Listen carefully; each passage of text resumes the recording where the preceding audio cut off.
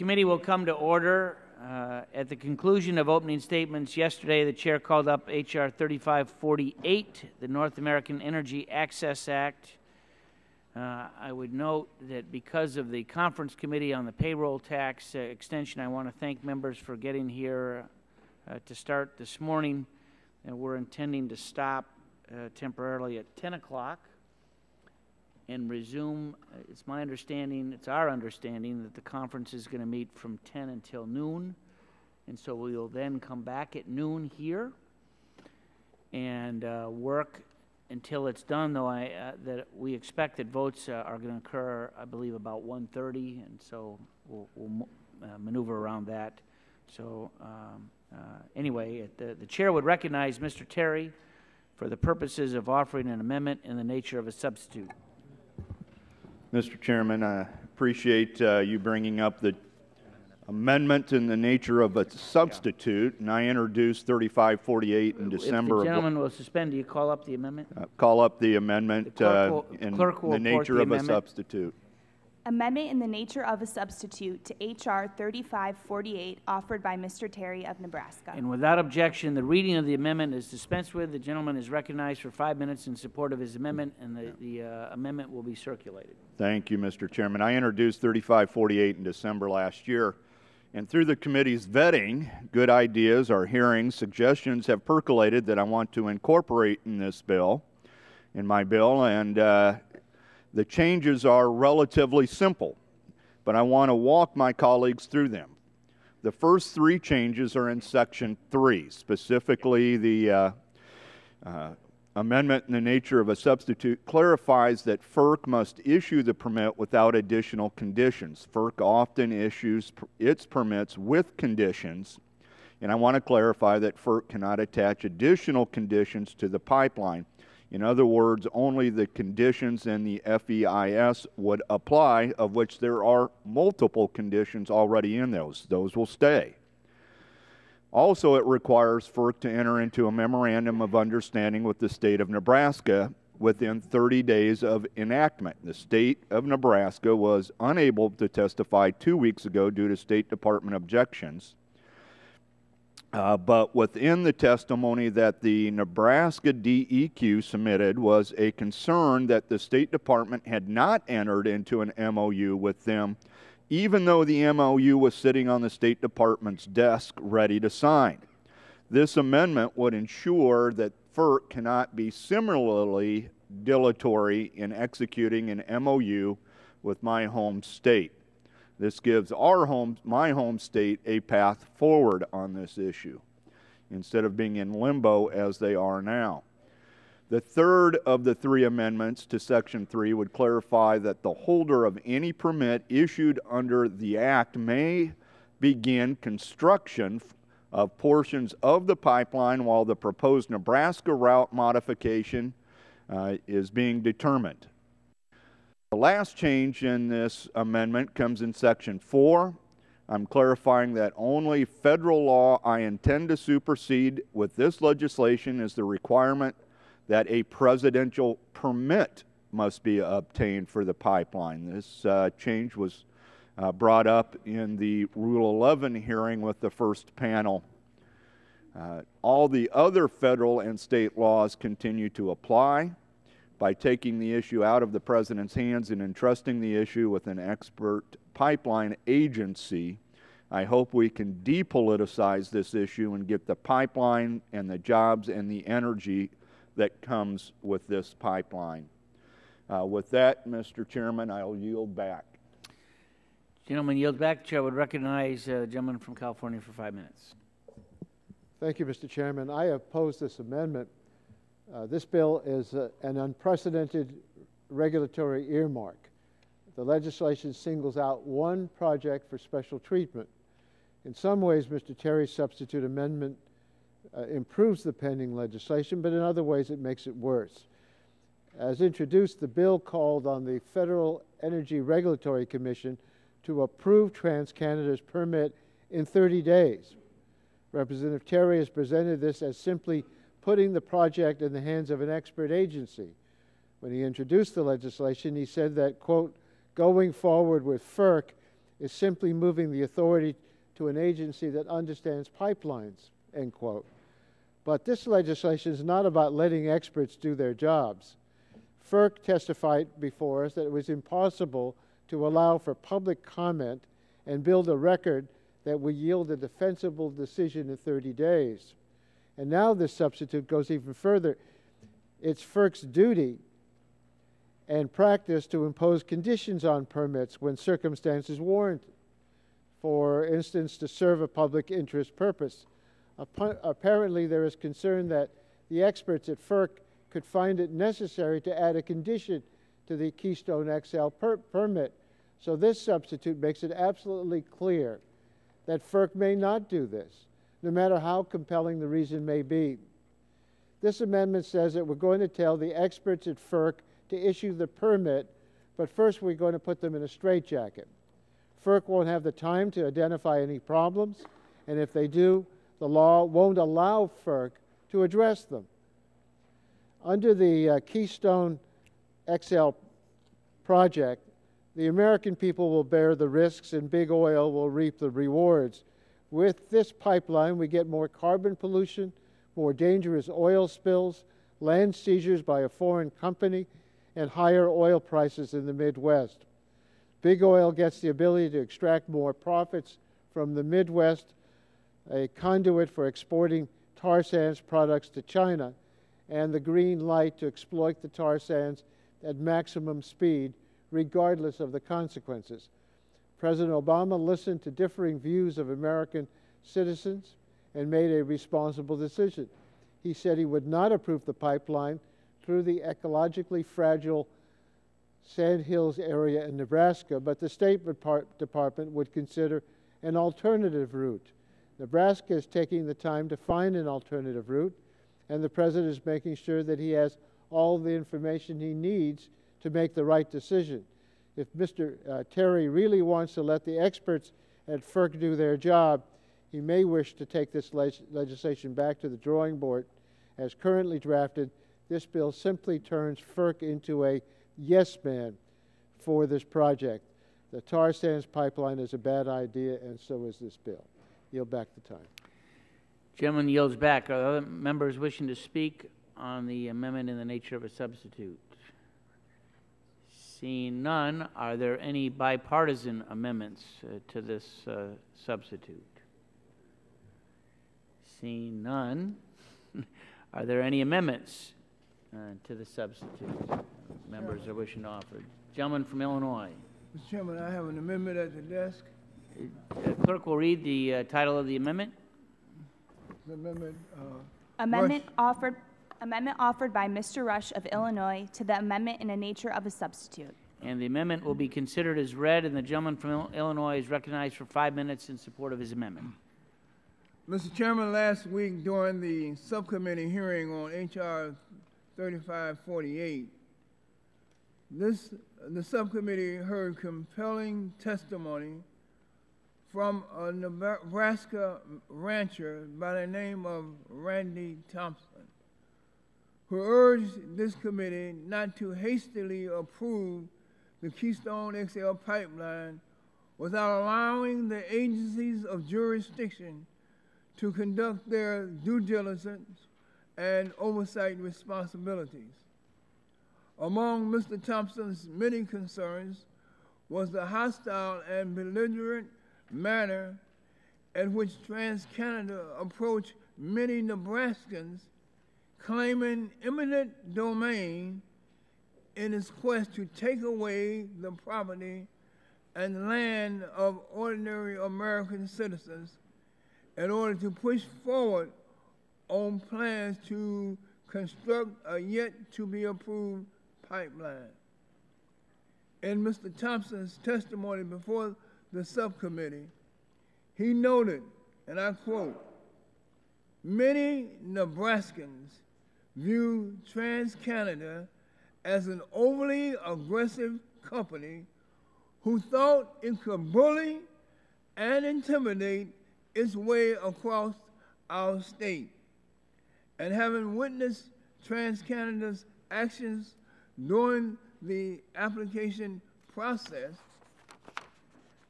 has made us wary and weary of what they could and are trying to do if empowered by a premature permit, end of quote. In detailing how TransCanada has approached Nebraskans over the issue of eminent domain, Mr. Thompson went on to say, again quoting him, in the heartlands, many of us feel that approval of this project would strip us of our individual property rights. We feel this way because we would be forced to give up a portion of our hard-earned property for the personal gain and benefit of corporate entities, end of quote. Mr. Chairman, even if we cannot come together and agree on the necessity of hastily approving the Keystone XL pipeline without the appropriate time frame and federal oversight, surely, Mr. Chairman, at the very least, each of us, as representatives of the American people, elected to watch out for the public's best interest, ought to agree that it is morally wrong and incomprehensible that we will allow a foreign company to push American citizens off their land for the sole purpose of allowing a pipeline that will ultimately be used to export oil overseas. My amendment simply reads, and I quote, a permit shall not be issued or deemed to have been issued under this subsection absent a condition that prohibits the permit recipient from initiating or threatening to initiate proceedings to invoke the power of eminent domain for the process of taking ownership, rights of way, easement, or other access or use of private property in the United States for the purposes of constructing or operating the Keystone XL pipeline against the will of the property's owners. Mr. Chairman, in 2005, when the court decided Kelo versus the City of New London, which upheld the use of eminent domain, the House moved quickly to condemn that decision in a bipartisan manner, with 220 Republicans voting with me in favor of a House resolution expressing our disapproval of the court's decision. I hope that today we can again find our way across party lines and do what's right and in the best interest of ordinary American citizens. I urge all of my colleagues to support my amendment. With that, I yield back the balance of my time. Chairman yields back. Other Mr. members, gentleman from Nebraska, Mr. Terry, is recognized for 5. To speak against the amendment, first, before I get to the merits of Mr. Rush's amendment here, I want to state that there was a phrase used, push them off their land. This is a right-of-way where they'll take, not take, but use 50 feet, bury it, and the landowners then continue to ranch on top of it or grow their crops on top of it. So it's not pushing anyone off their land. I just want to set that straight because I think that shows an image here that's just not accurate to begin with. Now, they're a private company and they negotiate.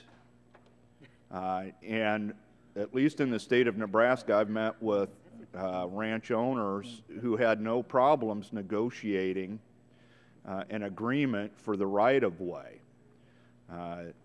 In fact, now with the movement of those lands, one of them's even concerned that they're losing their right-of-way money that they were going to get. Nonetheless, though, if there is an issue with being able to negotiate, that is always handled by state law.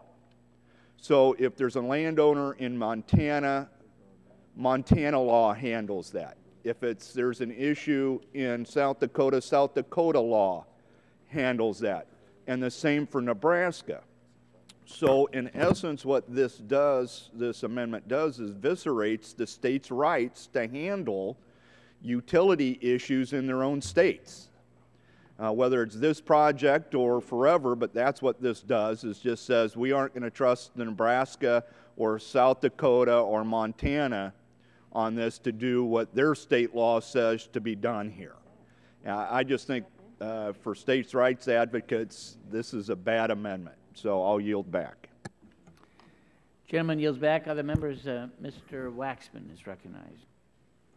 Mr. Chairman, I support this amendment by our colleague, Mr. Rush.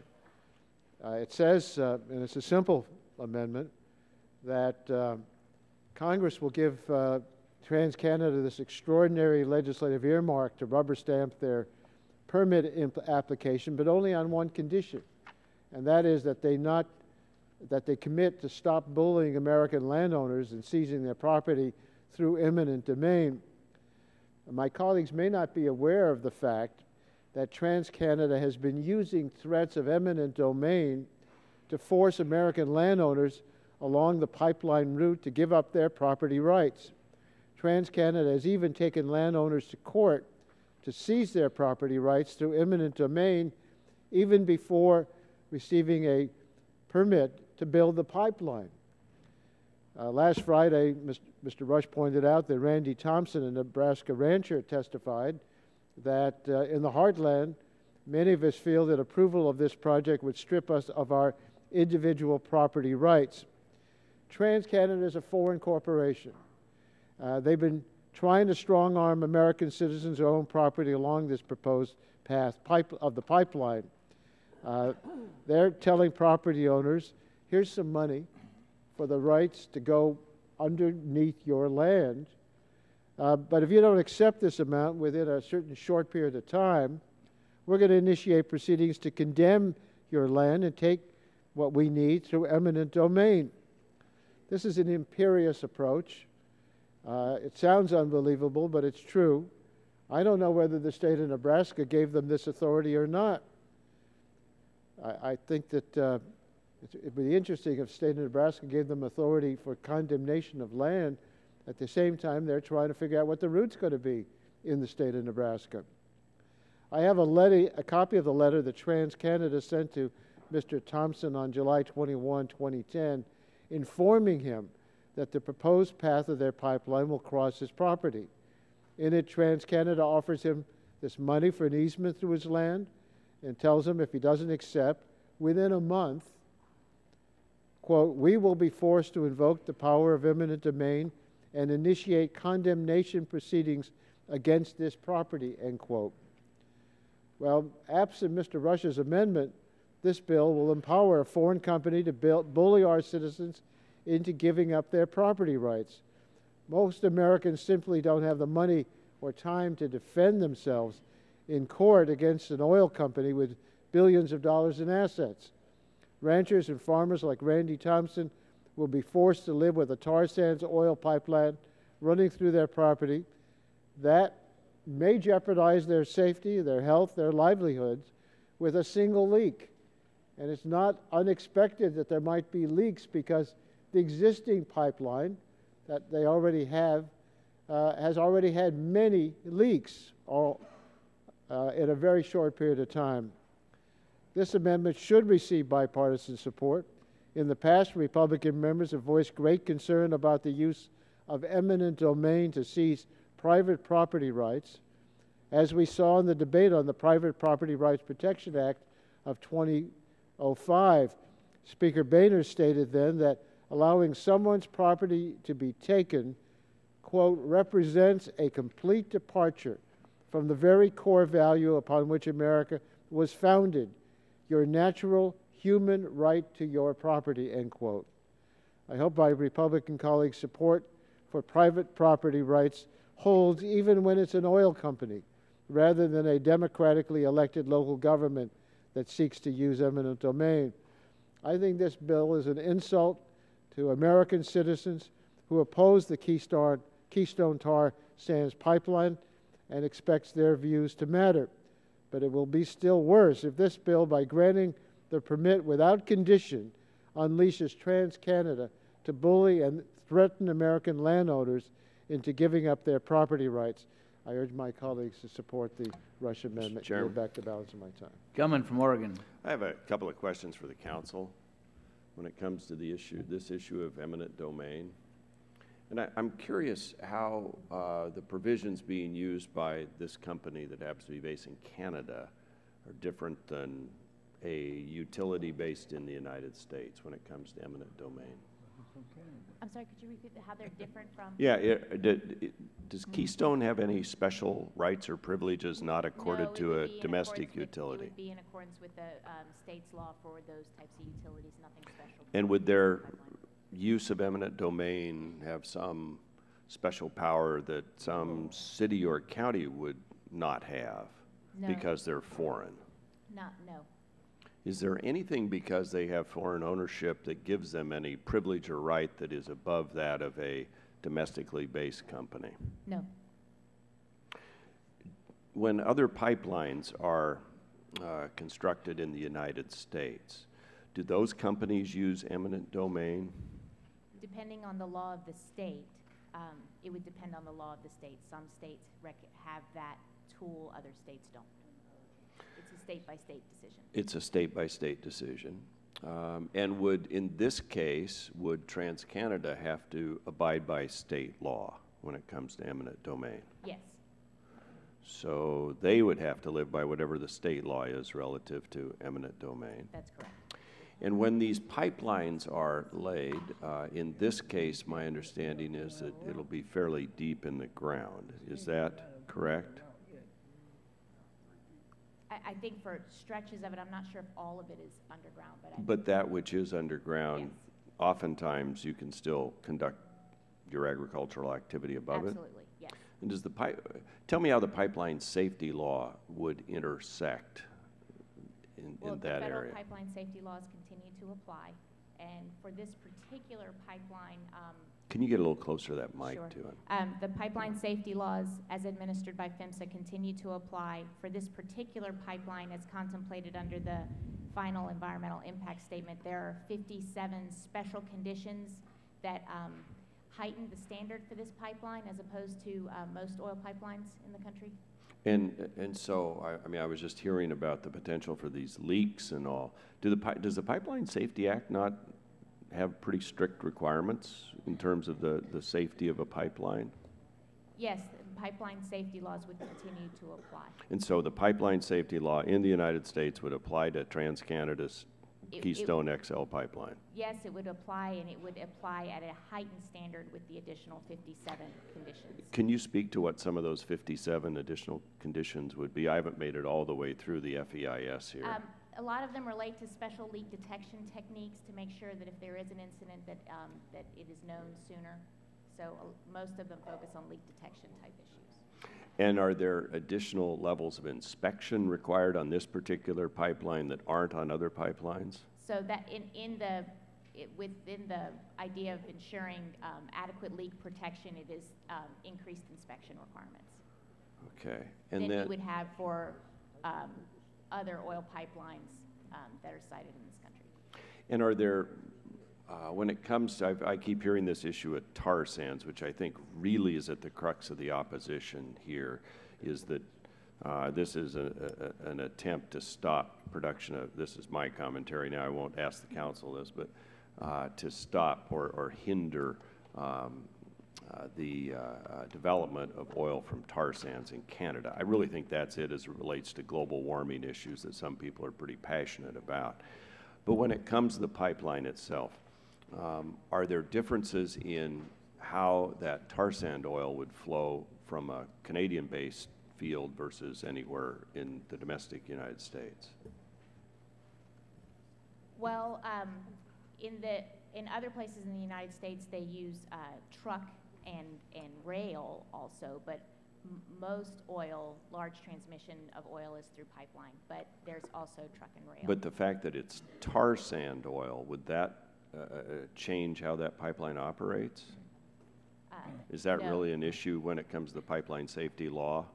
Well, I think embedded in some of the 57 conditions was consideration with the nature of the crude oil from the oil sands, but nothing particularly distinguishable. Okay, thank you. Thank you, Mr. Gentleman, yield Chairman. his 10 seconds, so I can ask a 5, question. 8, 7, sure. Did the state of Nebraska agree to eminent domain for this pipeline? I think that there is eminent domain authority within the state of Nebraska for pipelines. And my time's expired, Mr. Well, this company is telling landowners that they can go into eminent domain. Do you know whether the state of Nebraska has given them that authority to make that claim? Whether I think that it's a process. No. Do you know whether the state May of I Nebraska answer the has done that? question instead of our counsel? Well, look, this is a legal question, so if she doesn't have the answer, then I'd be happy to yield to you. Mr. Chairman, my time's expired. If I seek unanimous consent to let Mr. Terry respond, since he's an attorney from Nebraska. I object. Gentleman's time has expired. Are there other members wishing to Chairman? speak?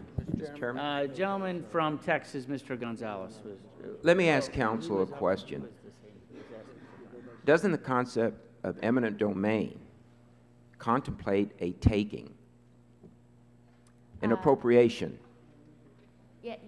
I mean, that's the whole basis of eminent domain, and that there's a governmental purpose or interest that trumps the private property rights of a citizen. There's a balance with just compensation, but that's a component. We can get into compensation forever on that, but it is still a taking. So if you have a pipeline deep in the ground, it is still considered a taking, right, of a private property owner's land. So I mean, I just want to make sure that we know what we're dealing with. Secondly, doesn't the power of eminent domain belong to a governmental entity, but it can be assigned to the private sector? Is that what Mr. Waxman's question goes to? And that is, has Nebraska clothed Transamerica or TransCanada or whatever particular entity with the authority that the sovereign would have? The state's authority for eminent domain would be given to it by the constituents of that state, and then it would be the state's to then delegate it or give it as appropriate, that authority that it has. But who would be making the determination on whether to appropriate someone's property, whether it's beneath the ground or above the ground? It still would be a private enterprise, would it not? I actually think that, and I'm not well versed on the specifics of Nebraska law, but I think it goes through a process that if there was a particular area or right-of-way that the pipeline operator was looking to exercise authorities related to eminent domain, that there's a process involved with that it's not. And do you know if that process has been completed in Nebraska in order for TransCanada to be making those representations to Mr. Thompson, the property owner? And I will yield to my colleague, Mr. Terry, because he may know the answer to this. It's in state statute. The process is already spelled out in state statute, so whoever follows the state reclaiming my statute. time, I know that it's spelled out just like in Texas. Has it been exercised and has it been granted? Well, it doesn't need to be granted because it already exists in state law. Whether they've used that or not, I haven't heard of an instance in Nebraska where they've gone to court or used it. They've been able to negotiate. Okay. And reclaiming my time, let me ask you, Mr. Terry, does that mean that at this point in time, TransCanada has the opportunity to go through the process, has not gone through the process, but is making a representation to Mr. Thompson, the property owner, that they will, in essence, appropriate his property, even though it's below ground level? I'm not going to put myself in the minds of TransCanada. All I know is that there is a state's process spelled out in statute in which they could. Now, Mr. Thompson's property is going to become is now irrelevant in this process because there's been an agreement with the state of Nebraska to move that pipeline. So that route through his family's property is going to be rerouted. When they this is why this statute's important in the memorandum of understanding, so they can actually pick a new site and start negotiating with those landowners.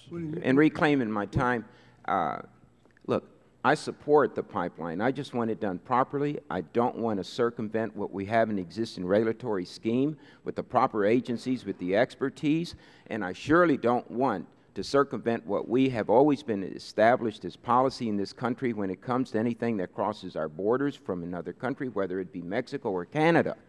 That's all I'm asking.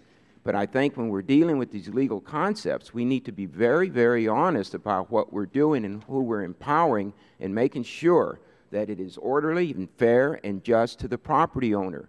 We're having reports right now of some heavy-handedness. I don't know if that's true or not, but let's set the stage for these negotiations as the pipeline goes forward. And I'm happy to yield to any of my Democratic colleagues. I still have 31 seconds. Gentlemen, I think this goes to the heart of the matter.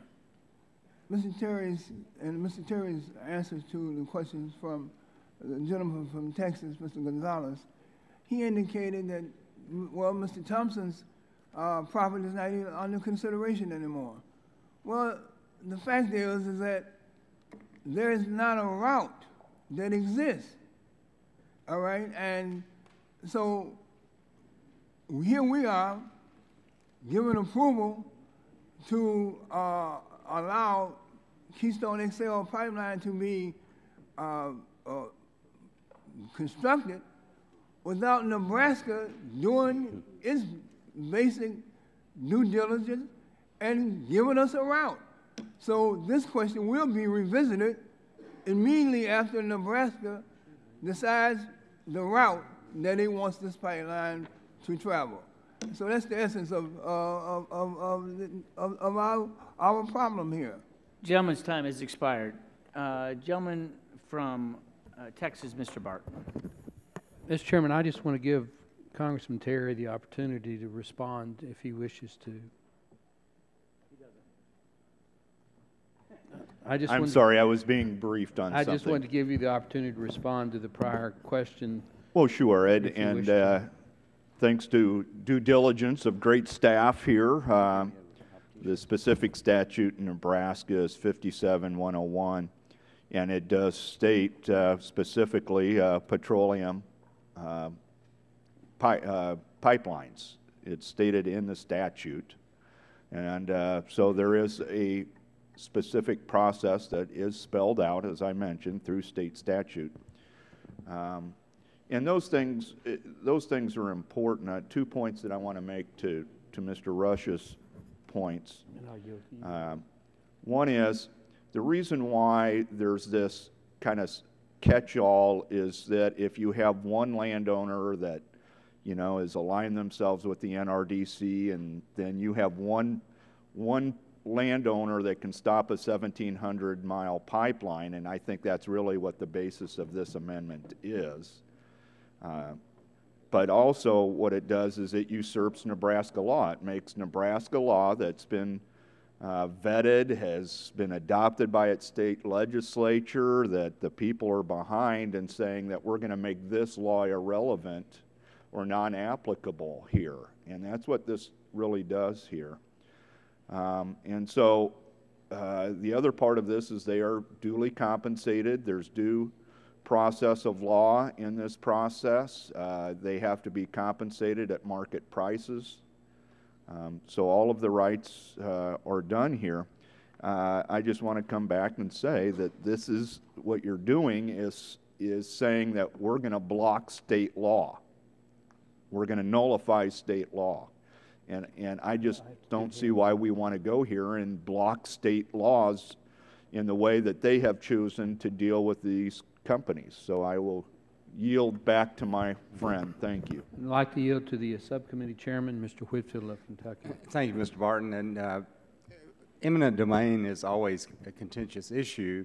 And the way these questions are being asked on the other side, it leaves the impression that TransCanada is getting some special privileges. Is there anything in the Terry legislation that would give TransCanada some special privilege relating to eminent domain that any other pipeline in the country or any company willing to build another pipeline would not receive? Is there any special privileges given to TransCanada under this legislation?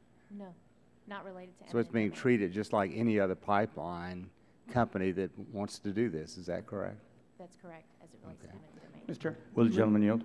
I want to yield to the gentleman from Georgia, Dr. Gingrich. Well, I thank the gentleman from yielding, and being a non-attorney member, I need to ask some legal questions. It does seem to me that the amendment from the gentleman from Chicago, Mr. Rush, would essentially, if it were successful, change Nebraska law regarding eminent domain.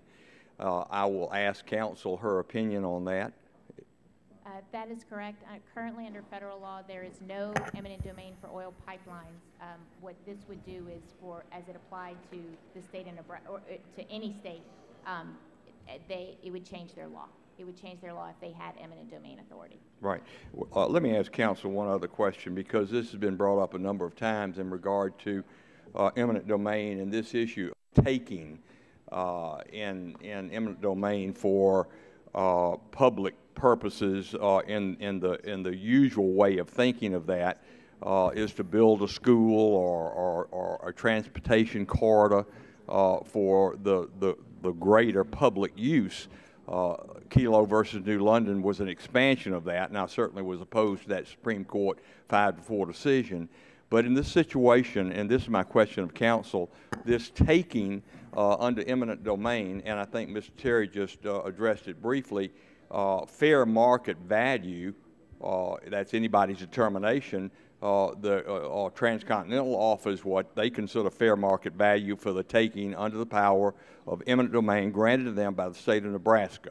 If the property owner is not satisfied with that fair market value, my question to counsel, they do have recourse in the Superior Court system of the state of Nebraska, and of course their appellate court system all the way to the Supreme Court in regard to the true market value if they are opposed to the taking of their property by eminent domain. Is that not true, counsel? That is correct. Okay. Thank you. And I yield back to the gentleman. Will the gentleman yield? I'm happy to yield to Mr. Rush, my last 13 seconds. Yeah. Would this whole amendment, isn't this the essence of what you might call special privileges? Isn't this a special privilege for one corporation to do whatever it wants to do? Isn't it a special privilege to direct the administration to, within 30 days, make a decision, and if they don't make a decision, then this matter will already automatically be approved? Isn't that the essence and the essential qualities of a special privilege?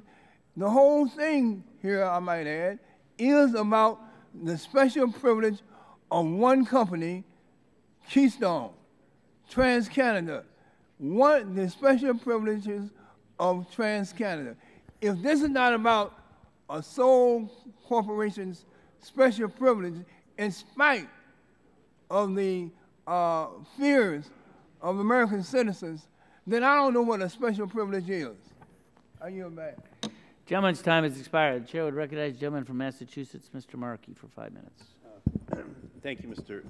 Chairman, very much. And it's only to kind of point out that back in 2005, the Supreme Court brought down a case called Kelo versus City of New London. And in that case, the Supreme Court upheld a local government's use of eminent domain to transfer land from one private owner to another to further economic development. Now, the majority's response was quick and furious. They publicly condemned the decision, and they brought a resolution to the floor expressing the grave disapproval of the House of Representatives regarding the Supreme Court case. And every Republican on this committee who was in Congress then supported that resolution. So it's interesting to see that while the Republicans believed that this was a critically important federal issue in 2005, that today they seem happy to allow a foreign corporation to exercise eminent domain. So just want to, you know, make it very clear that it's being noted on our side how this has changed as the circumstances has changed. I yield back to balance of my time. Chairman yields back. Chairman. Gentleman from Illinois, Mr. Shimkus. Thank you. I'm glad to see my friend from Massachusetts concerned about private property rights. It's a good thing to do. If the staff would put up the slide on the screen, let's put this all in perspective. And it's going to come up. Hey, come on, staff, don't let me down. Say hi, Mom. Okay. Okay, those are the pipelines in the United States currently.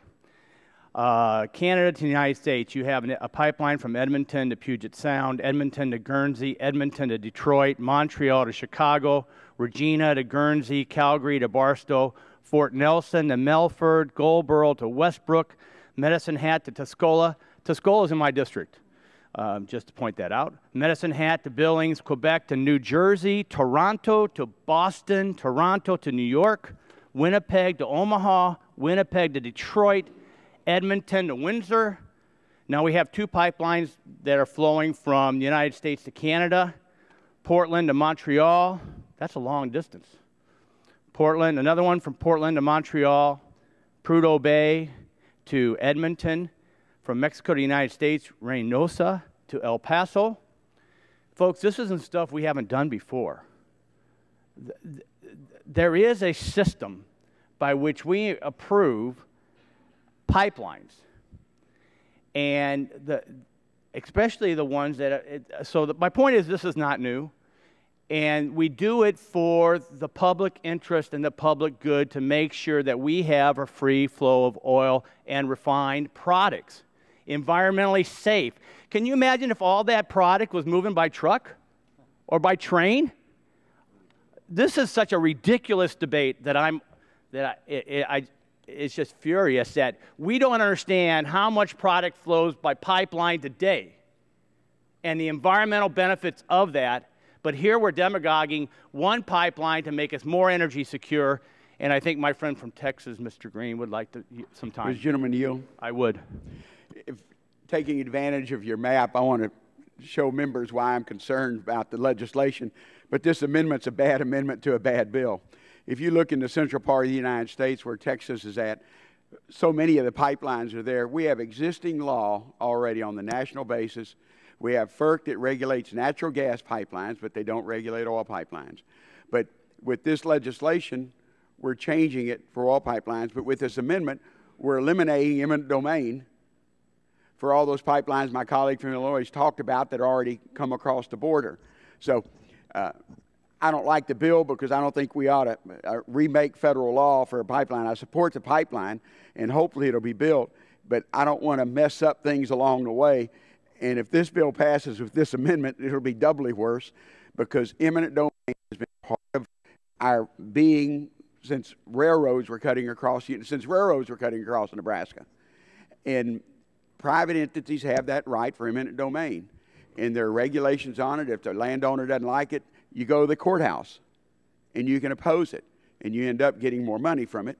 But there's a way to do it, and this bill and this amendment would make it much worse for the rest of the country. So thank my colleague for yielding. And reclaiming my time, would gentleman from California yield? Yeah, I appreciate that. And one of the things that I think we've got to remember, too, we're setting a precedence here. This is a precedence not only going to apply to oil lines, but we'll set the precedence. This is what we're going to do with easements with transmission. And as my colleague from Massachusetts, who's been brave about standing up for wind generation, even in a state against opposition, the greatest barrier for renewables to get to cities is the creation of transmission lines down the line.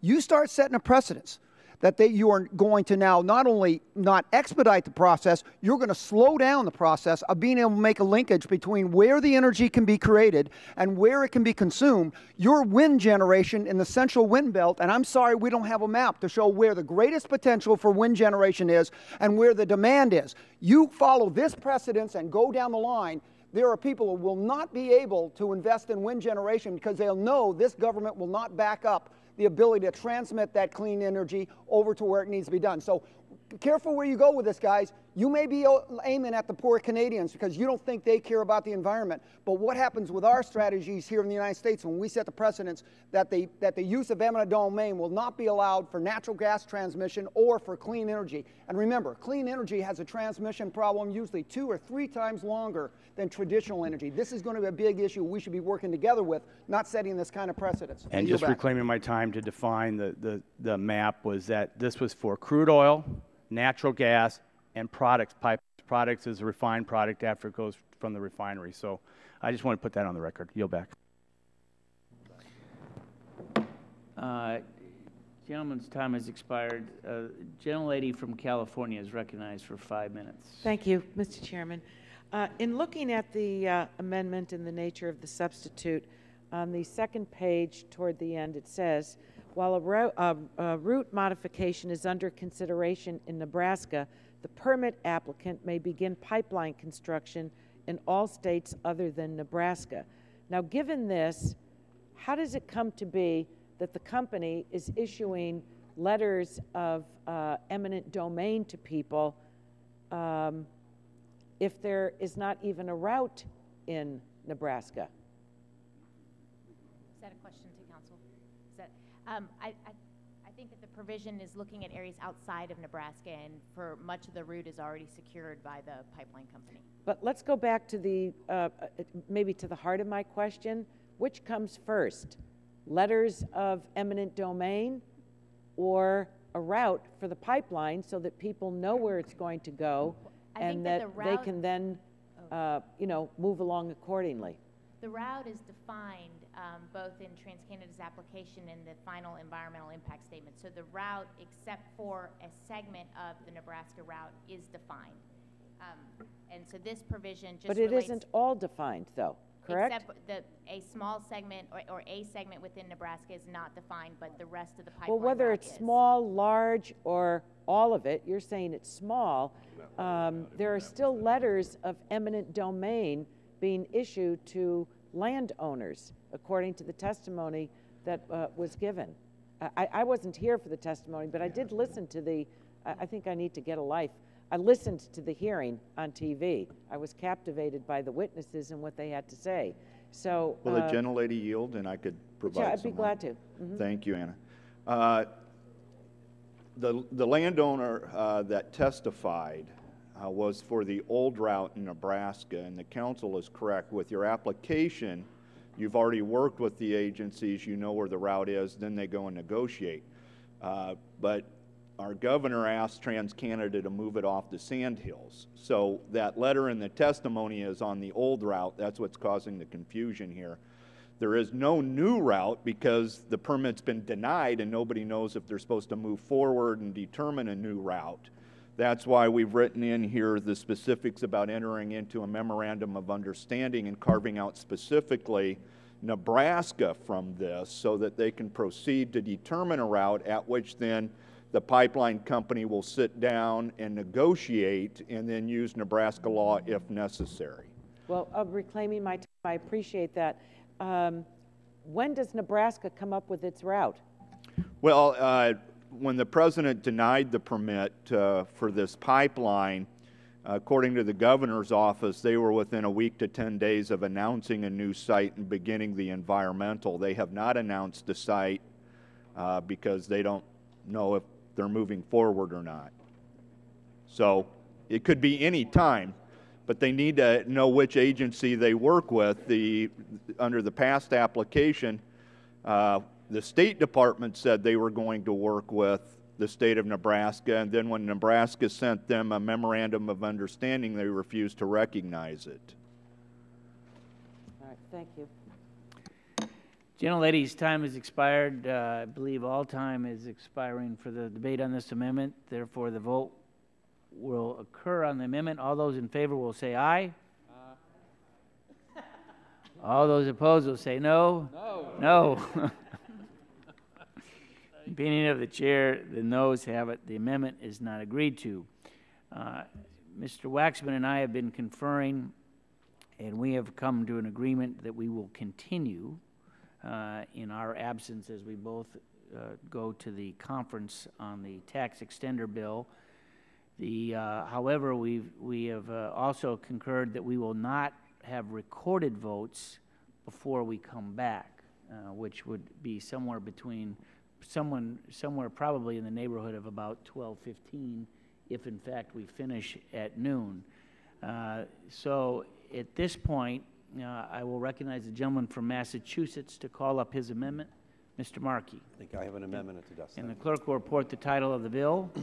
Amendment to H.R. 3548, offered by Mr. Markey of Massachusetts. And the gentleman from Massachusetts is recognized for 5 minutes in support of his amendment, and the staff will circulate the amendment. Thank you, Mr. Chairman, very much.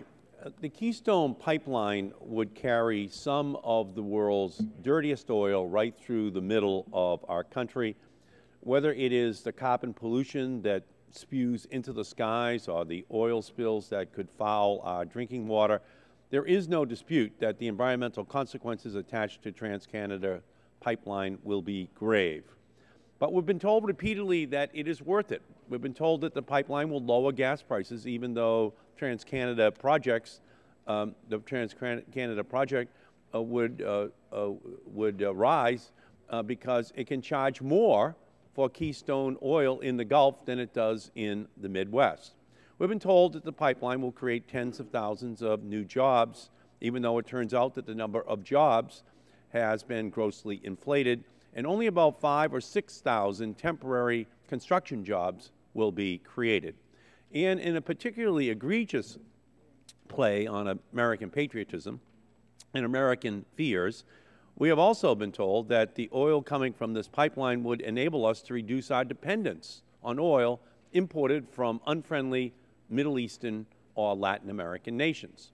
Last month, Canadian Prime Minister Stephen Harper even said that, quote, "When you look at the Iranians threatening to block the Straits of Hormuz, I think that this just illustrates how critical it is that supply for the United States be North American." Well, this appears to be a complete fiction, because under this bill, there are no guarantees that even a drop of the tar sands oil and fuels will stay in this country. This is because many of the refineries where the Keystone crude will be sent plan to re-export the refined fuels. For example, Valero states in an investor presentation that it plans to refine the Canadian crude at the same facility it is building in Port Arthur, because doing so leverages its, quote, export logistics, and says that growing global diesel demand is an export opportunity for U.S. refineries. Motiva, a joint refining venture between Shell and the Saudi Arabian Oil Company, is another one of TransCanada's Port Arthur, Texas customers. The rest of TransCanada's customers include a French company, 2 Canadian companies, and a multinational venture based in the Netherlands. And it is not just a regular money-making export opportunity that many of these companies are seeking. Port Arthur, Texas is a foreign trade zone. So when these refineries re-export the diesel and other fuels they are making using Keystone oil, they won't even have to pay United States taxes. Hear that again. They will not have to pay United States taxes. Lest anyone think that TransCanada isn't in the re-export business, in December, when I asked the president of TransCanada whether he would agree to ensure that the oil and refined fuels stay here in this country instead of re-exporting them, he said no, sitting right at that table. So that's the plan in this Republican bill. Sneak the pipeline into the country, refine the oil, and then sneak the diesel fuel right back out of the country. Yesterday, the gentleman from Nebraska said that tar sands oil could replace 1.5 million or 2 million barrels of oil per day that we currently import from the Persian Gulf. Even if the Keystone XL pipeline was going to transport more than 630,000 barrels of tar sands oil each day, the DOE estimates that it will transport, the idea that all of the Keystone oil will stay in this country under this bill is just a fantasy. Make no mistake, This bill is not about energy security. It is not about jobs. It is about oil company profits, plain and simple. This bill just turns the United States into a middleman in a multinational oil deal between Canada, South America, Europe, and China.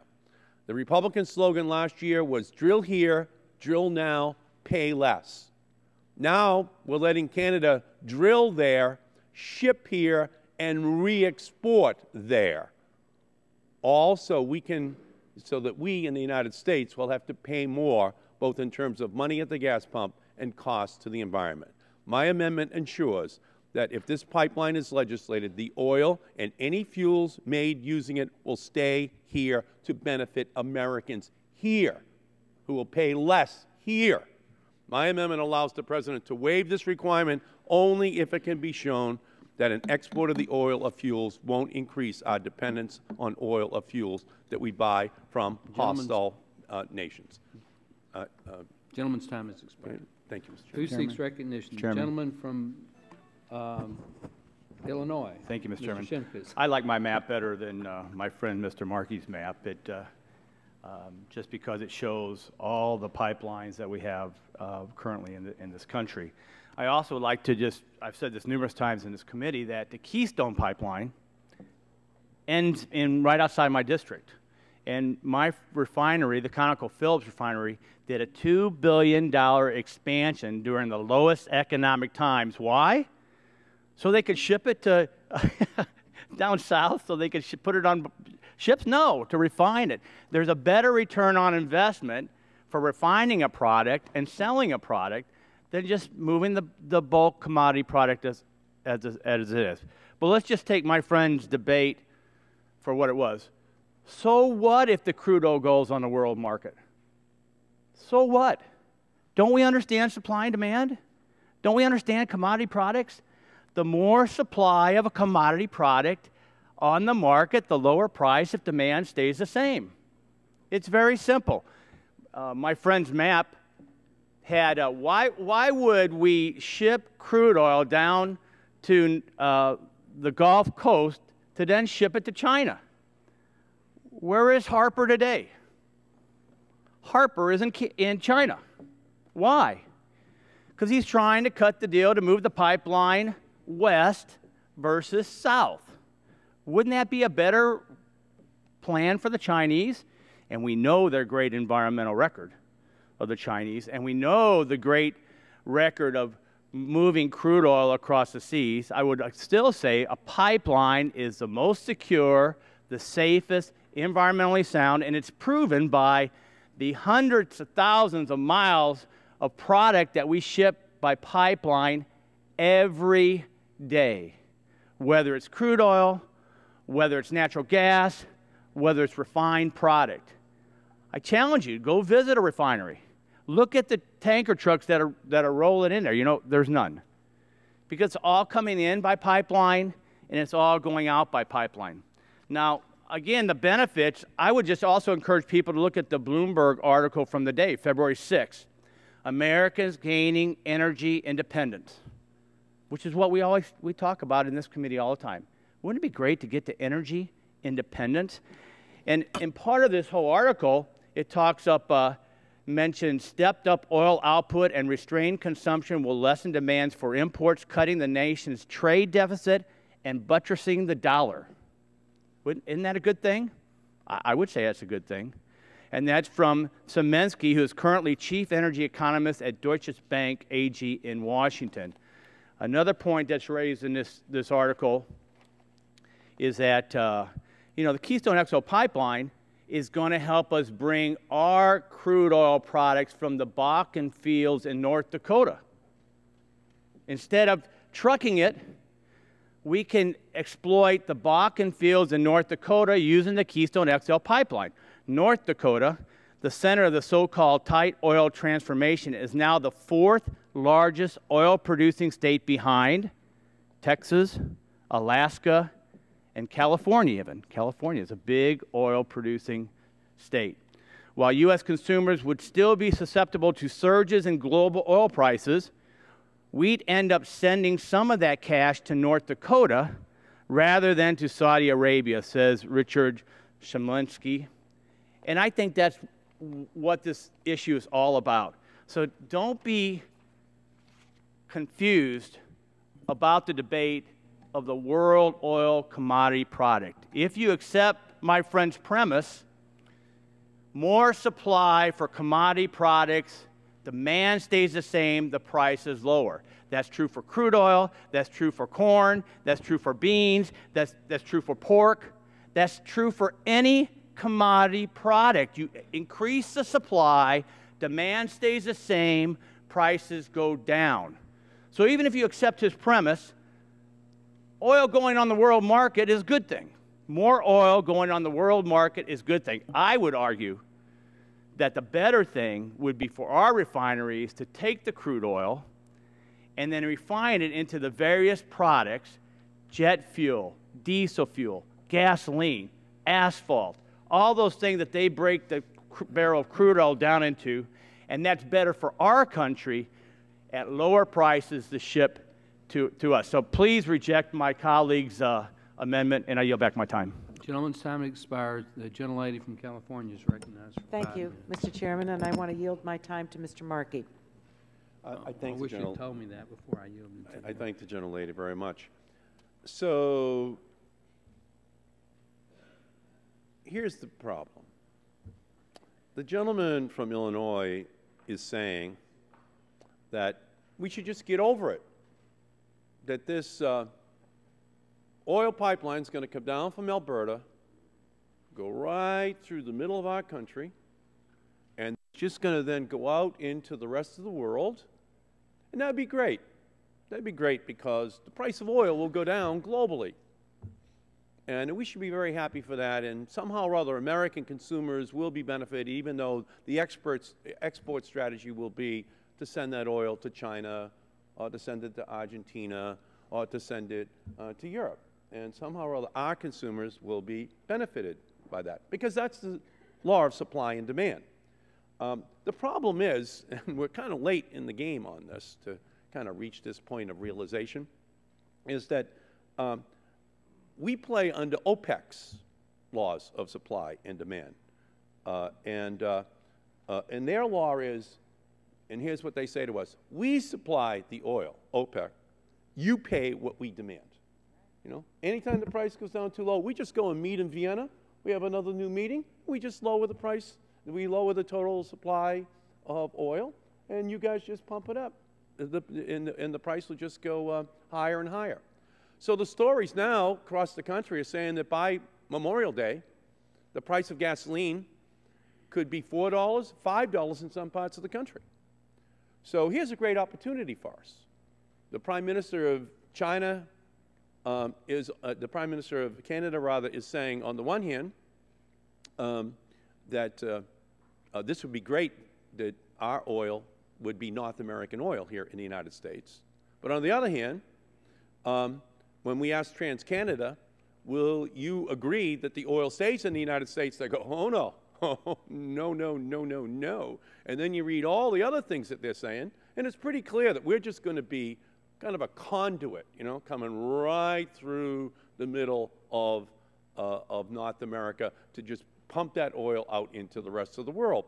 Now, what's the problem with that? Well, the problem is that we don't control the price of oil with such a small amount of oil. Let's just say it's 1 million or 2 million barrels of oil a day going out into the global market. But for the United States, it would be a lot of additional oil just for our market. Now, why is that important? Well, here's a big fact for you.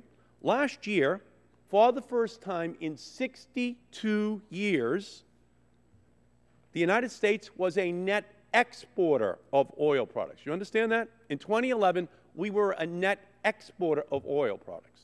You want to hear something? You want to hear a second issue? With the gentleman yield. No, just let me finish.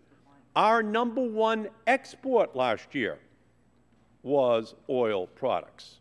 So I think that's infuriating ordinary people who are looking at $4 and $5 a gallon gasoline.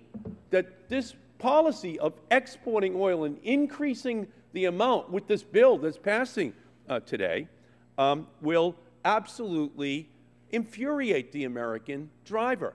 And in fact, America has now exported 100 million barrels of oil over the last 7 months. And this bill will just make us a conduit to make it possible to export even more oil as the price of gasoline, of home heating oil, is skyrocketing inside of our country. So whatever you do, let's just play it straight about the Straits of Hormuz. Let's just make it clear that without my amendment that says the oil stays here, that this pipeline won't do a single thing to break our dependence upon imported oil from the Middle East, because you're not giving us this guarantee, and Canada won't give us this guarantee. So Prime Minister Harper, here's the strategy. They will fly to China to talk to China about, would you like our oil? Or they will come to the United States and say, can you build a pipeline through the United States so we can send the oil to China and to South America? It's going to China. It's going to South America. It's going to Europe under any circumstances unless you pass my amendment to keep it here. That's the Canadian plan. Don't you understand? That's their plan. And if I came from Louisiana or Texas, I'd go along with opposition to my amendment. By the way, if you come from Louisiana or Texas, vote against the Markey Amendment. I'm telling you this right now. Vote against the Markey Amendment. I give you this warning. Texas, Oklahoma, Louisiana, vote no. But if you come from any other part of the United States, I don't know what you're thinking. Gentleman's this time oil is is not going to the United States. It's going to other countries in the world. Gentleman's time has expired. Before I recognize Mr. Scalise, I'm going to take the chair's prerogative and ask my friend from Massachusetts a question. When, you know, we all know you were an entrepreneur as a young man and you were selling ice cream at Red Sox Fenway Park. Isn't that correct? This is true. Did you only sell ice cream to people that said, I will eat it right in front of you right now? Or did you let them do whatever they want to with the ice cream? No, I actually, because... Did you have a eat in my presence requirement to buy your ice cream?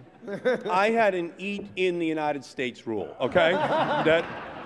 you had to eat it within Red Sox Nation. Did okay? he you sell could it not to go Yankee to where the fans? New That's York what I wanna Giants know. or the New York Yankees I just play, wanted okay? to know. Did he sell it to Yankee fans, Mr. Chairman? I just wanted to know if he had some, that's true, if he had restrictions on who he sold his ice cream to. Let me say this. There was no world ice cream cartel. I was afraid of Mr. Softy. I was afraid of some of the other competitors, but they were right there. They were American, and I knew that, that I had to keep my prices low if I was going to unload my chocolate I'm going to recognize one of the folks from Louisiana that you pointed out, Mr. Scalise. Thank my colleague from Texas from Yield, and I hope my colleague from New England is not blaming the entire oil industry just because the Super Bowl was played at Lucas Oil Stadium on Sunday.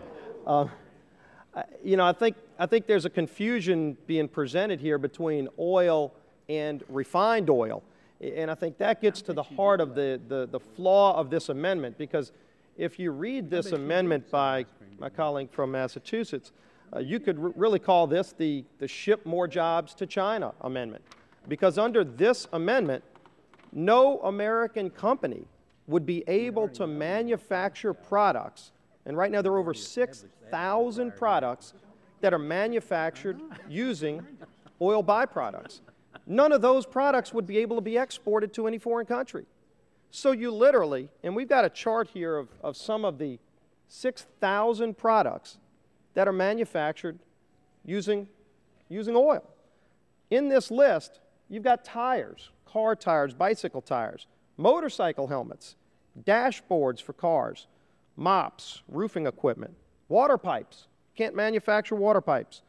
Clothes. No clothes would be able to be manufactured in America because of this amendment. Heart valves. They actually use petroleum byproducts to make heart valves. No heart valves under this amendment would be able to be manufactured in America. Toothbrushes, football helmets, even crayons, life jackets, parachutes. You got a parachute, I guess when you open it up, it'll have to say made in China now under Mr. Markey's amendment. Antihistamines. There are a lot of products that are made that help save lives. Just basic aspirin.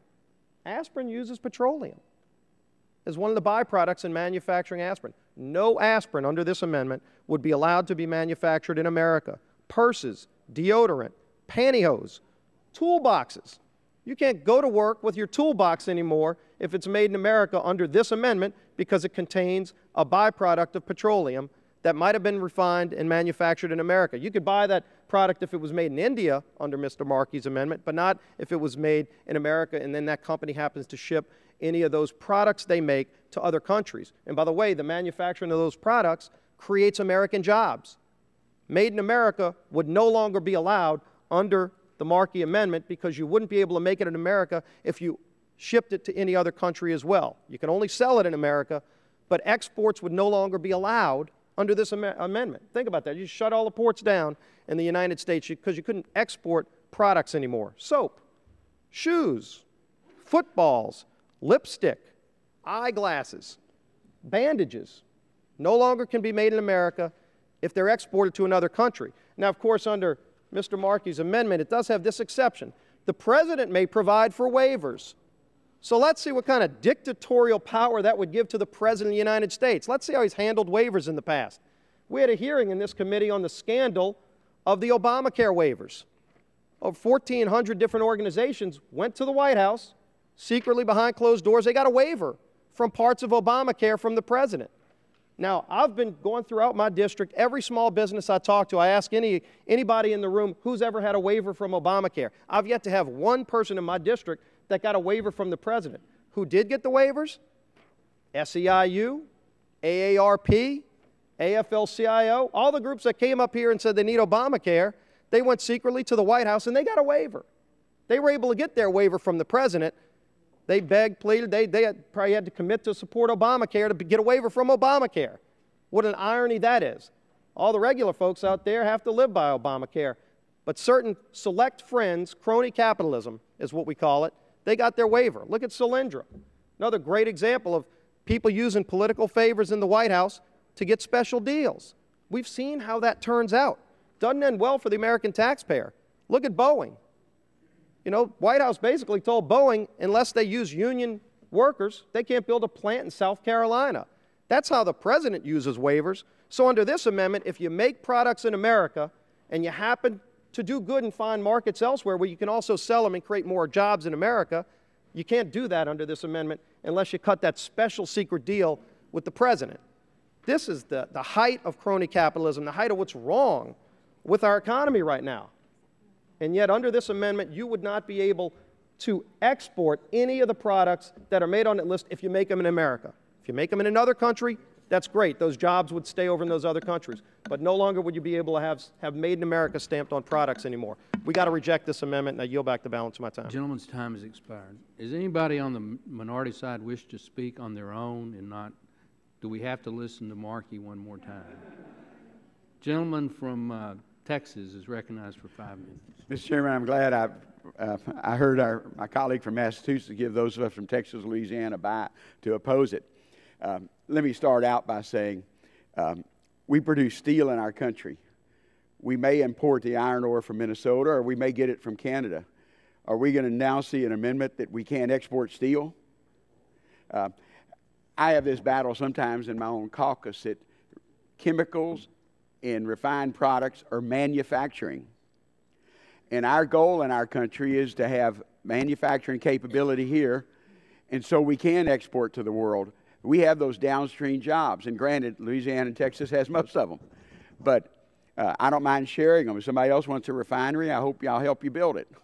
But why would we say you can't export a product that's produced in our country? Now, sure, we want all the gasoline we want. We want all the natural gas we can get. But we also realize that our natural gas now is, we have a glut, and we have to begin to export it or use it for other things, whether it be use it for transportation fuel. More utility companies hopefully will go to natural gas because it's the cheapest available, I guess, in almost my lifetime. But this amendment, I don't agree with the bill itself, but this is a bad amendment because it takes away manufacturing capability to export. On our side of the aisle, Steny Hoyer's made the lead on Make It in America. Manufacturing. Refined products and chemicals are manufacturing. In fact, up until the high prices of natural gas in the middle of the last decade, chemicals was one of our biggest export items. And those are jobs that are not only in my district, but all over the country. Actually, Pennsylvania has chemical jobs, New Jersey. We just don't share the wealth with our refinery jobs as much. But refining is manufacturing. My fear years ago is that we had countries, including Venezuela in the 90s, who wanted to build refineries to export to our country. Just think if we would have agreed to that in the 1990s. A bunch of us together as members of Congress opposed it. President Chavez doesn't want to send us crude oil. What if we were waiting on sending the military overseas because we depend on our jet fuel from Venezuela? Why would we not want those production capabilities in this country, produce all you can in our own country, and yet send it overseas? And those of you who may know from Texas, we have some great ice cream we all brag about, Bluebell. We eat all we can and we export the rest. And that's what we can do with refined products. So this is definitely a bad amendment. You know, I don't think they're going to send that crude oil to the Gulf Coast to export it. The gentleman yield. The gentleman yield. Only to my colleague from Oklahoma. Thank you, Congressman Green. We speak the same language. I understand. What do you think would happen to our refining industry here if it didn't have an export market? You know, because when you refine a barrel of oil, as we all know, as you're talking about, there's a lot of byproducts. Some can't even be used here in the United States because of our punitive environmental regulations. What would happen to them in a tough environment anyway if they did not have this export market? Well, I appreciate that and claiming my time. We have a number of refineries I represent that export diesel to countries in the world who we produce lower sulfur diesel, and we send that overseas, and it's a great export market. But a good example, and you know, the byproduct of a refinery is petroleum coke. I have mountains of petroleum coke in our district. It's shipped overseas. Now, if this amendment were part of the law, would we have to burn that petroleum coke? It burns very dirty. In fact, I was hoping we could develop a way we could use that in our own country instead of exporting it, but so far we can't. That's a byproduct, and if you come to my area, you'll see mountains of petroleum coke that are getting ready to be exported to other countries because they can burn it, whereas we can't. So I agree with you. Congressman Green, what would happen to those refineries in your district that couldn't export at all? It couldn't export those products. Well, we have a great market, but we also need to realize that why would we not export?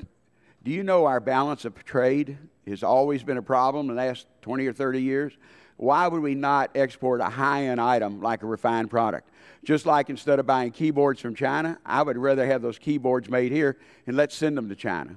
So why would we take out refined products from being an export market? It just makes no sense at all. Amen, brother. I'll yield back I'll be glad to yield to somebody if they want. Gentleman's time has expired. Oh, I'm off. Thank you. Gentleman from Pennsylvania is recognized. Dr. Murphy. Thank you, Mr. Chairman. You know, I find it fascinating around here that oftentimes campaigns and the politics are criticizing people who are somehow sending jobs to China and OPEC, and then we're buying goods from them. Now, if you wait long enough, everything seems to reverse itself, and now we seem to be criticizing those who make things in the U.S. and want to sell to other countries. Let me name some of the things that we make in the U.S. which we export. Civilian aircraft, semiconductors, passenger cars, medical, dental, and pharmaceutical preparations, vehicle parts, industrial machinery, yes, fuel oil, organic chemicals, telecommunications equipment, the list goes on and on. And as my friend from Texas was just pointing out, there is a great concern for our trade deficit. Now, trade deficit means we sell you something, you sell us something, whoever sells the least loses and the other is the deficit. Let's look at some numbers here with China. In 2011, last year, we had a $272 billion trade deficit. In 2010, a $273 billion trade deficit. In 2009, a $226 billion trade deficit. In 2008, $268 billion. How about at the European Union? In 2011, it was $89 billion, 2010, $79 billion, and 2009, $61 billion trade deficit. How about OPEC? In 2011, $118 billion trade deficit. 2010, $95 billion. 2009, $62 billion. In 2008, when we were buying a lot of oil from them, $178 billion trade deficit. Now, this is pretty amazing to me that we have an opportunity to make something and sell things to them rather than us sending more money to them is an opportunity for us to grow jobs. Now, I'd be particularly concerned that Massachusetts is touting that its #3 export market is China. Maybe what we might want to do to test out this amendment is to start out by preventing Massachusetts from exporting to China and the EU to see how that state fares when it has to import more than export. No, what we do here in this country is we make things and we sell products to other countries, and that helps our jobs. When we refine oil in coastal areas and we sell diesel fuel to other countries, that is exporting things and bringing back money so we can have jobs. When we make steel, when we make so many other products, we sell it, we get the money, we have our jobs here. Now, I am really tired also of, in addition to buying products from other countries, of also sending them our blood and treasure to protect their oil fields. I'm particularly frustrated because when I go down to Bethesda Hospital, and I'm over there in the Navy treating our wounded warriors, and I've got to see these kids with their arms and legs and faces blown off because we're protecting OPEC oil fields. We have an opportunity to have oil from North Dakota and Montana and so many other states in this country, and having our own energy independence. And we're setting up this fallacious argument about we shouldn't be allowed to export, we shouldn't be allowed to lower the overall cost of oil. We should continue to have OPEC with a stranglehold around us for oil and manufacturing while we send our kids over there to die to protect their fields.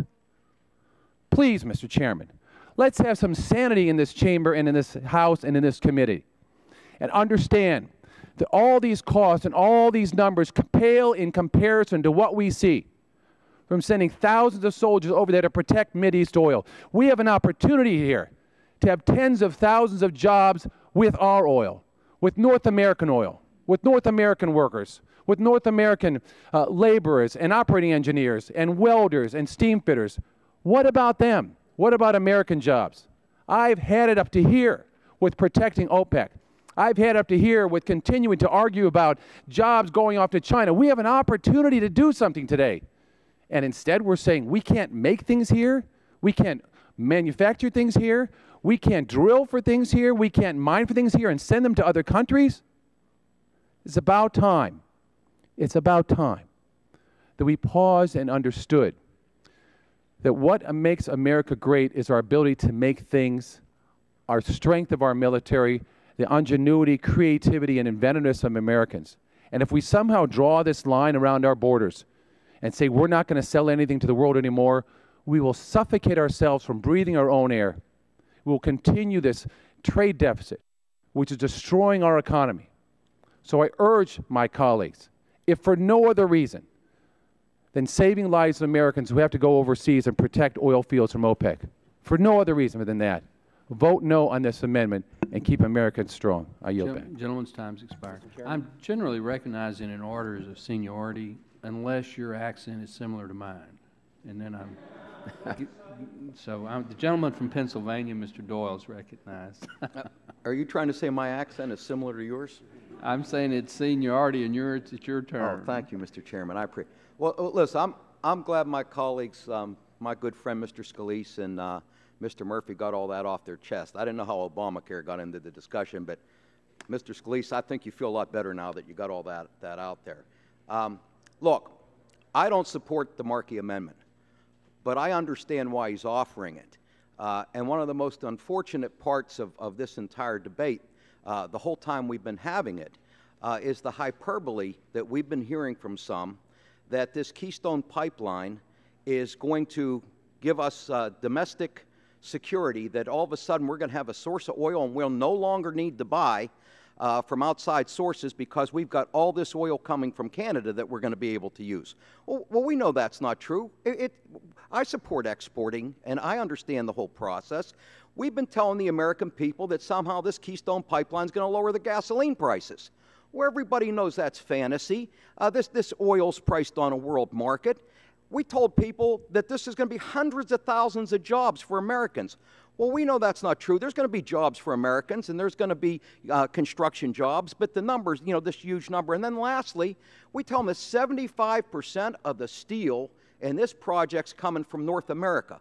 Well, I got news for you. That's far from true, too. So I think what Mr. Markey's done here, although the end result, I think, is a bad thing and why I won't support his amendment, is to try to point out that what we need in this entire debate is a little bit of truth in advertising. You know, it's enough to be for this pipeline if it can be built in an environmentally sound way, and I favor building it once we cross those T's and dot those I's. I'm not for any 30-day fast track or the attempt of what my friend Mr. Terry's trying to do. But I think ultimately this pipeline will be approved once it goes through all the processes that it needs to go through to ensure that people's safety and environmental concerns are met, and I support that. And I think there's going to be some good construction jobs by people in organized labor. I think that's a good thing. For those reasons alone, I think it makes sense. But let's not kid ourselves. That oil's going down to the Gulf. It's going to get refined in these tax-free zones, and a lot of it is going to leave the country and go other places. That's the way it works. There's nothing wrong with that. There's nothing illegal with that. But that's just reality, so let's not make Americans think that somehow we're now energy independent because of the Keystone Pipeline. When gasoline prices go up, let's not delude Americans that if the Keystone Pipeline would have been fast-tracked, their gasoline prices wouldn't go up. The two have nothing to do with one another.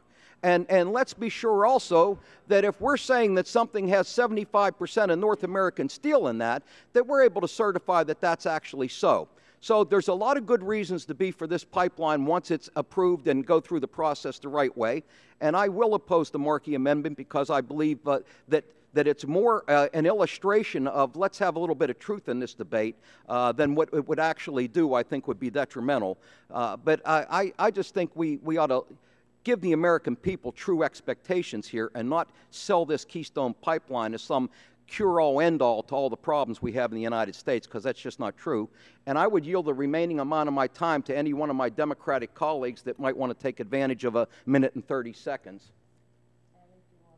Does anybody want a minute and 30 seconds? Mr. Markey. No, that's okay. I'm fine. Gentleman yields back his time. It's acceptable under the rules to yield back. I mean, that's... And I will if nobody on my side wants the time. Okay. Thank you. Gentleman yields back. The gentleman from Nebraska, Mr. Terry. Thank you, Mr. Chairman. There are some truisms, as my friend from Pittsburgh just mentioned. One is that Tom Brady can't throw and catch the bleeping ball, too. And that in 2011 we imported 11.8 million barrels per day of oil or refined gasoline. It is also true that this pipeline, when built, when started, would supplant produce 700 million barrels per day up to over 1 million barrels per day. 700,000 barrels per day. What did I say? 700 million? Million. Well, that would be a good start. 700,000. So what the reality here is that the refineries along the path, whether it's Kansas, Illinois, Oklahoma, Texas, Louisiana, have contracts to purchase this. Each one of those refineries can refine X amount of barrels per day. So if they're getting it from a reliable source in Canada and not from Saudi Arabia or Venezuela,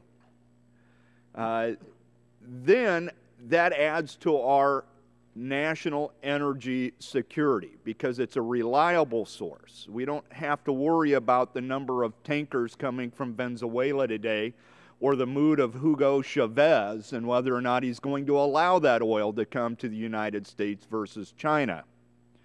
So there's no doubt here that there is a level of energy security here. There's also no doubt that as this oil comes through the pipeline to the variety of refineries, that they will, as in every barrel that's provided to a refinery, only a portion of that barrel can be made into fuel that we use daily in our vehicles. The other parts of that, like diesel, excess diesel, is exported to Europe. We've already heard from some of my colleagues that there's other byproducts as well. So this is the Markey Amendment, I would submit, is one of those type of killer amendments that if this would become law, it basically means that you can't use this oil from Canada, which is really the basis of the environmental argument here, is to just not use heavy crude or any fossil fuel. And that's what this amendment is really about. So I would encourage us to put this in perspective, as Mr. Doyle has said. It will create jobs. It will provide energy, a level of energy security for us. So let's go for that. I yield to Mr. Whitfield. Thank you very much for yielding. I just want to make a couple of comments. We also remember our experience on the Alaskan North Slope. Alaskan North Slope oil originally had an export ban, and the ban was controversial and was ultimately lifted by President Clinton in 1996. And a GAO study after the export ban was lifted found that domestic production actually increased because that export ban inhibited exploration.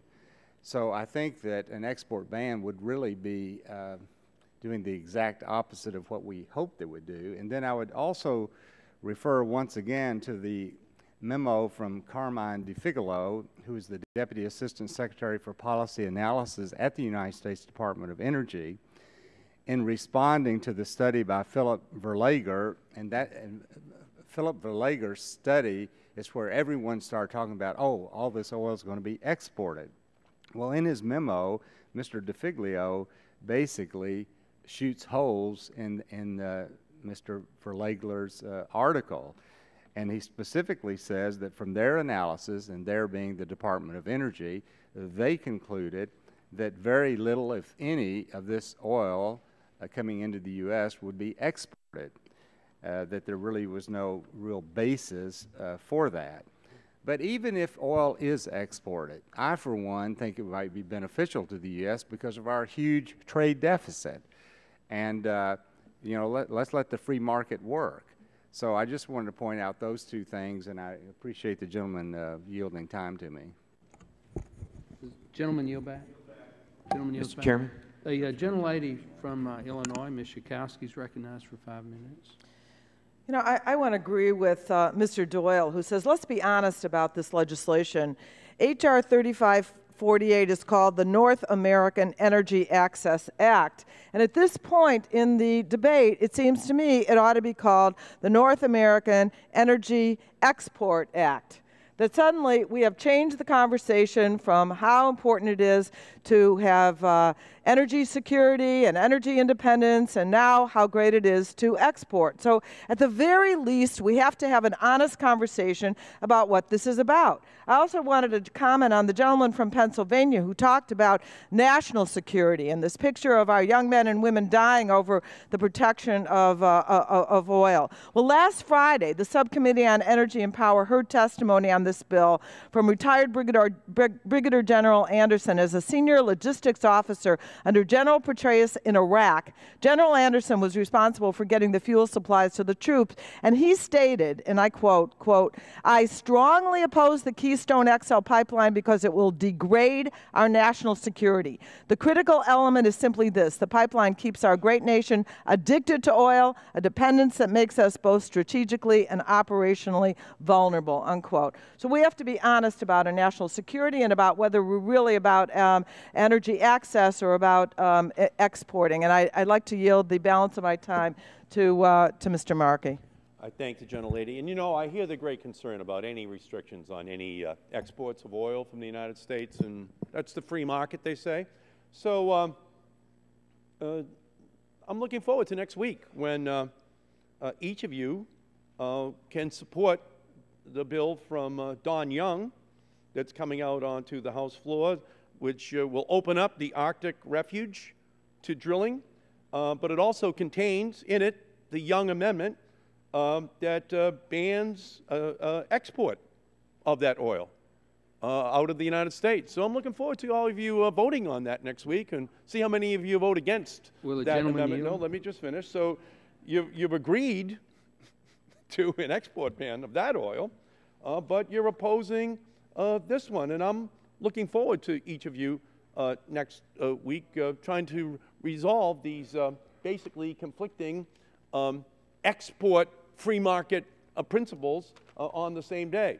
Now, let me just move forward then to the next issue, which is what the bill does. It says no refined products can be exported. So just so you know what refined products are diesel, jet fuel, gasoline, residual fuel oil, butane, kerosene. That's the definition of refined product. That cannot be exported. That has to stay here in the United States. What is not a refined product? Pantyhose, toothbrushes, footballs, antihistamines, steel, which is produced using oil, which is produced here in the United States. That can be exported. Those are not refined products. Why do I make the amendment? I make the amendment because I want a low price for the oil, for toothbrushes, for steel, for pantyhose, for anyone that makes that product here in the United States. Why do I make the amendment? Because I don't want that oil sent overseas that will give other countries an ability to have this oil. You know, the gas industry simultaneously right now has 7 licenses to export natural gas from our country. You want to hear another big number?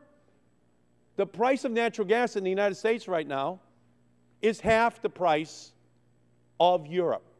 That helps every manufacturer in our country. The price of natural gas in America right now is 4 times lower than Asia. That helps all of American industry, all of American consumers, with much lower prices in the manufacture of steel, of pantyhose, of everything else, and it is a big competitive advantage. What does the natural gas and oil industry want? They want to build terminals all around our country to create a world price for natural gas. That hurts us. We are the Saudi Arabia of natural gas. What is this all about? It's part of the same story. How do we export the oil that comes down from Canada through the United States into Port Arthur, Texas, and send it around the world? The world price of oil. Great for Texas, great for Louisiana, great for Oklahoma. Bad for every other state that has a manufacturing base that uses the oil to create products which we want to export around the world as they use oil to make it here in the United States. No problem with exporting that. That's what the debate is all about. Do we keep this precious natural resource here? Gentlemen, time's expired. I'm going to recognize myself, but before I do that, I just want to read your amendment because you mischaracterized it, I think. It says the Federal Energy Regulatory Commission shall require every permit issued under this act to include provisions that ensure that any crude oil and bitumen transported by the Keystone XL pipeline and all refined products will be entered into domestic commerce for final disposition. So as I read your amendment, it pertains not only to refined products, but also to crude oil and bitumen. Just, you might want to check that. And I'm going to recognize myself for 5 minutes in opposition to the Markey Amendment. First of all, I think we need to realize that there are 2 components to this. There's the crude oil component and there's the refined product component. On the crude oil side, it would make no sense at all for the originators of the oil, i.e. the Canadians, to ship it down to the Gulf Coast to export the crude oil. If you're going to export crude, if you're not going to use the oil in Canada, you're going to export it the most efficient way, and that would not be to send it 1,500 miles through the United States to the Gulf Coast. As a matter of fact, the United States is importing about 9 million barrels of oil per day, crude oil, and we export very little crude oil, less than 50,000 barrels a day at the most recent numbers that I've seen. So you don't have to have a prohibition against exporting crude oil when you have a country that's importing 9 million barrels a day, number one, and number two, the host country, if they want to export it and not use it in their own country, i.e. Canada, they will export it as crude somewhere else that gets them the highest market. They're sending it to the United States because they're getting the highest market price right now. On the refined products, as Mr. Green has pointed out and Mr. Shimkus and others, it is a good thing, not a bad thing, that we actually have a refinery and petrochemical industry that's competitive enough in world markets that we can actually export some of our refined products. They are value-added products. They are creating, maintaining jobs in the United States. 74% of all the crude that comes into this country is used in this country. That's the latest EIA statistic.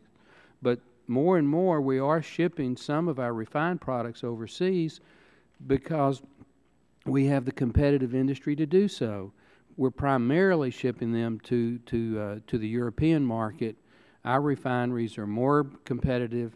We've invested over $300 billion in the last 15 or 20 years, and we're able to refine low sulfur diesel, as Mr. Green pointed out, some of the distillate fuels, and we actually can be competitive in the European market. That's a good thing, not a bad thing.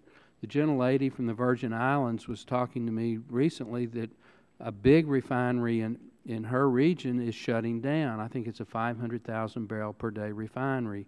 I believe it's a little bit older refinery. They're not as competitive, and as demand for some of these refined products has declined in the United States, which is their primary market, apparently they're not competitive enough to ship into the European market. So it's going to cost her territory quite a few very good jobs. So if Mr. Markey wants to offer an amendment to change the Young amendment on the floor next week, I'll support it and vote for it. I think maybe he's only putting that on there to try to get some Democrat votes. Will the gentleman yield? Briefly. I would think that the entire Republican majority on this committee would make the amendment against the Young amendment to export the oil. That's your position. It's Mr. Young's bill, but you don't want any restrictions on the If you'll go to the Rules Committee and I ask for an amendment to strike that portion of the Young amendment or the Young bill, I'll support you on that, because I happen to agree with you that you shouldn't have restrictions on any product. No, I agree with that part of the Young bill. I agree with. I don't agree with the drilling in the Arctic, but I do agree if we're drilling in the Arctic refuge, it should stay here. In the same way that if we're going to let a pipeline come through the United States, we should keep it here. Reclaiming my time, it's been pointed out, we have a competitive refinery industry in the United States because we've invested billions of dollars, and there is slightly excess capacity. U.S. refineries are operating right now between 85 and 90% of their boilerplate capacity. So I think it makes some sense if they're competitive and we can export and keep the manufacturing, i.e. refinery jobs in the United States, that we should do so. We don't put a restriction on Boston Scientific exporting medical instruments from Boston. We don't put a restriction on movies that are made in Hollywood from being exported overseas. So if we have an industry that's actually competitive, I don't see a reason to put a restriction on exporting refined products. Would the gentleman yield? In my last 1 second, sure.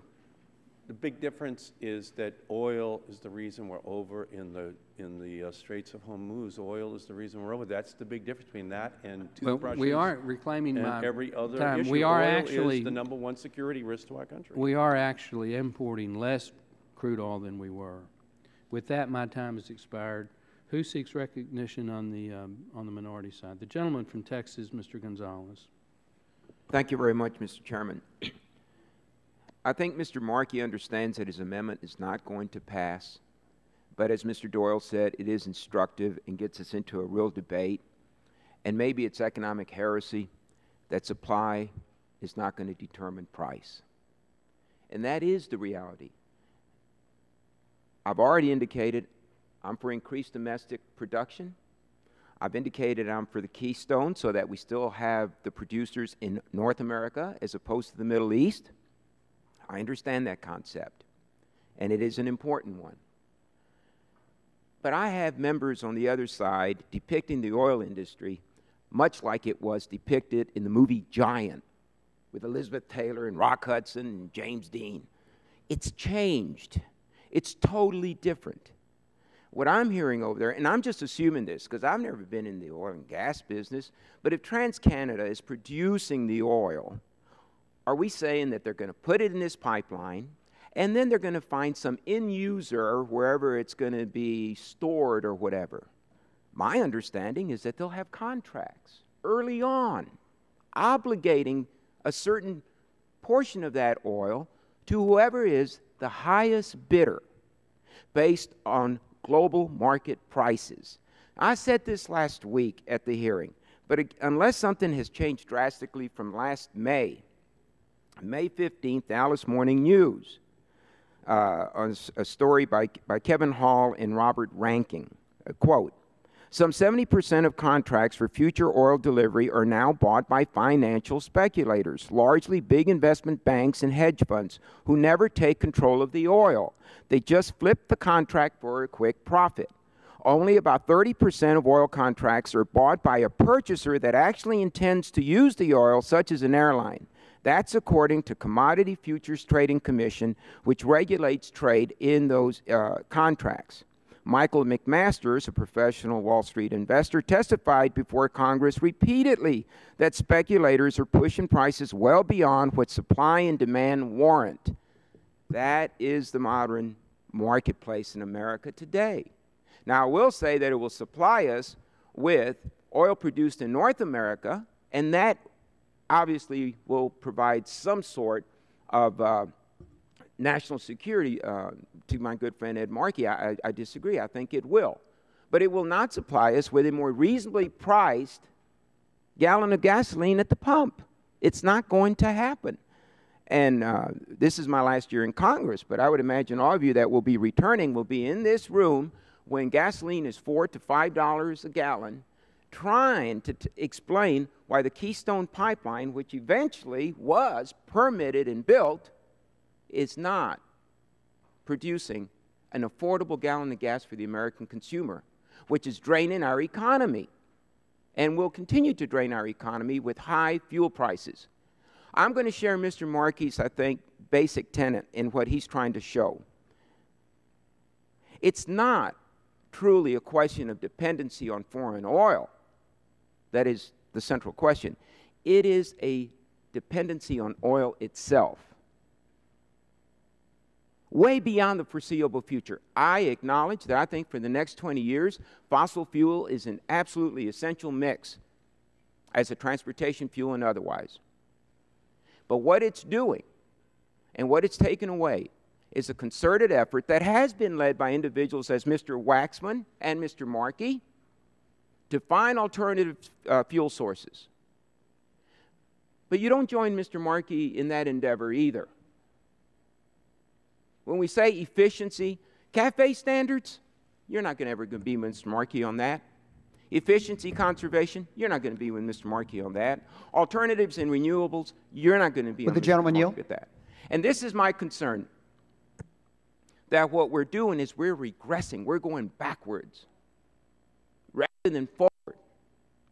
And I know that you can say other countries may not follow our lead, but that's not what should determine what we do in this country when we have the ability to be leaders. So I think of course I won't vote for this amendment, but I appreciate my colleague from Massachusetts making a really important point that I think you'll be able to refer to in future testimony and hearings in this exact room years from now when you're trying to explain what didn't happen that you promised here today. And I yield back. Gentleman yields back. Mr. Chairman. I'm going to recognize Mr. Bilbray, but before that, I want the council's opinion. Does the Markey Amendment as currently written apply to crude oil and refined products, or just refined products? Both. Both. Okay. The gentleman from California. Could you elaborate a little bit on that, please? The Markey Amendment says that it applies to, that the condition applies to any crude oil and bitumen transported by Keystone XL and all refined products whose origin was via importation of crude oil or bitumen by Keystone XL. So that's both crude oil and the refined products. If I may question counsel as well? Sure. So that means that the steel industry that purchases the oil, the United States steel industry produces this oil, purchases this oil, the toothbrush industry purchases this oil, the football industry, that they purchase it, but that the product that they make with it, steel or whatever, that can be exported under the Markey Amendment. Is that not correct? Well, I'm not sure that that's clear either, because the clause that follows that says will be entered into domestic commerce for final disposition, because final disposition is not defined, the product and where that line ends with the products, what happens with it, it's not clear. So for instance, a refined product that then those chemicals were used to make a product that then it would prohibit selling that product overseas without more clarity on what final disposition is. Well, so when the toothbrush factory purchases the oil to make the toothbrushes, is there anything in this amendment that then in any way restricts the export of those toothbrushes?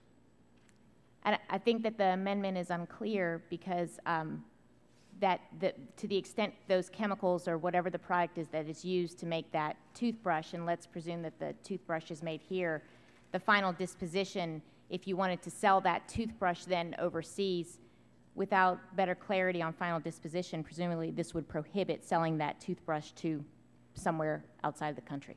Well, but you don't make a toothbrush from crude oil. You make plastic and then you use plastic. So right. The Markey Amendment would prohibit the plastic from being exported, but it wouldn't prohibit plastic being made into a toothbrush and the toothbrush being exported, because that's not a refined product under his definition, I think. See, I think that the separate issue that I'm raising that there might not be clarity is what final disposition is, that you're right, that the toothbrush is made from plastic, and the question would then be, when is that final disposition? Is final disposition at the making of the toothbrush, or is final disposition at the selling of the toothbrush overseas? What is final disposition? I'm just using common sense on what we call a refined petroleum product. We don't normally call the finished product. If I could ask the council, because my intention here is that the oil can be used by the plastic industry in the United States in order to create the plastic that is then used by the toothbrush industry. And at that point, it is then free to be exported across the rest of the world. I'm sure So that is the intent of the amendment, and as far as I am concerned, that is what the amendment, in fact, does accomplish. The gentleman may want to withdraw his amendment, because that's not the way it reads.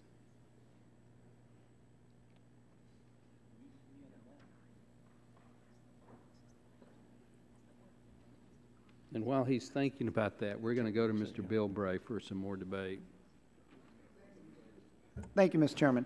Mr. Chairman, let me sort of respond to my dear friend from Texas' comment about support for green fuels on this side. I asked him to take a look at my bill that has been co-sponsored by a Democrat that addresses a true green fuel, and that is giving equal tax and blender benefits to a true green fuel, algae fuel, that is now being given to a fuel that some claim are green, but some of us question. In fact, our slogan in California now is algae's green, and the fact is you can talk about corn as yellow.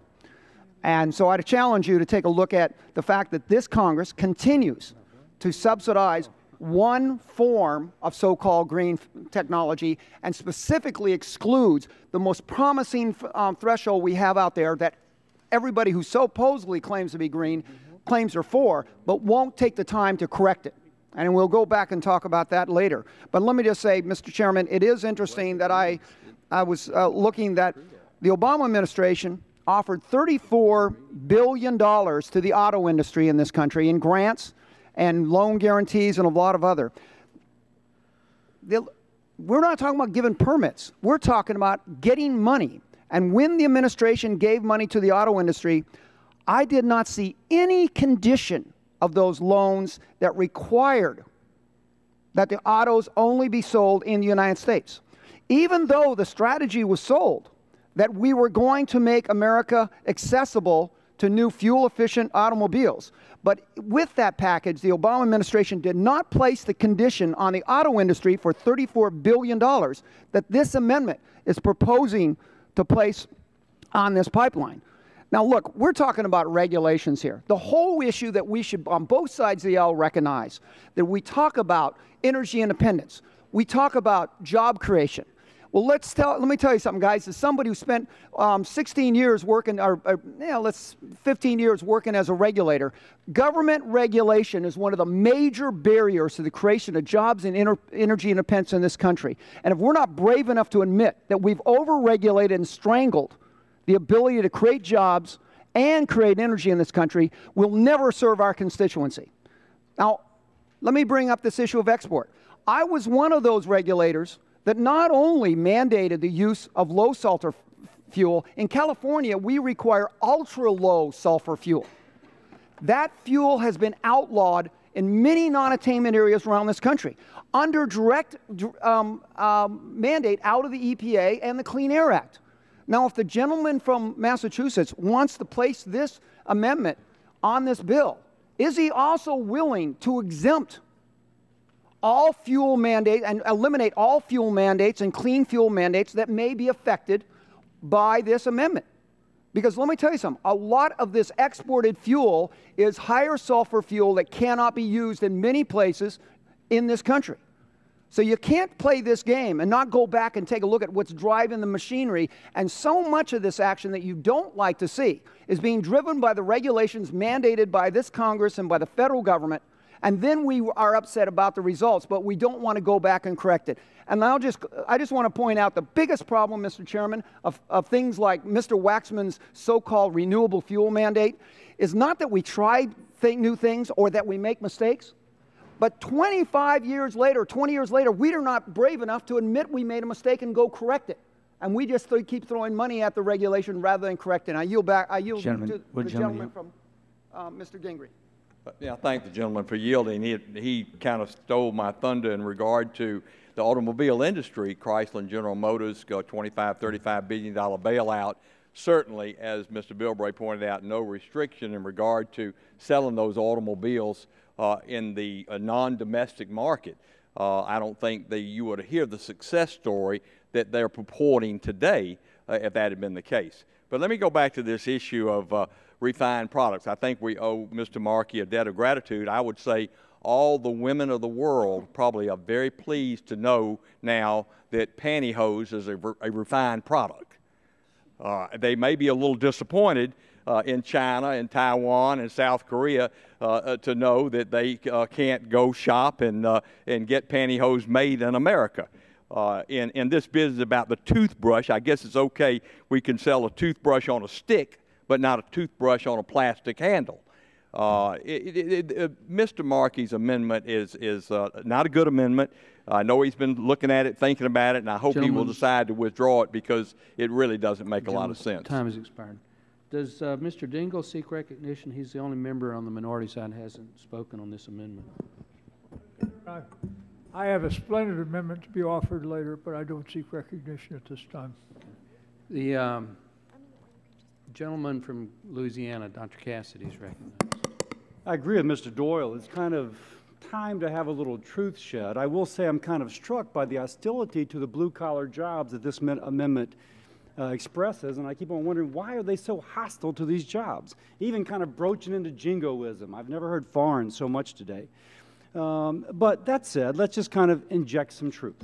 First, there is a decline in oil imports from Mexico and Venezuela, and this oil will replace that. Secondly, the question is whether or not this is going to be shipped overseas. I'd like to submit for the record a report from the Department of Energy, but let me cut to the chase on this particular part of it. The Department of Energy says it concludes that exports of Canadian oil sands from Port Arthur are unlikely. Okay, so this is a Department of Energy statement. Again, let's inject some truth. But then Mr. Markey says, well, heck, if it's unlikely, let's just go ahead and outlaw it anyway. No harm, no foul. Well, there's an article today in the National Journal in which it quotes Jim Baucus, head of WTO, former Democrat from Florida congressman, who says that all forms of protectionism are politically appealing, particularly in an election year. He then adds that, but there's recent action by the United States against China for a similar export restriction similar to this, of China not allowing commodities.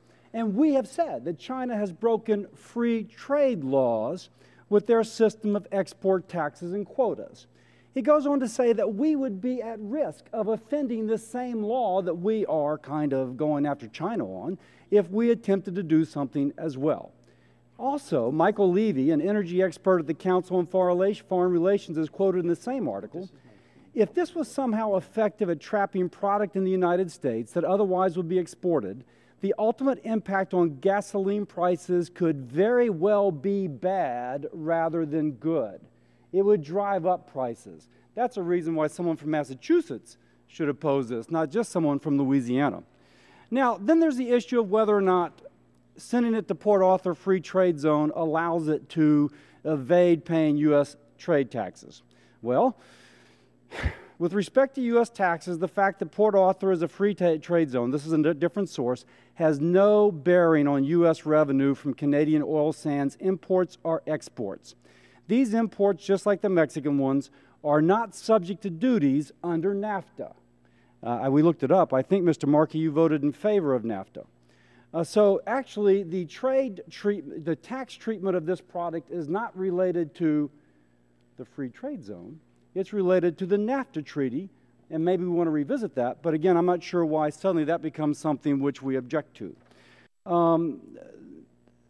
Lastly, I said, well, what is the true agenda? Why are they hating these blue-collar jobs? Why are these guys and gals who will be able to work, have benefits, have good wages, not being supported by my friends on the other side of the aisle?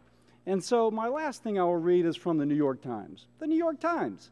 I mean, you know, obviously the New York Times. We all know what that means. And so this is an article from The Poison Politics of Keystone XL. As it turns out, the environmental movement doesn't just want to shut down Keystone. Its real goal, as I discovered recently talking to the executive director of the Sierra Club, is much bigger.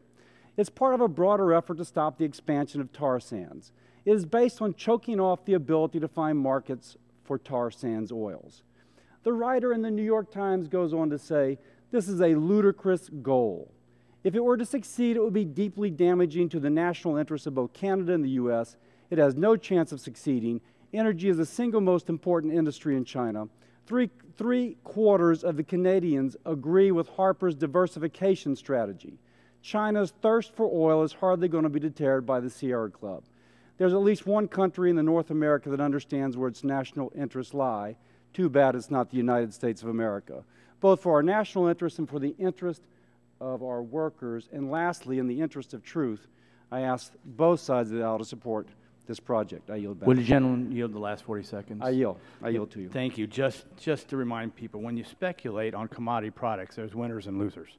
So we always talk about those who win. We never talk about those who lose their shirt in that speculation. On commodity products, Canada is not in OPEC, which I think would be gratifying for us to have access to that oil. Keystone is not an oil company. It's a pipeline company. It does have oil companies that are partners in that aspect. But the people who are mining the oil sands are Marathon, Shell, BP, and China has a big interest. We sell a lot of coal in this country overseas to China, and I hate this to be a prelude to stopping that. Yield back. Gentleman's time has expired. Who seeks? Gentleman from Texas, Mr. Olson is recognized for 5 minutes. I thank the chair. And this should come as no surprise, but I speak in opposition to the Markey Amendment. And being from Texas, though, I want to thank my colleague from Massachusetts for his advice about voting against his amendment. I can assure you I was going to do that. It's real simple. When a domestic industry makes a product that the world demands and pays American workers to manufacture, this is a positive development. When an industry here in the United States manufactures a product in excess of what U.S. consumers demand and is able to export that product overseas, this is a positive development as well. An industry that is this successful is able to hire more American workers and help decrease our trade deficit. We see this situation in many sectors of our economy. Heavy machinery manufacturers like Caterpillar, aerospace companies like Boeing, and yes, many Massachusetts lobstermen ship their catches abroad as well. It is obviously incorrect to assume that Boeing will produce the same amount of aircraft or lobstermen will set the same amount of traps if a significant portion of their demand is curtailed by law. The same applies to refined petroleum products. American refineries currently produce in excess of what the U.S. economy needs. Refineries will only supply what is demanded. If the Markey Amendment became law, refineries would be forced to reduce operations and lay off workers. I want to address another issue as a member of Congress who's flown actually in the Middle East. Even if some of our refined products are exported, Keystone crude would still displace OPEC crude that U.S. refiners currently import, refine, and yes, in some cases, export. It's important to have a reliable source of crude. The spikes we're seeing right now in the oil market aren't because of any supply issues. They're because of uncertainty in one part of the world, the Strait of Hormuz. We've had the Arab Spring. We've had countries fall, governments fall in Egypt, Libya, Tunisia. We've got Iran threatening to shut down the Strait of Hormuz. Again, I'm probably the only member of Congress who's actually flown on a mission through the Straits of Hormuz. It's very narrow, about 30 miles wide at its narrowest point. For you back in Texas, that's a distance from Houston to Galveston. Just zip down the freeway. And the way they've got these little islands in there, the commercial traffic, all the tanker lanes are very close to Iran. They're pushed to the northern part of the strait. It's very shallow, 200 feet. 30% of the transported crude flows through the Straits of Hormuz. If those shut down for any amount of time, maybe 2 months, prices are going to spike dramatically.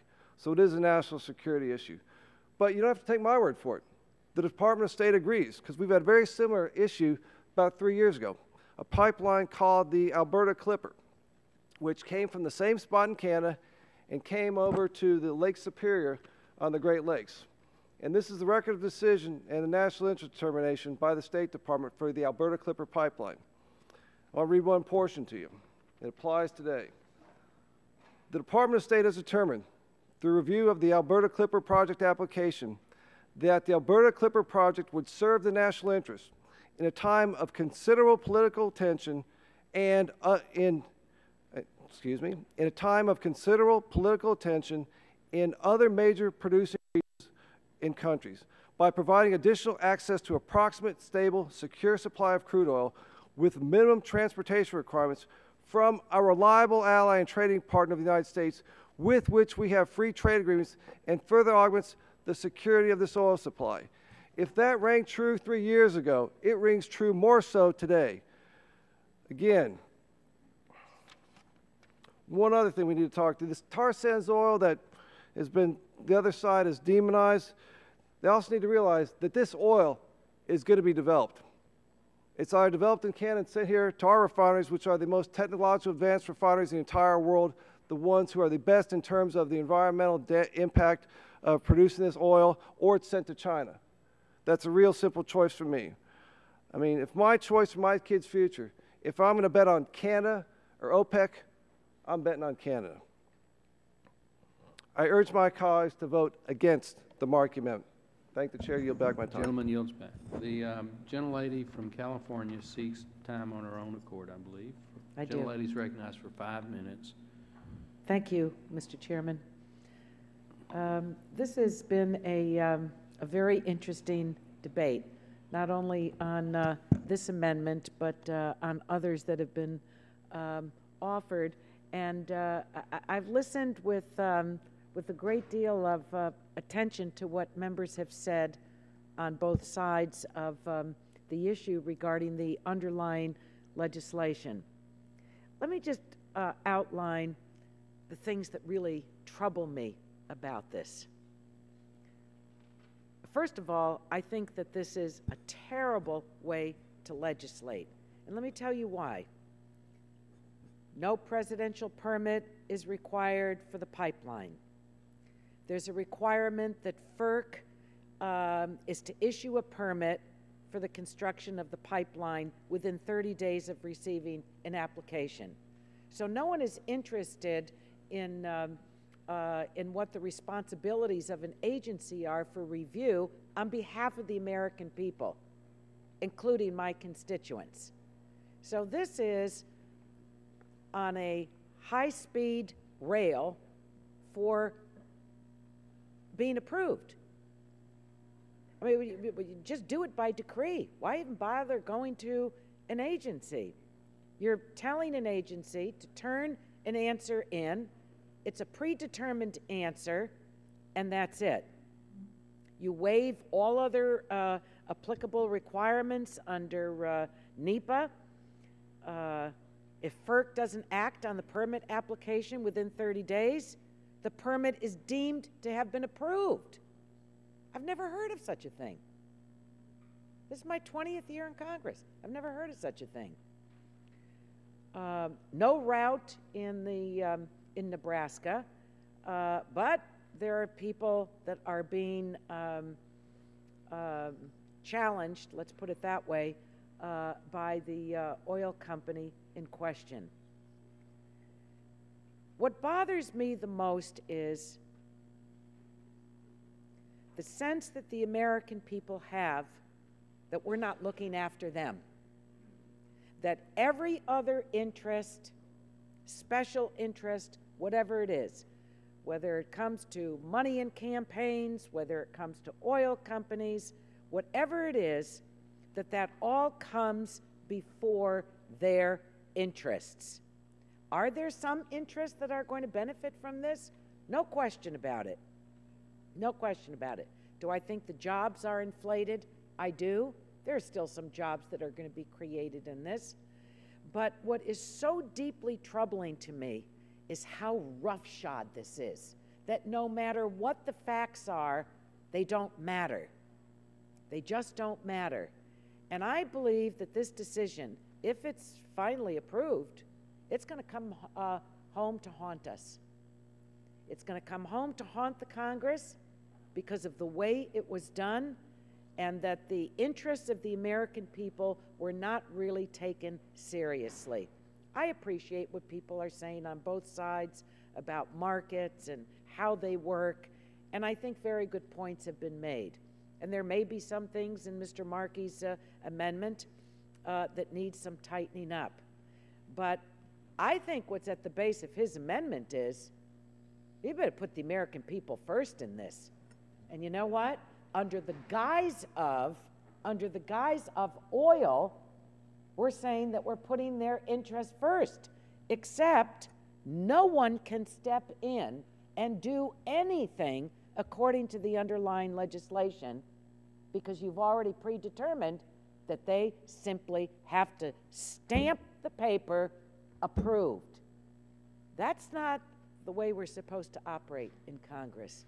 And we're not supposed to operate that way because we're supposed to be here more than anything else for the common good and the interest of the public. And if there's anything that I hear from my constituents is that they feel as if a lot of other things come first with the Congress, but not them and the good of the country. And they're worried sick about it. And I think that's really what's at play here today. So I appreciate the debate. I think members have come up with very good things on both sides of the aisle. But this is where I come down. I'm going to support the Markey Amendment. I'm going to support it. And it bothers me not how many votes it gets. Because I think at the heart of it is what I just stated. Thank you, Mr. Chairman, and I yield back. Is any other member who has not spoken seek recognition for purposes of debate of the Markey Amendment? Seeing no member seeking recognition, time for debate on the Markey Amendment. Time for debate has elapsed. We will recognize Mr. Markey to ask questions of council before we call for the vote, which prior to the agreement between Mr. Upton and Mr. Waxman will be postponed until approximately 12:30.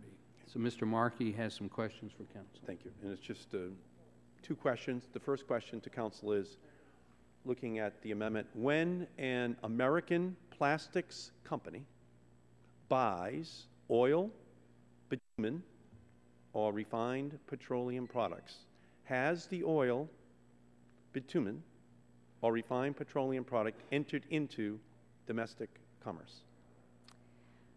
Well, the end of that clause, though, in the amendment is for final disposition. Has it entered into American commerce when an American plastics company buys refined petroleum product? Has it entered into American commerce? Yes. It has. Okay, second question. Now, once that oil, bitumen, or refined petroleum product is turned into a plastic, will it ever be turned back into oil, or has it been finally disposed of? Is it no longer oil, in other words? Has there been a final disposition of it? I think that's the part that's unclear, looking at, for instance, and it can be, if that's, I think it's unclear what final disposition. If it is put into a plastic, if it's put into steel, is that not then finally disposed of? No, that plastic or steel could be recycled, for instance, or it could be transferred to be used for another product. Can it be turned into oil again? Well, no, but whether or not that's disposition. That's the final disposition as oil, yes. Well, I think that's what's unclear, is whether or not it can be recycled again into steel or into plastics, but it cannot be recycled into oil. Is that not correct? Its final disposition as oil has already been reached. Is that not correct? Taking it to its most extreme, if it is landfilled and over long periods of time, it will become oil again. I mean, that's where things become unclear. Then it can be exported because it's in the landfill. Is that not correct? And no, I was talking about the hundreds of you're years saying long-term over a 50 or 60,000 year period, it can then be turned back into oil. Is that what you're saying? What? Over millions of years, like a dinosaur. Is that how you're reading? Is that the We're reading going to you're giving us as counsel? That it's theoretically possible, like a dinosaur, for it to be turned back into oil, so therefore it's not its final disposition. Well, in reading the language, it didn't seem that final disposition was whether or not it could be turned back into oil. It says final disposition, and then it's what is disposed, and so that seems like the end of its life or the end of its use. No, it's where the oil, bitumen, refined product has been finally disposed. It's finally disposed of when the plastics company purchases it and turns it into plastic. Otherwise, counsel is giving us a totally absurd interpretation where it could potentially go to a landfill and over 1 million years be turned into oil again. That is an absurd interpretation by counsel. She is absolutely stretching this. It's the gentleman's amendment. That I disagree with. I don't think that the language is clear. I can appreciate the interpretation that you have, but I think the language as far as what final disposition means is unclear. Final disposition is when a plastics company purchases it. The chair is going to postpone the vote on the Markey Amendment until the full committee chairman and ranking member are back from their other committee hearing. Mr. Chairman. Does any member seek recognition? Well, first of all, for what reason does the gentleman from Illinois seek recognition? Ask unanimous consent just to make a statement on pronunciation. Briefly. It's okay to use the word bitumen. The product is called bitumen, so we don't have to float around what is this product. It is bitumen. And I yield back. If You I got to may- be careful how you say it. If I because- may, Mr. Chairman, in the interest of comedy, when you said Massachusetts instead of Massachusetts, there was no pronunciation correction emanating from our side any more than I corrected my drill sergeant when he said Massachusetts. I have the benefit down. of the Texas exception. Yeah, that's what I'm saying Which to is you. So- however we say it, that's the way it is, as far as we're concerned. And we say Nevada, not Nevada, and or Oregon, not Oregon. So there are regional differences. But the FCC will not penalize us for saying bitumen. Let's get control of the committee. Mr. Chairman? The gentleman from Michigan has an amendment at the desk. I have an amendment at the desk. The gentleman is recognized for 5 minutes in support of his amendment. Mr. Chairman, I think it'd be wonderful to be read because I'd like my colleagues to hear the admirable content of this amendment. The staff does need to hand out the Dingle amendment. And the clerk will report the amendment. Substitute amendment offered by Mr. Dingle of Michigan to the amendment in the nature of a substitute.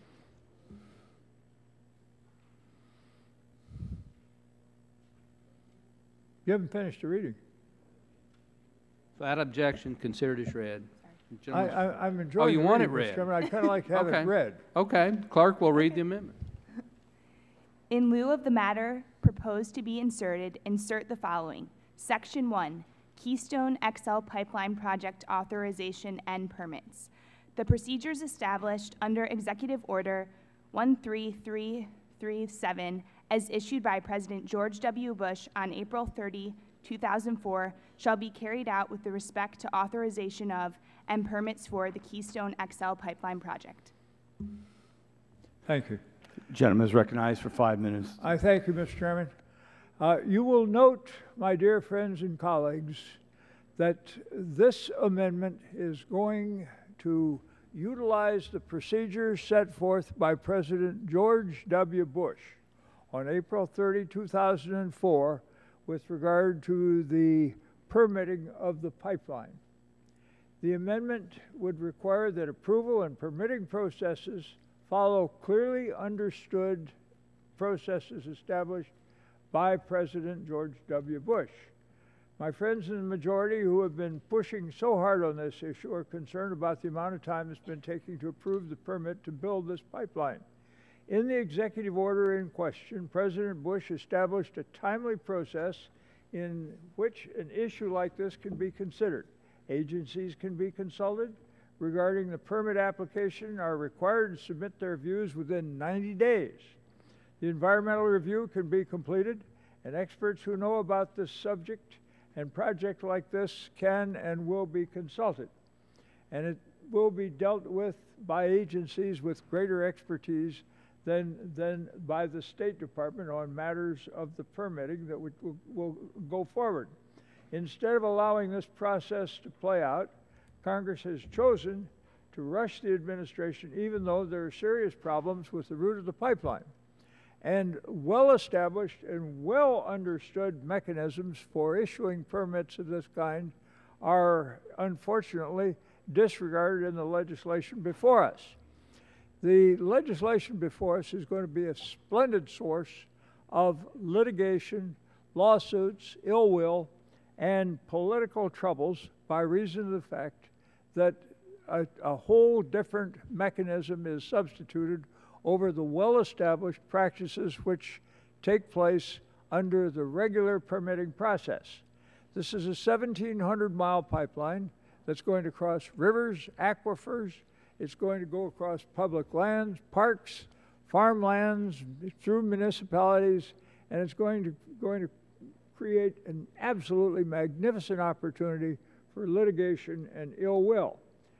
So what we are essentially doing is codifying in an expedited fashion a process that will give more weight than an executive order, even though what we are using as the foundation for this is the executive order which was issued by President George W. Bush.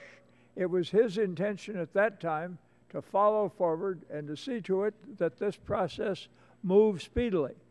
I happen to be a friend of the pipeline. I want to see this pipeline built. I want to see it start moving oil down to the refineries in the Gulf states.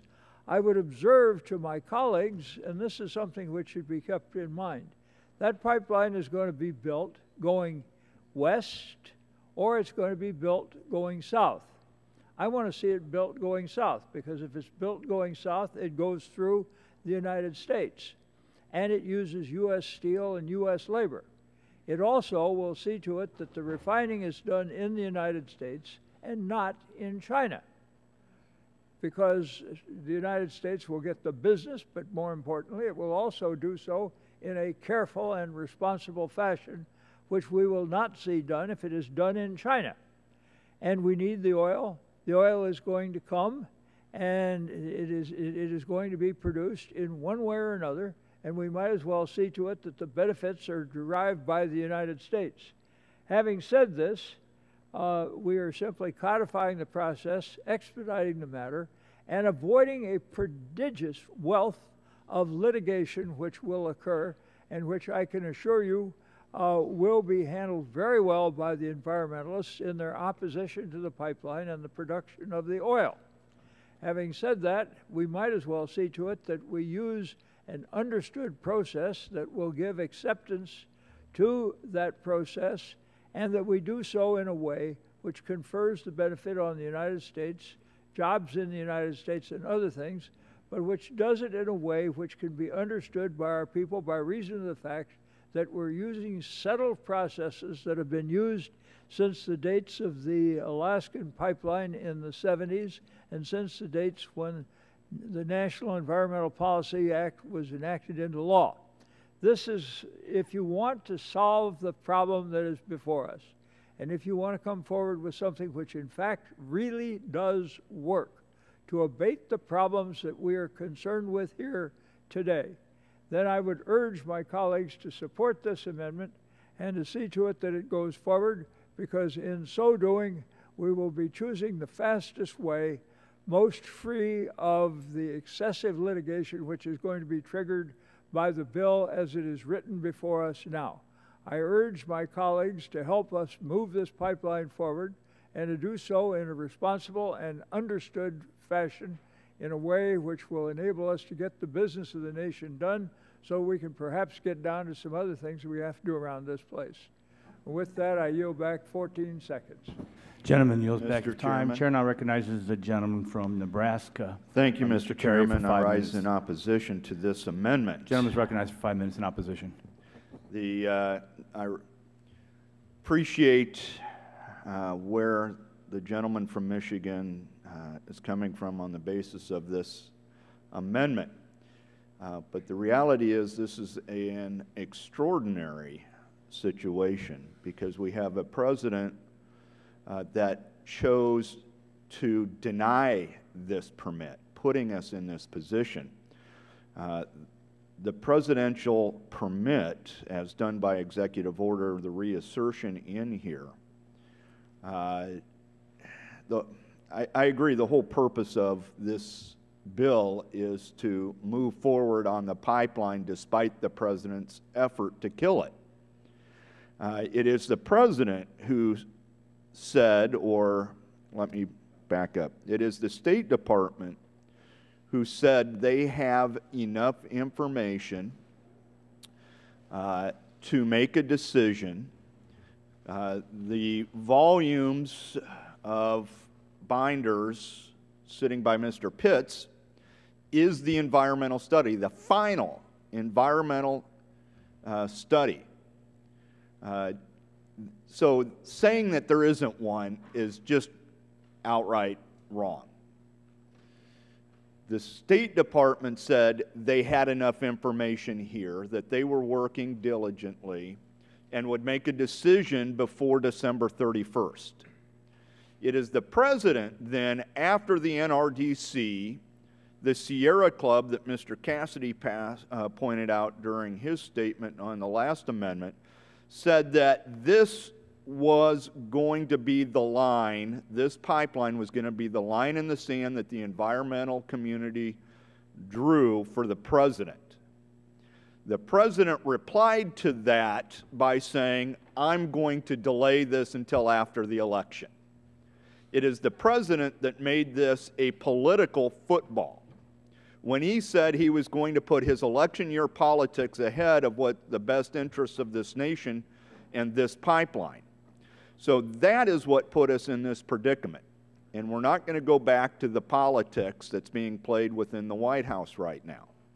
So this is the best mechanism, the means forward.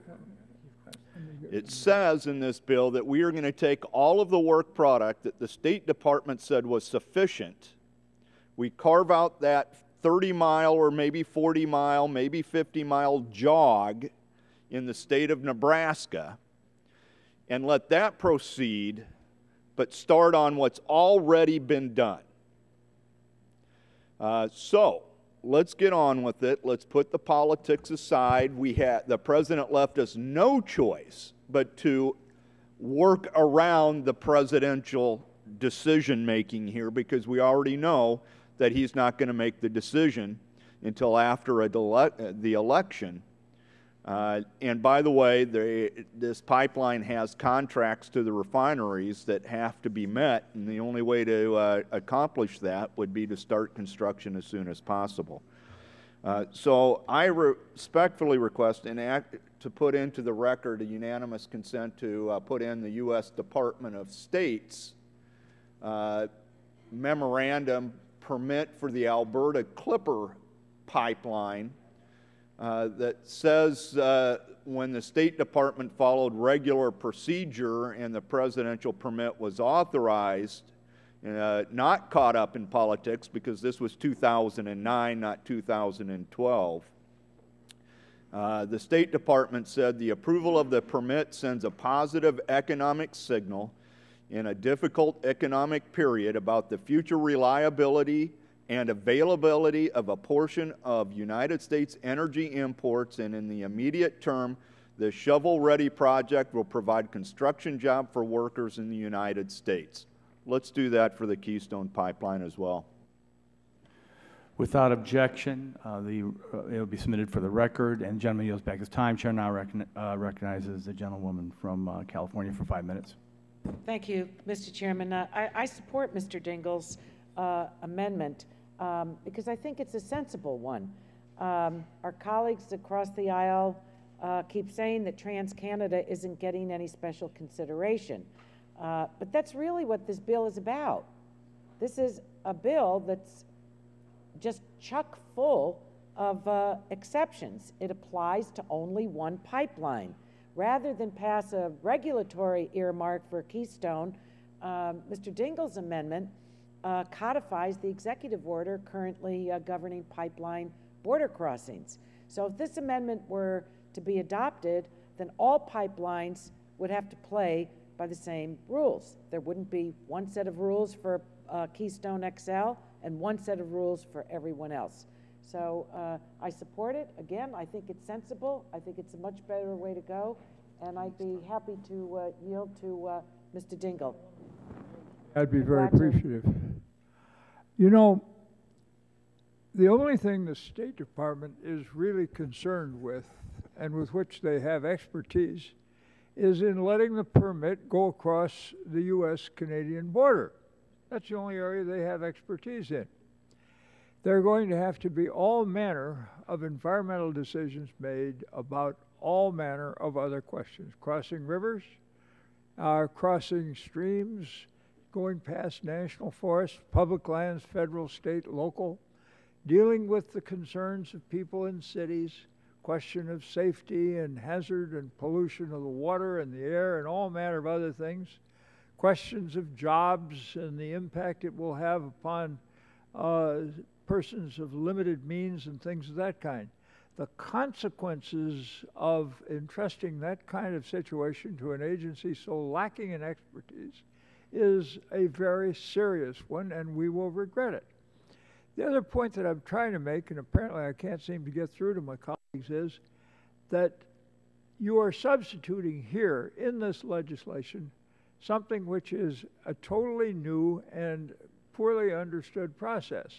Essentially, what's going to happen here is the governor of Nebraska is going to make decisions which are going to become the decisions for every governor for every state and for every federal, state, and local agency that would be involved in the permitting of this kind of device. I think that is unwise in the extreme.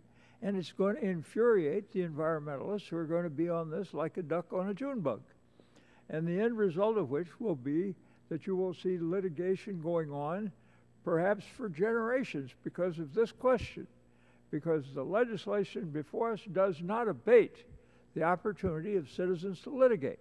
If you really want this pipeline, and if you really want this pipeline expedited, you will follow the leadership of President George W. Bush, who went out to do this in a rather thoughtful way, minimizing the outrage that would be felt by the environmentalists and removing most of the opportunity for the environmentalists to have either credibility in their litigation or the opportunity to actually litigate these questions.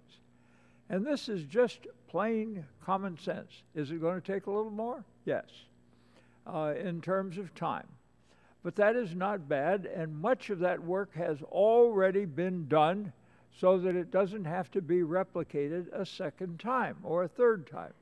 Having said this, is it going to infuriate the environmentalists? Yes, but less so than the other. And credibility for ordinary citizens is going to be enhanced and protected. And it will be able to be defended by persons like my good friend from Nebraska who can say, well, we've done this in a way which is thoughtful and which considers the concerns of everybody who would ordinarily be involved in the decision-making process. I'm not going to tell you that anybody is going to be satisfied with the result of this or any other amendment that we're going to be offering today or the legislation that's before us. I can only tell you that if we're going to do this, let's try and do it in the most sensible way, avoiding the difficulties which would be created by setting up a curious new process which is going to infuriate the environmentalists and cause all manner of litigation. And let me remind you that when these matters get into court, they stay there for a long time. And let me remind everybody on this committee that the environmentalists have established a splendid system of environmental law in which they have law firms that are just salivating about the prospects and the possibilities of taking this kind of thing in the form of the legislation before this committee to court so that they can have great fun.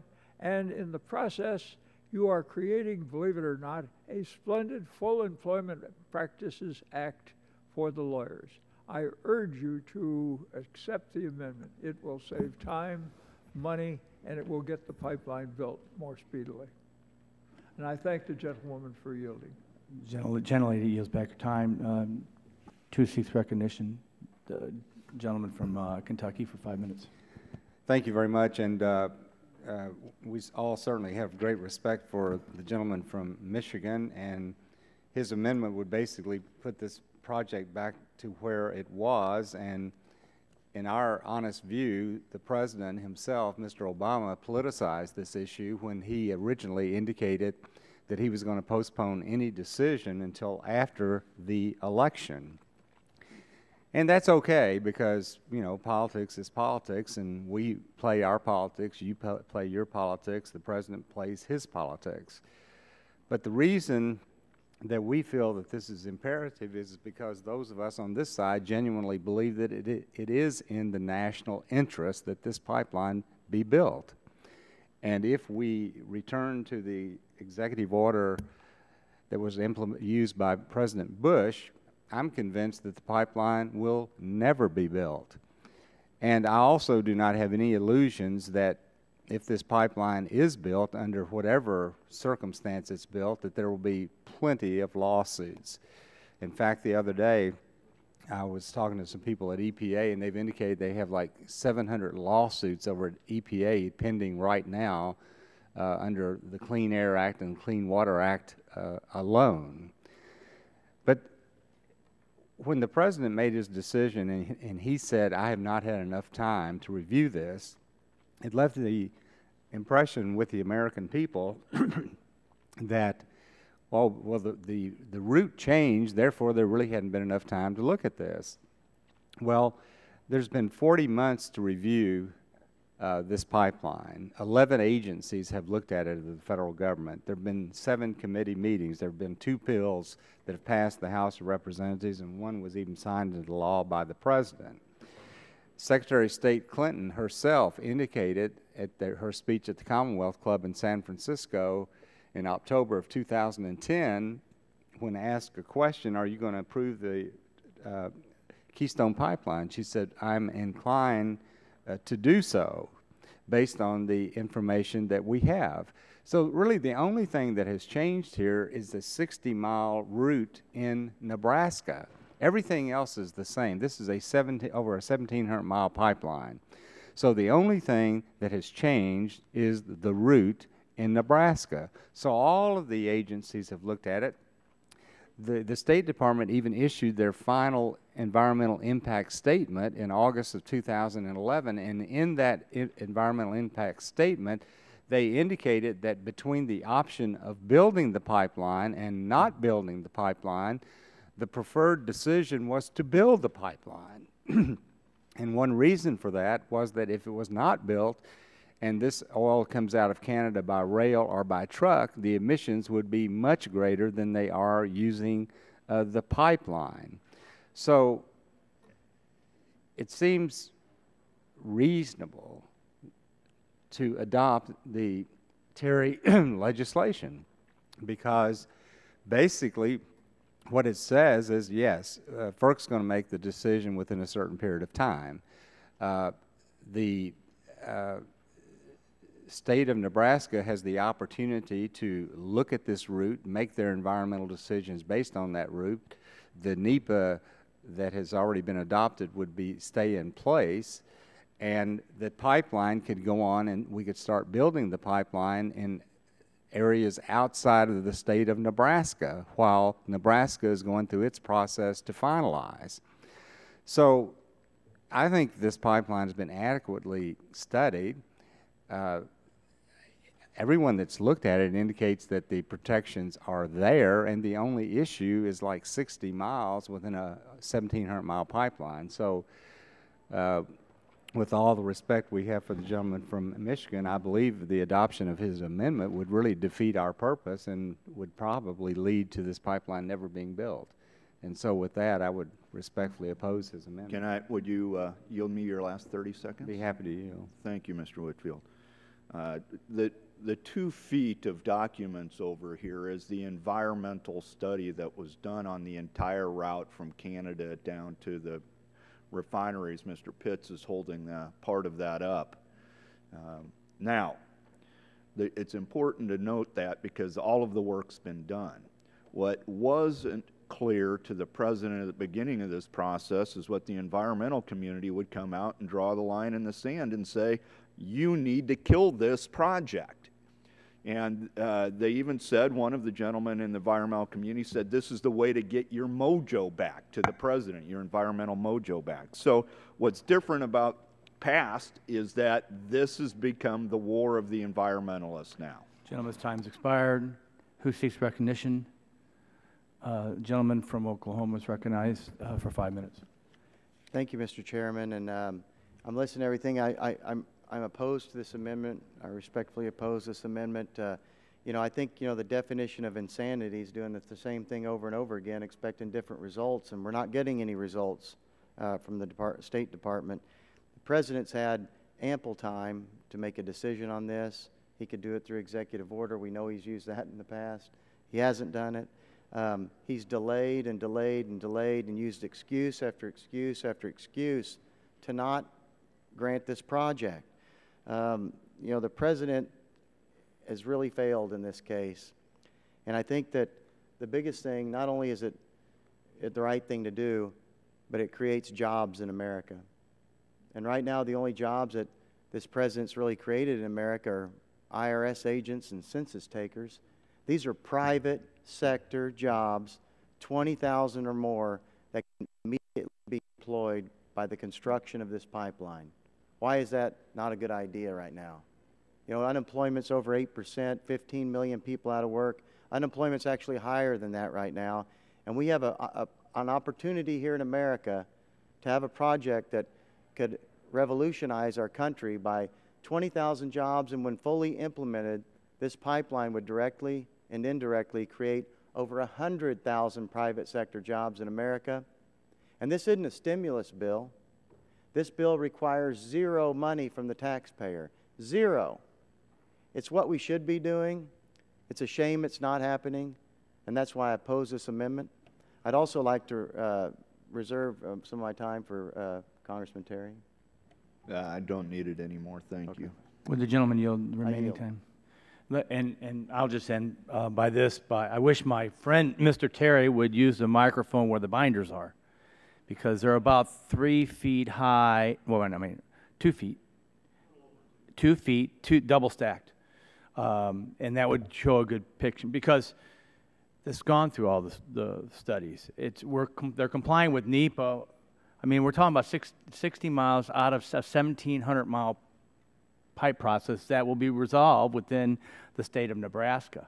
So I just want to end by the CRS report and talking about who does have the authority, who really does have the authority to confirm or reject this pipeline.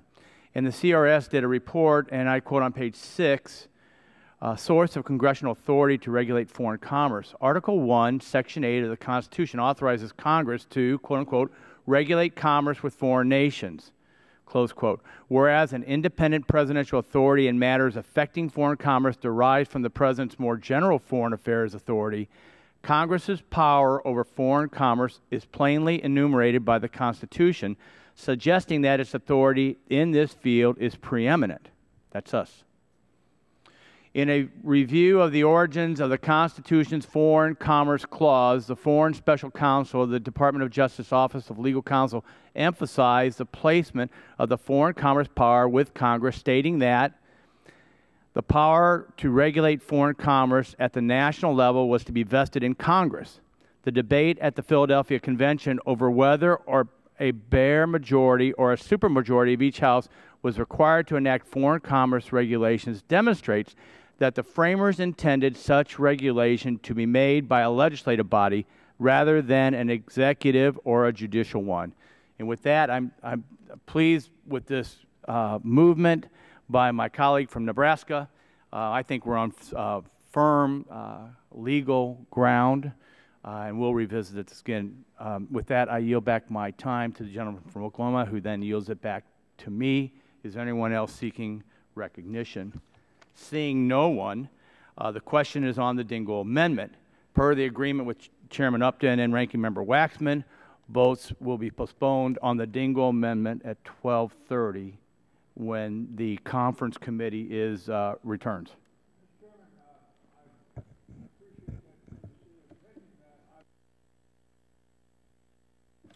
The gentleman requests a recorded vote as per the agreement with Chairman Upton and Ranking Member Waxman.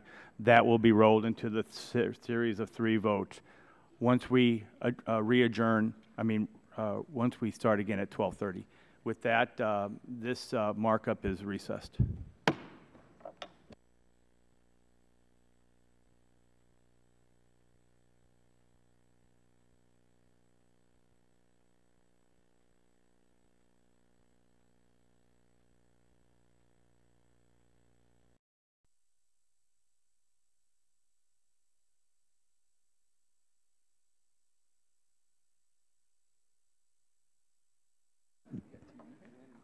Yeah, I get it on ESPN.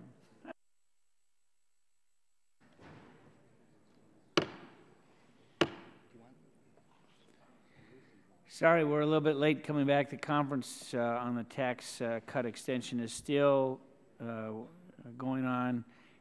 It's expected to finish in about 5 or 6 minutes, and I know that Mr. Waxman will be coming back shortly after that. We have 2 rolled votes, which will continue to keep pending as rolled. 3? There are 3? No, 2. Yeah, the Rush amendment was defeated. And so what I'd like to do, I'm still told that we are expecting votes about 1:30, 1:40. So what I'd like to do, I know the gentlelady from California has an amendment, and the gentleman from Pennsylvania has an amendment. So though this will have to wait till Mr. Waxman comes back, maybe we can roll all the votes together.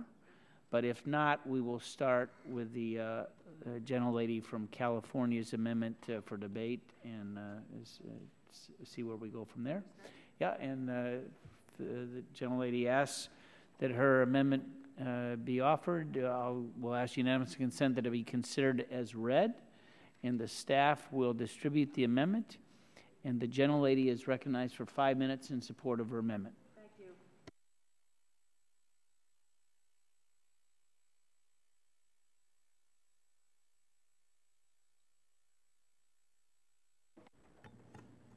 Is it working now? There it is. Needed to wake up. We were worried about the 2-hour rule earlier today, but we're well beyond that. So thank you for recognizing, Mr. Chairman. And I want to raise a subject that we worked on, and I want to thank you for it. The pipeline safety bill last year. Pipeline safety is not anything that a subject that should be taken lightly. I don't think anyone here does. I know that I don't. You're all aware and remember the pictures in newspapers across the country and in the news in September of 2010 when there was a natural gas explosion in San Bruno, California, which is just north of where I live, where 8 people were killed, dozens were injured, and 38 homes were destroyed. We know that the federal government has been regulating pipelines since 1968. But we're still seeing explosions in the country similar to San Bruno, California.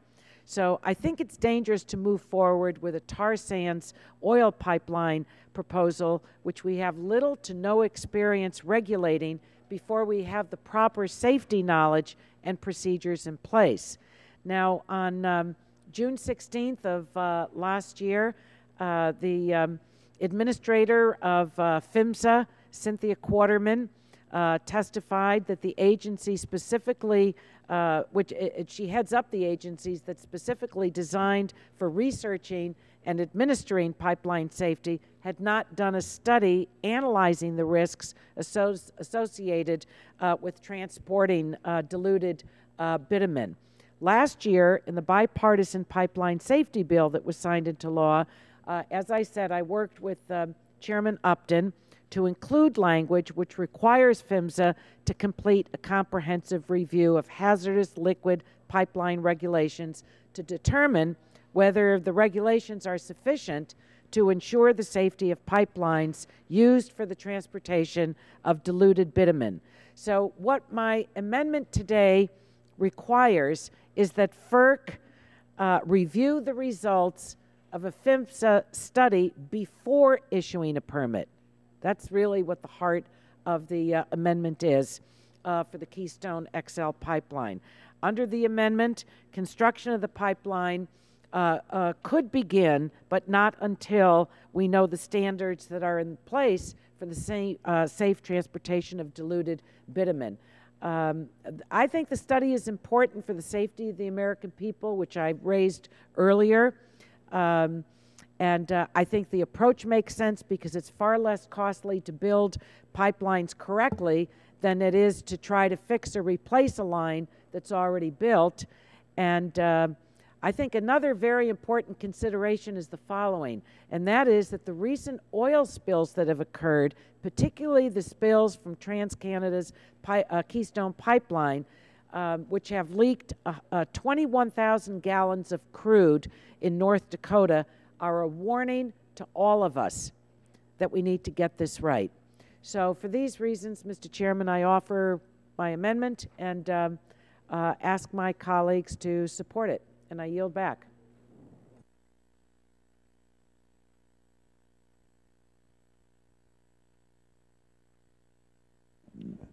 You yielded back? I did. Are there other members wishing to speak on the amendment? If not, I would let me yield myself 5 minutes. Gentlelady is correct. I supported her amendment. We did a study as part of the pipelines safety bill. As you know, that study is not supposed to be done, I don't understand, until mid-2013, July of 2013. So I would note that oil sand crude has been transported in pipelines for decades, and though I supported her amendment for a study, and anxious to see what that study is, and made a promise to the gentlelady that if I was still chair at that point, that we would take that study up under review to see if we needed to address legislation down the road at that point. I do think that this amendment would delay the permitting of this pipeline, knowing that in fact we've used pipelines to transport this oil sand for some time, and therefore would urge that it be defeated. Mr. Chairman, would you yield? Would you yield, Mr. Chairman? Let me yield to Mr. Shimkus, sure. and yourself. Thank you, Mr. Chairman, and I'll be real brief also. When I visited the oil sands, where they mine and then they boil the oil off the sand, and then they put it in pipeline. There's a 250-mile pipeline from Fort Murray down to Edmonton that's been doing this, as the chairman says, for decades. And no one's going to say the Canadians aren't concerned about environmental stewardship of the land, or that they're unconcerned about spillage of the pipeline. So I'm less concerned. I think the Keystone pipeline spills were at pumping stations, and those issues have been resolved and rectified and remediated, and we don't live in a perfect world. So you know, if there is a contamination, it gets remediated, then you move forward. So I'll then yield back. Mr.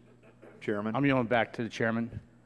Chairman Upton, yield back to you. Thanks. Yield now to the gentlelady from California. I just wanted to comment on your comments, Mr. Chairman. That was the period of time that you mentioned is the maximum allowed for a study. That's not the earliest date, so it kind of undermines what you said. I know you don't support the amendment, but it seems to me that we are, again, on a, as I mentioned earlier today, I think we're on a really slippery slope. We pass laws, we work together, we put things on the books for the benefit of the American people, and then what do? We come along today and we leapfrog over what the work that we've done. So, but it can be done in a shorter period of time. That's the maximum, and I appreciate your yielding. I appreciate the clarification, and will reiterate my pledge that if, in fact, they come back sooner, next month, whatever, if they have some serious issue that they'd like to raise with us, look forward to working with the gentlelady to address it. And yield back my time. Is there further discussion on this amendment? Mr. Well, it was my time before, so Mr. Waxman. Thank you, Mr. Chairman. As I understand that the amendment that's before us is to ask that there be a study about the safety of transporting tar sands, sludge, or bitumen that's commonly diluted, so that can be forced through this particular pipeline. The government agency involved had never done this study. I think it's reasonable to request it and to understand what if we're going to undertake additional risks. And I don't think we're talking about a huge delay in time.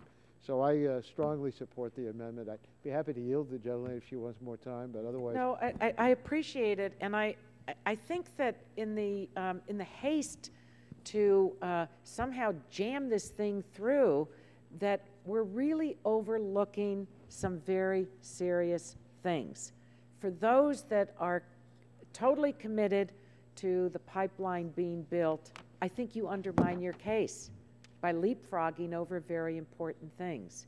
And I mean that sincerely. I mean, at the end of the day, people hold their own views on these things. But I think that this is really an undermining process, and I don't have a good feeling about it. I think it's going to come back to haunt us. So thank you, Mr. Chairman. Thank you. I want to yield. Yes. I want to take back my time Sure. and just point out that this study is going to be done. It's prudent, and it seems to me wise policy. In fact, we owe it to every farmer, rancher, citizen along the proposed path of this pipeline to make sure that adequate safety standards are in place. And this review, if we don't support this, it's consistent with the whole bill that's before us. Don't get the facts. Let's just make the decision. Let's make sure that the XL pipeline can go. We don't want to know what the route's going to be. We don't want to know whether it's safe or not. We're just going to move forward. And then when the study's done, we can find out afterwards that there are safety problems that we didn't know about, and we didn't care enough to hold off at least to get that information. So I strongly support the Eshoo amendment. Yield back. Mr. Upton. Yield back. Before I yield to the gentleman from Kentucky, let me just say that in consultation with Mr. Waxman, we have decided if a recorded vote is asked for this, we will roll it with the other two that are previously ordered, go to Mr. Doyle's amendment, and at that point I understand there's no further amendments and we would have all the votes in sequence. So with that, I'll yield to the gentleman. 5 minutes from Kentucky, Mr. Whitfield. Yeah, it's my understanding that the Section 16 study is simply to review the adequacy of existing regulations, and those regulations apply to any pipeline that is out there. And it would seem to me that if this study comes out and determines that the regulations are not adequate, that Congress would then take action to make sure that the inadequacy is met. And it would not only be applicable to Keystone, but any other pipeline. So the fact that we maybe not support this amendment would not mean that, as Mr. Upton said, when the study comes out, if it shows that we need to do additional things, that we certainly can do it. And I'd like to yield balance my time to Mr. Gingrey. Well, I appreciate the gentleman from Kentucky for yielding. Yes, it seems to me that this amendment that would require the study that's not going to be due for 18 months, if it was going to make any sense, it would require that you stop, cease and desist any transportation of oil in the existing Keystone pipeline. And my understanding is some 700,000 barrels a day are transported through that line right now. It's the same product, is it not? If someone can explain to me that it's a different product, please do.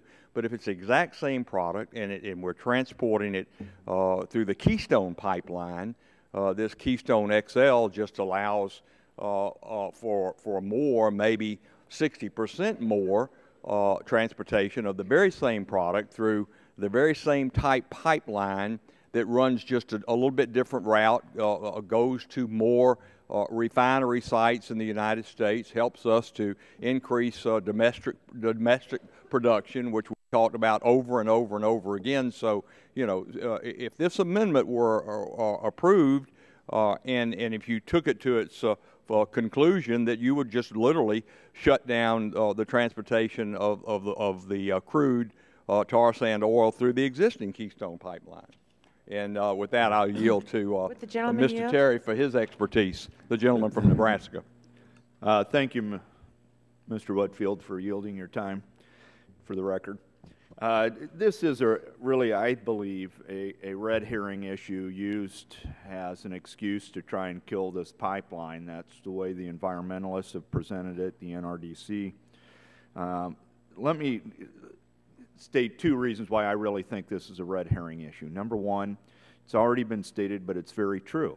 In fact, we discussed that at that PIMSA hearing about how long that heavy crude with bitumen has been transported through pipelines. It's been decades. So the agency recognized that, stated that, was asked then if you've done a study. I mean, you've done a study on something that's been going on for 20, 30, 40 years, maybe even longer. Well, if she wanted one, that's fine. Let's go ahead with one. But they already know the safety and soundness of heavy crude through pipeline using bitumen. So, number two, this is interesting that we keep talking about this leapfrogging, like we're jumping over the environmental study. In fact, I can't jump that high. The 2 feet of environmental impact for this route that PHMSA signed off on, that they had their input in.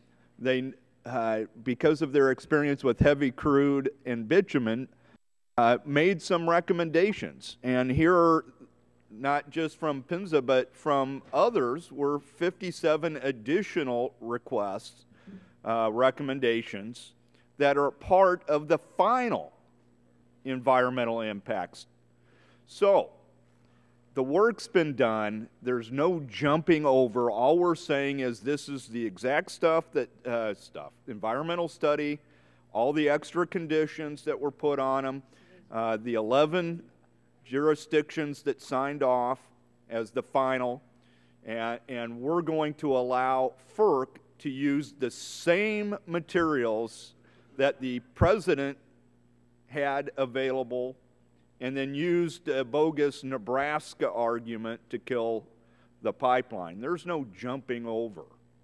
We're letting them use the recommendations. So I'll yield back the rest of my time. Time is expired. Are there other members wishing to speak? Gentlelady from Colorado. Thank you very much, Mr. Chairman. I've been listening with interest to the debate today because I have a crazy view of things like this. I think that we should try to get energy projects built, but we shouldn't make shortcuts on making sure they're done in a safe way. That's just, I know that's a crazy view, but that's my view. That we really need to make sure that we cross all the T's and dot all our I's so that we don't have collateral environmental damage when we do this. And that's why I support Ms. Eshu's amendment, because I don't think that we should really proceed with this pipeline when the Pipeline and Hazardous Materials Safety Administration hasn't reviewed its regulations to make sure that they are sufficient for pipelines transporting tar sands oil. I mean, the bill directs to approve the Keystone XL pipeline. TransCanada and the supporters have repeatedly assured the public and the Congress that we shouldn't worry about the pipeline carrying tar sand sludge through the middle of America and the Ogallala Aquifer because it'll be ultra-safe and ultra-state-of-the-art. The problem is we've heard these kinds of assurances before. In 2008, TransCanada received approval to construct and operate the first Keystone pipeline, which also transports tar sands oil. This pipeline began operation in June of 2010, and we were told this would be state-of-the-art using the very latest safety technologies, and oil spills were expected to occur only once every 7 years. But what happened was, during the first year and a half of operation, the first Keystone pipeline had 14 spills, totaling over 23,000 gallons of oil. The largest one of those was when about 20,000 gallons of oil erupted from the pipeline in North Dakota, and it was a 60-foot geyser of oil. Amazingly, the spill was not detected by TransCanada, but it was reported by a local farmer. And so in response to this spill and others, on June 3, 2011, the Pipeline Safety Agency issued a corrective action order temporarily shutting down the original Keystone pipeline. The agency based this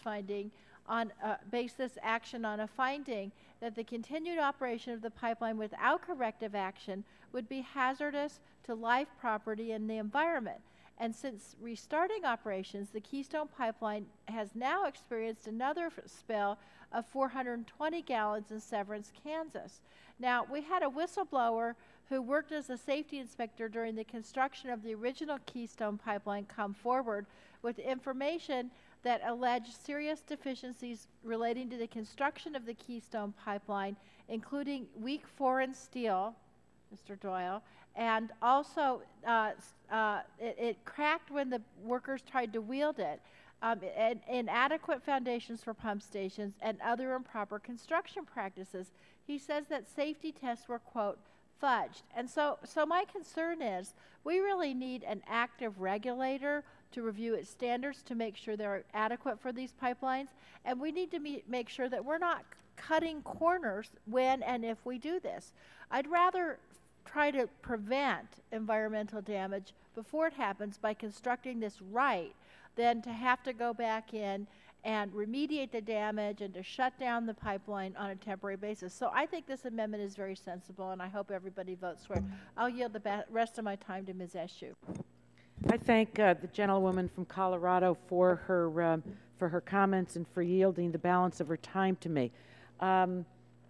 This is going to be the very first time that this large of a pipeline is to be built, I think right coming down the middle of our country, transporting diluted bitumen. It seems to me that the pipes that this stuff is going to travel through should be reviewed by the agency that's responsible for the safety of what travels through the pipes. Now, it was said earlier that we're not leapfrogging over things. You know what? Yes, you are. Look at the base bill. No presidential permit is required for Keystone. You tell FERC that they have to issue a permit for the construction within 30 days of receiving the application. You tell them what you want the outcome can be. You waive other applicable requirements under NEPA. If FERC doesn't act on the permit, then within 30 days of receipt, the permit is deemed to be approved. What kind of legislation is this? If that's not leapfrogging, then I don't know what jumping is. Now, there are members on this side of the aisle that are with you on supporting the pipeline, but they too have reservations about how this is being done. And the warning of the chairman emeritus that the route that you're taking with all of this leapfrogging is going to end up in a mountain of litigation. So I think that this is a sensible, this isn't meant to stop it. I'm not going to stop it because you all are hell-bent to get this thing done no matter what. I'm just saying slow down a little and know whether these pipes are safe enough to carry something that can be highly detrimental. And I thank the gentlewoman for yielding. Gentlelady's time has expired. A gentleman from Oregon. Thank you, Mr. Chairman. And all I know is I'm just glad that not every pipeline sought to be constructed in America requires the approval of Congress or finds its way here, and none of them would get done. I think it's interesting that the Trans-Alaska Pipeline was actually approved by Congress on an expedited schedule, not too dissimilar for this, and this is why, in part, it was built in a fairly rapid time. I was just going through some of the documents as I sat here listening to my colleagues in terms of the conditions for Keystone XL and Keystone Pipeline. And these are the 57 items that were highlighted by our council earlier. And I think it's important because we all want to make sure that this pipeline is built to the highest standards and that there are the requirements that they do that and that they monitor that. And so when you start reading through this, and maybe everybody could, it talks about steel, plate, coil, or scalp quality control and assurance, fracture control, pipe seam quality control requirements, monitoring for seam fatigue from transportation, puncture resistance. For example, steel pipe must be puncture resistant to an excavator weighing up to 65 tons with a general purpose tooth size of 3.54 inches by 0.137 inches. There's a pipe coating, field coating, coatings for trench installation, bends quality. Keystone must obtain and retain certification records of factory induction bends and factory weld bends. All bends, flanges, and fittings must have carbon equivalents equal to or below certain standards. Pipeline design factor, temperature control, overpressure protection control, construction plans and schedule, and then they get into depth of cover. We had this discussion because of the issue involving the farmer. Keystone shall construct the pipeline with soil cover at a minimum depth of 48 inches in all areas except in consolidated rock. The minimum depth in consolidated rock areas is 36 inches. Keystone shall maintain a depth of cover of 48 inches in cultivated areas and 42 inches in all other areas. Cultivated areas where conditions prevent the maintenance of 48 inches of cover, Keystone must employ additional protective measures to alert the public and excavators to the presence of the pipeline. And then they go on into the additional coverage, pressure tests, and the schedule for that. And then the scan rate and a whole schedule there. I'm only at number 25. Alarm management. We heard about leaks. There's alarm priority determinations, authorities and responsibilities, the numbers of alarms are specified, alarm management policies and procedures, leak detection systems are clearly addressed here and specified very thoroughly, and collaboration and maintenance of those sorts of detection systems. Main line and check valve control specifications, cathode protection, corrosion surveys, initial close interval surveys, coating condition, pipeline markers, patrolling. Patrol the right-of-way at the intervals not exceeding 3 weeks, but at least 26 times each calendar year to inspect for excavation activities, ground movement, unstable soil, washouts, leakage, or other activities or conditions affecting the safety operations of the pipeline, on and on and on. And so I think this is above and beyond what I believe is required in the pipeline safety law, and that is part of the final environmental impact statement, which here takes up 6, 7, 8, 9, probably 10 of these giant binders of the work of our federal agencies that said there's no environmental impact. So the basic environmental impact work, the final environmental impact work has been done, other than on this additional route through Nebraska. Once that's chosen, that can be done then. And so I think it's time to get on with it. This is about jobs in America. This is about billions in new tax receipts to our local communities. 20,000, 100,000, you pick the number. The estimates are across the board in terms of real jobs for real Americans. We're talking a lot of blue-collar workers, a lot of trade jobs for pipe fitters and electricians and others that we need in this country. Canada is our best trading partner, bar none. The premier Canada Harper is in China today. China is a huge investor in oil development in Canada. They are on the verge of making the decision to just go a different route and just take this across over to the Pacific and right on out to China. I mean, this is going to come out of Canada. They're going to produce this oil. They're going to make money out. The question is, do we get any of those jobs? Do we get this flow into our part of the world, or does it just get exported into China? Gentleman's time has expired. I'd like to finish this debate so we can get to the next amendment. Mr. Engel is recognized for 5 minutes. Thank you, Mr. Chairman. You know, I'm one of the people that Ms. Eshoo described. I tend to be sympathetic to the pipeline because I do believe that we have tough choices to make. They're not easy. They're not black and white, and they're all shades of gray. And I think basically we can benefit from the pipeline, but I want it done right. I don't want a kangaroo court. I don't want something that's preordained. I want it done right. Now the majority, I've been in the House for a while now, and the majority can do whatever it wants. It's majority rule. I've always felt, even when we were in the majority, that it kind of makes sense to try to broaden the tent to get more people involved with legislation. You can pass whatever you want on a narrow, essentially party line vote, but to me it doesn't make any sense to try to ram this through.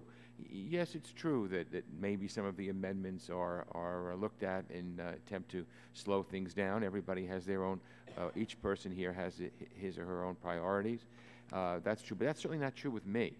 I think what Ms. Eshoo was saying makes sense. So I'm troubled by the legislation because, look, state has it. Mr. Dingell, an amendment we're going to vote on, talks about President Bush's executive order, restoring its executive order.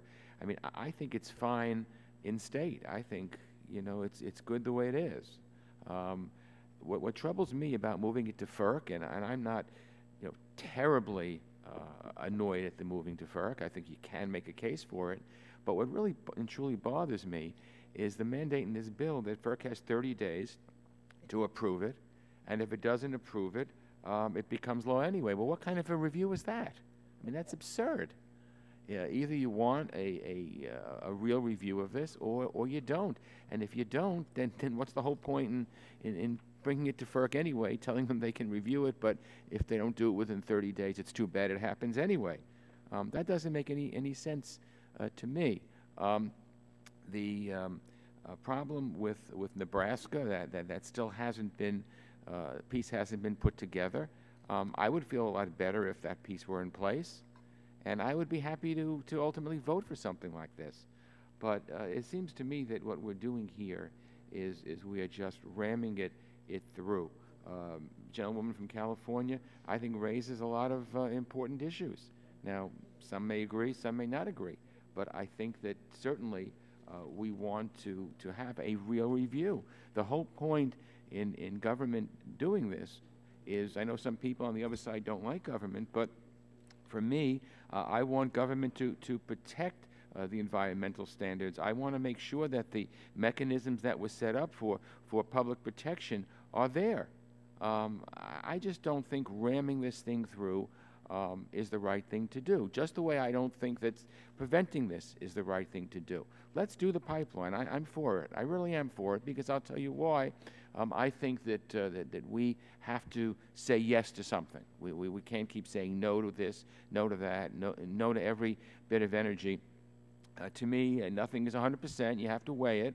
I think on balance, the pipeline is probably a good thing, but not the way we're doing it now, not the way we're doing it in this bill, not the way that we are disregarding any modicum of review to protect the environment, to protect the American people's health and safety. So this is really the wrong way to go, and I'm troubled. I do support the gentlewoman's amendment, and I yield back. Balance of my time. Chairman yields back. Are there other members wishing to speak? If seeing none, the vote will occur on the amendment. Those in favor of the amendment will say aye. Aye. Those opposed will say no. No. The noes appear to have it. The noes appear to have it. The noes have it. Amendment is not agreed to. Gentleman from Pennsylvania. Oh, a recorded vote is asked for. We'll have a recorded vote as part of the other two on notice already. Gentleman from Pennsylvania has an amendment at the desk. Thank you, Mr. Chairman. I have an amendment at the desk. Clerk will report, will say the title of the amendment. Amendment offered by Mr. Doyle of Pennsylvania to the amendment in the nature of the substitute. And the amendment will be considered as read. The staff will circulate the text of the amendment, and the gentleman is recognized for 5 minutes. Thank you, Mr. Chairman. Mr. Chairman, despite all the controversy surrounding this pipeline, I think this is a good opportunity for us to examine some of the claims that the applicant for Keystone XL pipeline has made. Now, let me just say at the very beginning, I support building this pipeline in a way that protects the environment and creates American jobs. And when I first started reading about 800,000 tons of steel to be used in the Keystone XL pipeline, like a lot of other people from my neck of the woods, I was pretty excited about the prospects for U.S. manufacturers, especially steel manufacturers, having U.S. Steel headquartered in my district and being part of the Steel Caucus. So I have to admit I was a little confused when I called up my friends at U.S. Steel, one of the largest U.S. steel manufacturers, and asked them how much of the 800,000 tons of steel in the Keystone Pipeline were they getting. And they told me that they were getting zero, that U.S. Steel didn't have a single order for the Keystone Pipeline. I was puzzled. I had talked to my friends at the Steelworkers Union to find out why they weren't a lot more supportive of this project because of all the steel involved. And I found out that we're not going to see many Steelworkers Union people on this job either. Now, that confused me, and I thought, well, there must be a mistake, because TransCanada has been touting that 75% of the steel in this project is going to be sourced from North America, either Canada or the United States. So I tried to reach out to TransCanada and ask them some clarifying information. I know yesterday here at opening statements, my good friend Tim Murphy, we sit on the Steel Caucus together, was touting the wonderful effects of jobs being created in our country in the steel industry, and I share that concern with Tim. We've worked very hard to help U.S. steel manufacturers. So I reached out to the permit applicant, TransCanada, and several other sources to try to get some clarifying information on where this 75% of the steel used in the Keystone Pipeline, domestically sourced from North America, would be. Unfortunately, the best answer I could get seems to be that there's a single pipe manufacturer in Little Rock, Arkansas, that's providing most of the steel for this pipeline. Now, the trouble with that is the manufacturer doesn't actually use U.S. or North American steel to make their pipe. In fact, the Little Rock plant very clearly told me that they make their pipe out of foreign steel. In fact, they have already imported 148 miles of ready-made pipe from India. So that's sitting on their lot right now. And then the rest of the steel for which they will make pipe, it's sitting there in slabs in Little Rock, comes from foreign sources, not the United States, not Canada.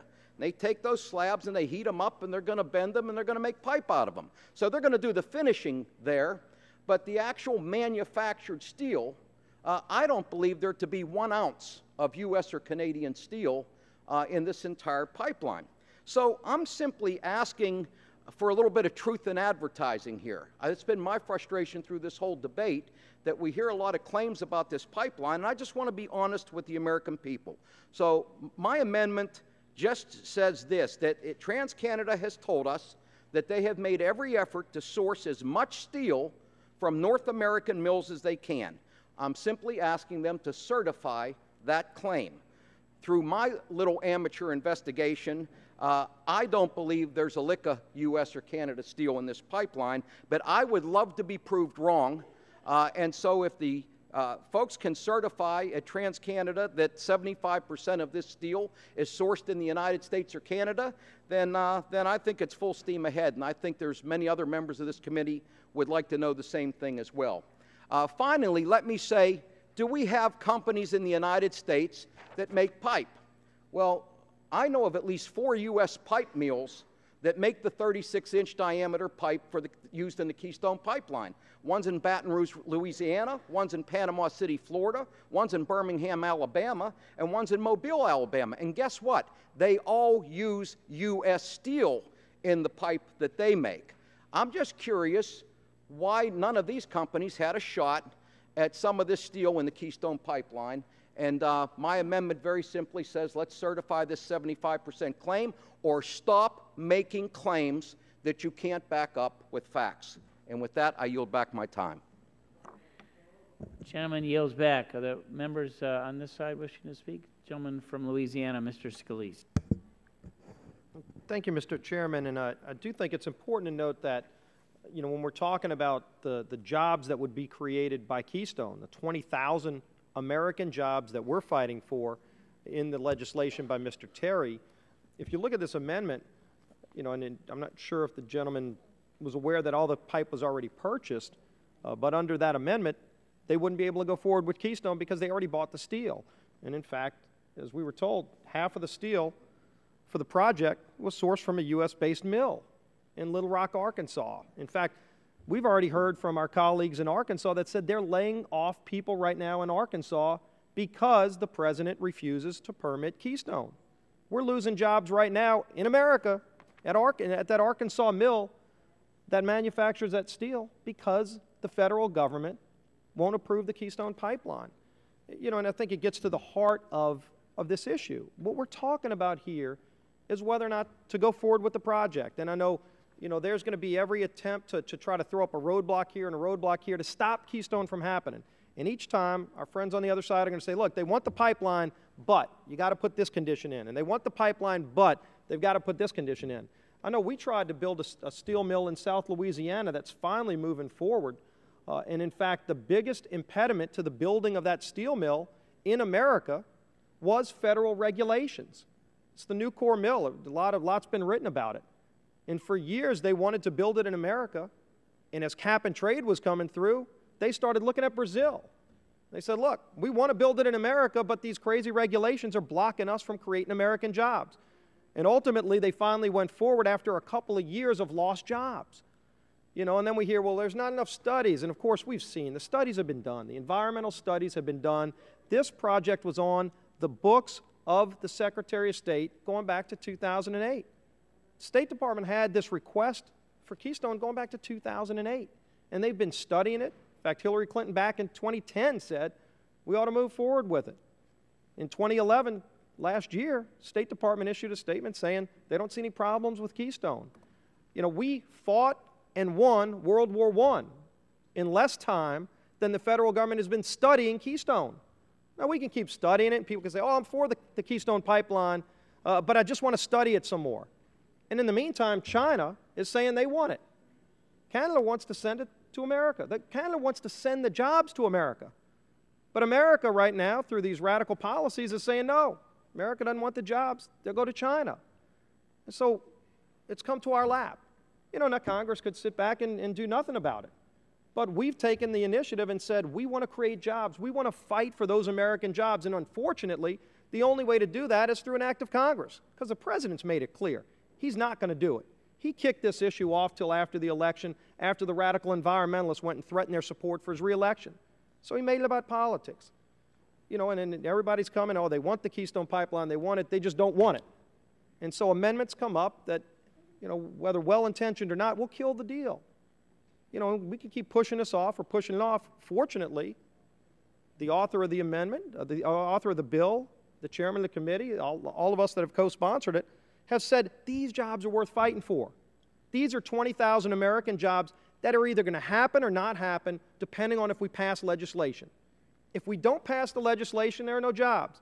You know, now I know the President's narrative is, you know, he wants to campaign against a do-nothing Congress. He wants to do anything to keep a focus away from his policies. And so if Congress actually does something, Congress passes a jobs bill, this Keystone bill, then it'll create 20,000 jobs. You know, it's unfortunate that the President just would rather the narrative that Congress is doing nothing. And I guess some in Congress can block this. They'll find excuses and, you know, wait for more studies, and we could study it and study it. In the meantime, China's going to get the oil, and China's going to get the jobs. And so we've come to a point where we got to say, do we either want it or not? And if we want it, if you're going to say, I want it, but I want the President to decide it, well, the President's made that decision. The President said he doesn't want it, at least before the election, which means we won't get it. Because after the election, it's going to China. So the President's decided what he wants. The question is that we've got to answer is, are we willing to fight for those American jobs anyway, even if the President doesn't want them? And he's made it clear, and the stakes are clear. The Canadian Prime Minister, who's a friend of ours, expressed how offended he was when the President rejected Keystone. And so we know the steel's already been purchased. That's a fact. And we know that as much of it as they could get from America, they did. The rest they got from Canada. Some of it they got from Arkansas. And now Arkansas is laying people off. So are we going to fight for these jobs and pass the bill, or are there going to just be games played to try to delay this, run the clock out, and let China get the jobs? I yield back the balance of my time. Gentleman's time has expired. The gentlelady from Illinois is recognized for 5 minutes. Thank you, Mr. Chairman. I yield my time to Mr. Doyle. Thank you very much. I want to make a couple points that based on what Mr. Scalise said. Let's understand something. The steel is not being manufactured in Little Rock, Arkansas. There is no steel being manufactured there. They are taking steel that's already been manufactured in a foreign country, heating it up and bending it and welding the seams.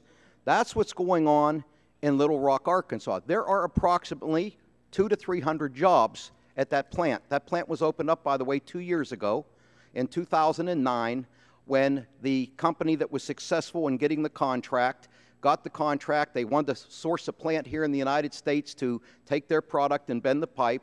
And that's how long it's run by a fine gentleman from Pittsburgh whose parents live in my district. And I know a little bit about what's going on down there. Look, you can say everything you want to say. For me, it's simple. I know that you're not going to vote for this amendment.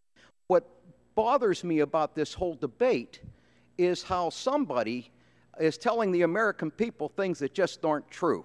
And I'm not, you know, we get our information from the people we ask to get our information from. And it took me a long time to get a straight answer from the permit applicant. Well, I actually never did get a straight answer on just exactly where this 75% is. Now, I think one or two things should happen. They should either stop saying this, stop telling the American people, or creating this illusion that there's all this U.S. manufacturing going on in steel when not a single ounce of that steel is made in this country. They have every right to use foreign steel. I just want to say that. This is a private project, and they can buy their steel anywhere they want to buy it. That is their right, and I'm not being critical of that. I'm sure the company providing the steel is a fine company, okay?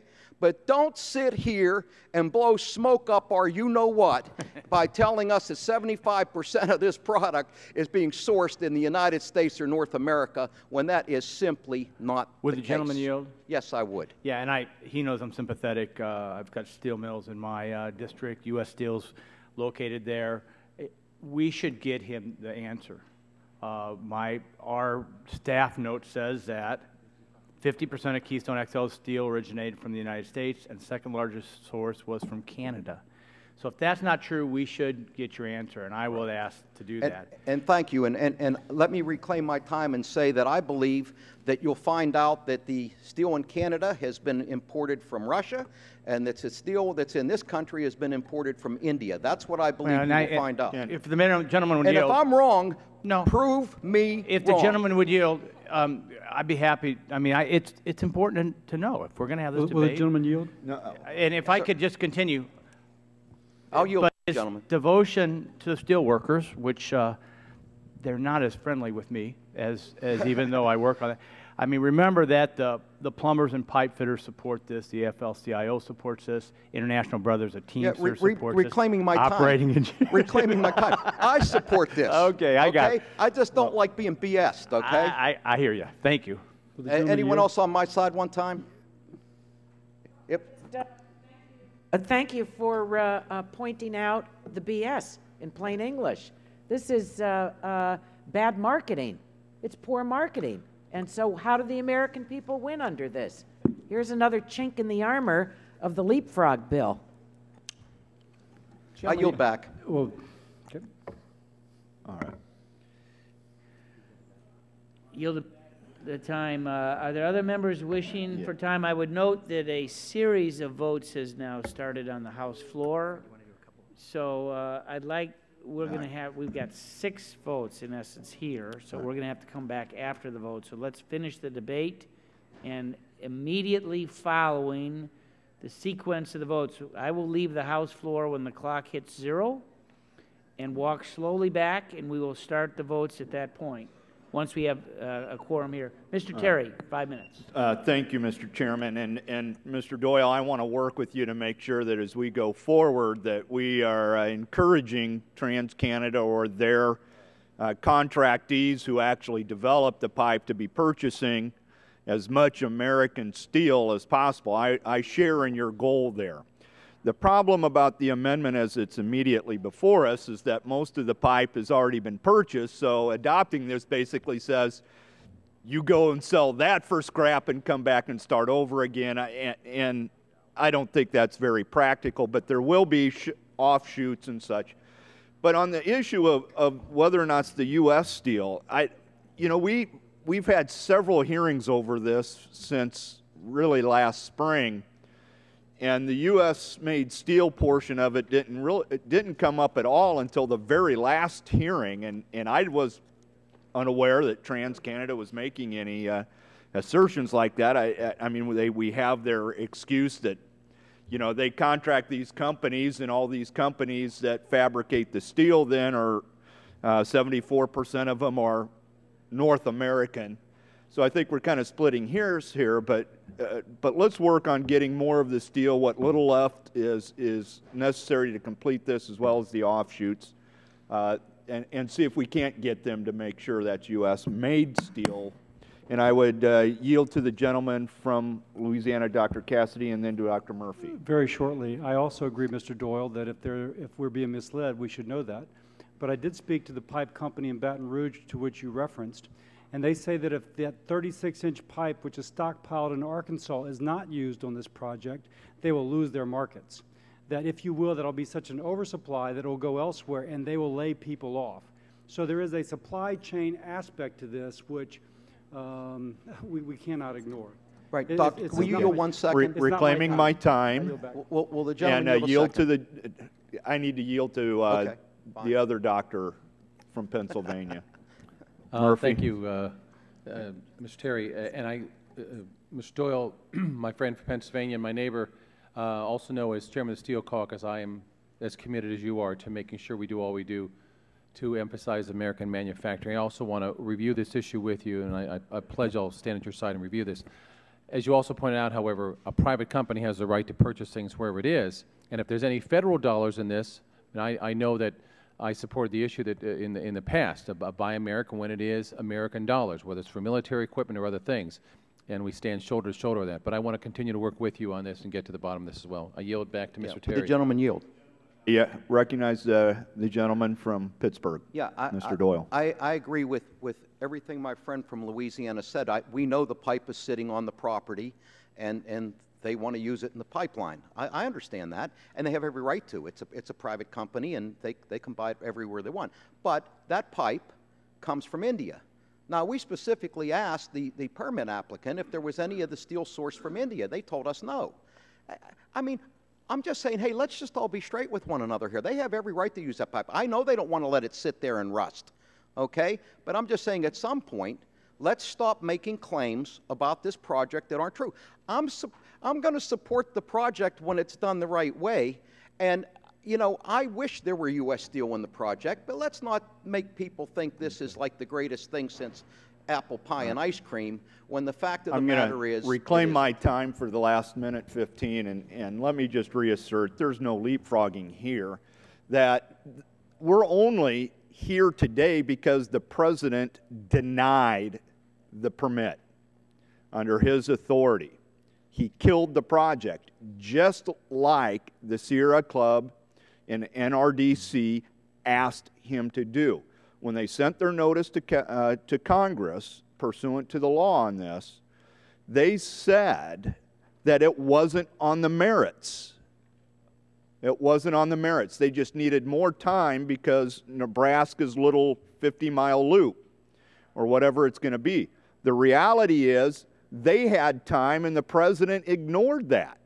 We heard the testimony from the State Department said that we demanded they had the decision by February 21st, and because Nebraska, we had to kill it. Bull. They had all the time they needed on Nebraska. So the reality is, everything that they said isn't that they needed is sitting right here and will be part of what FERC bases their decision off of as well. So the information's there. They've already said that it's not based on environmental issues, the denial, or anything else. The reality it was because they don't want to make a decision before the election. Mr. Chairman. Gentleman's time has expired. Gentleman from California, Mr. White. Thank you, Mr. Chairman. I just want to correct the record. Republicans are using this as a political ping pong for themselves, saying the President's against it, the President's stopping it, the President's costing us jobs. That's just not true. It's all politics. The President said he wanted more information. He didn't say he was against the pipeline. He said he wanted more information. Republicans wanted to force him to decide the issue. So they held up a bill for people's unemployment insurance and for middle-class tax cuts until they got a provision in there saying he had to decide it within 60 days. They assumed he would have to decide it in favor. But the President said, no, I don't have to decide it in favor. I'm entitled to get the information, and after I get the information to make the decision. Now that the President said he wouldn't decide it on their timetable, the Republicans are saying, let's pass this bill as an earmark, an extraordinary earmark, that Congress would adopt approval of this pipeline. Oh, they'll turn it over to the Federal Energy Regulatory Commission and give them 30 days. But if they can't decide in 30 days, it's approved.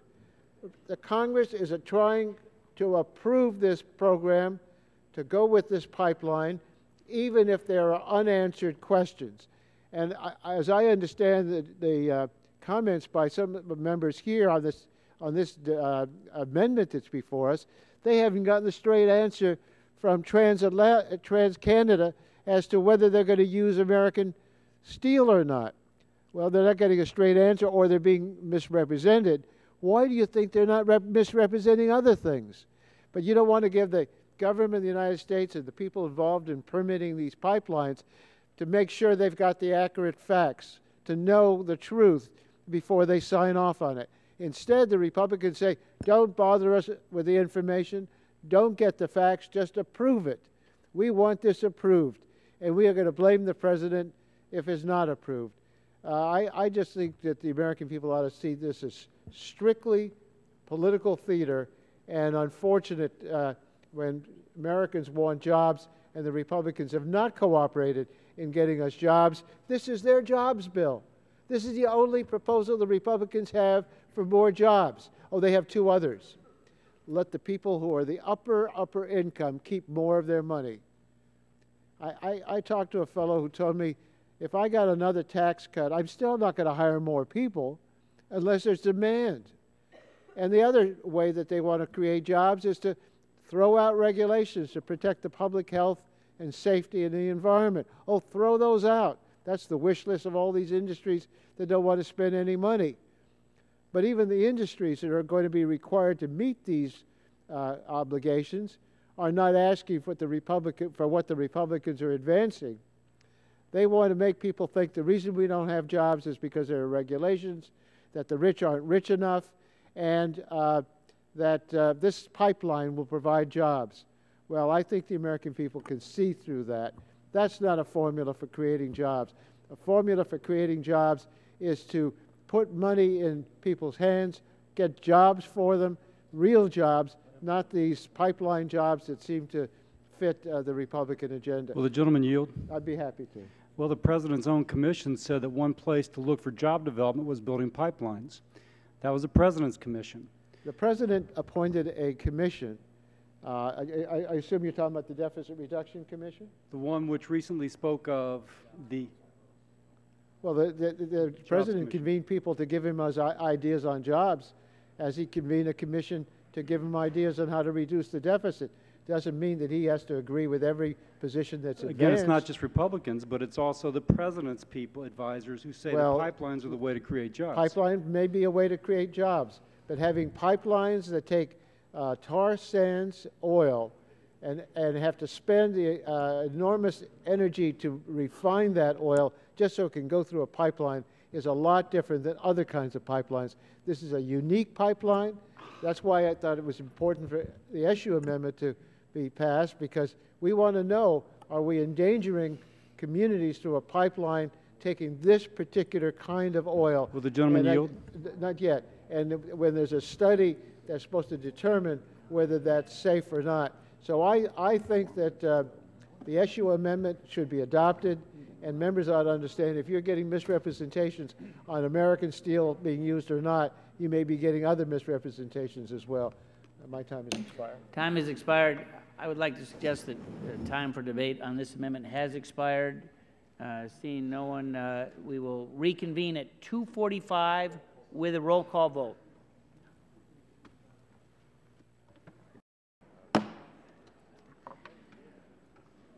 Okay, when we concluded before the votes finished or concluded, we had agreed that all time of debate has now finished, and we are prepared to vote on the rolled votes on the amendments that were offered to the bill.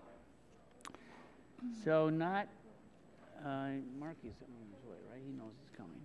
So the order of amendments in the sequence was the amendment offered by Mr. Markey, then Mr. Dingell, Ms. Eshoo, and Mr. Doyle. And so I will ask, at this point, I'll ask the clerk to call the roll on the Markey amendment, and would ask her, particularly on this first amendment, to go reasonably slow to allow all members to be able to vote. Not too terribly slow, but reasonably slow. With that, the vote will occur on the Markey amendment. Mr. Barton. Mr. Stearns. Mr. Whitfield. Mr. Whitfield votes no. Mr. Shimkus. Mr. Shimkus votes no. Mr. Pitts. Mr. Pitts votes no.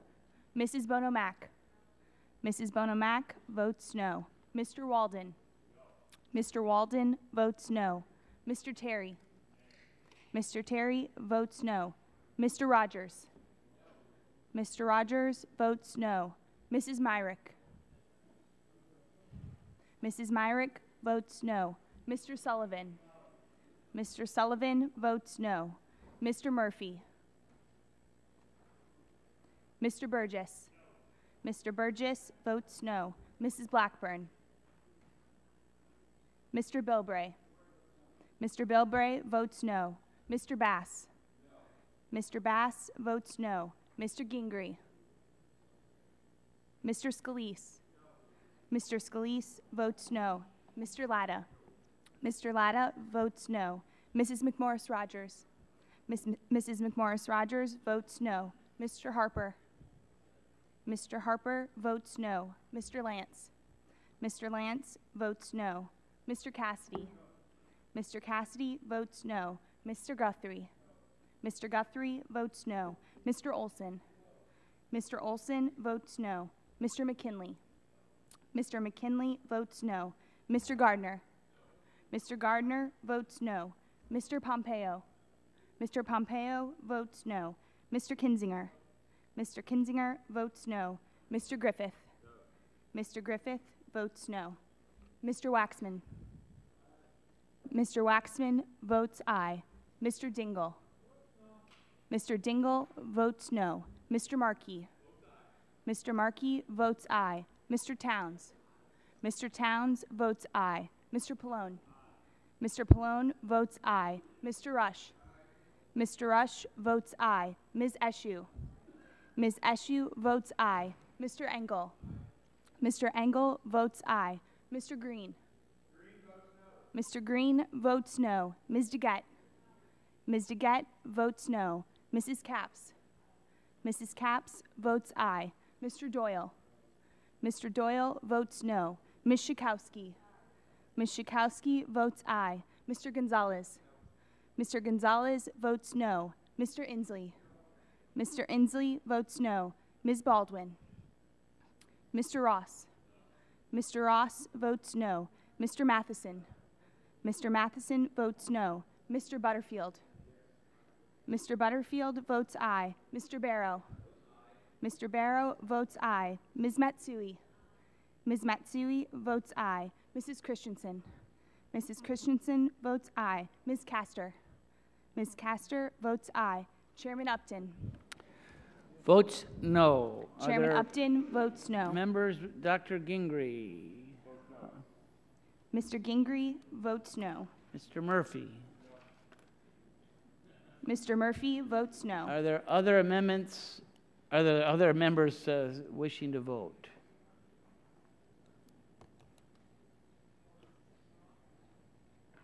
Seeing none, the clerk will report the tally.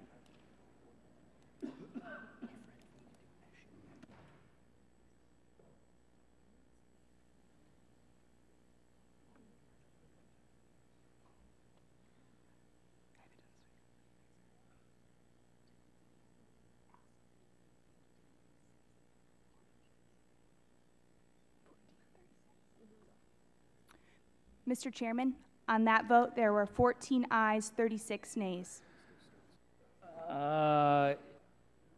Ask that Mr. Stearns be recorded. Mr. Stearns votes no. And are there any other members? Okay, the clerk now will. Mr. Chairman, on that vote, there were 14 ayes, 37 nays. 14 ayes, 37 nays. The amendment is not agreed to. The next vote will be on the Dingle amendment. The clerk will call the roll. Mr. Barton. Mr. Stearns. Mr. Stearns votes no. Mr. Whitfield. Mr. Whitfield votes no. Mr. Shimkiss.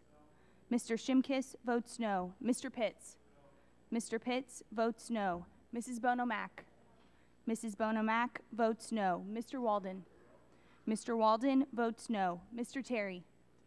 Mr. Terry votes no. Mr. Rogers. Mr. Rogers votes no. Mrs. Myrick. Mrs. Myrick votes no. Mr. Sullivan. Mr. Sullivan votes no. Mr. Murphy. Mr. Murphy votes no. Mr. Burgess. Mr. Burgess votes no. Mrs. Blackburn. Mr. Bilbray. Mr. Bilbray votes no. Mr. Bass?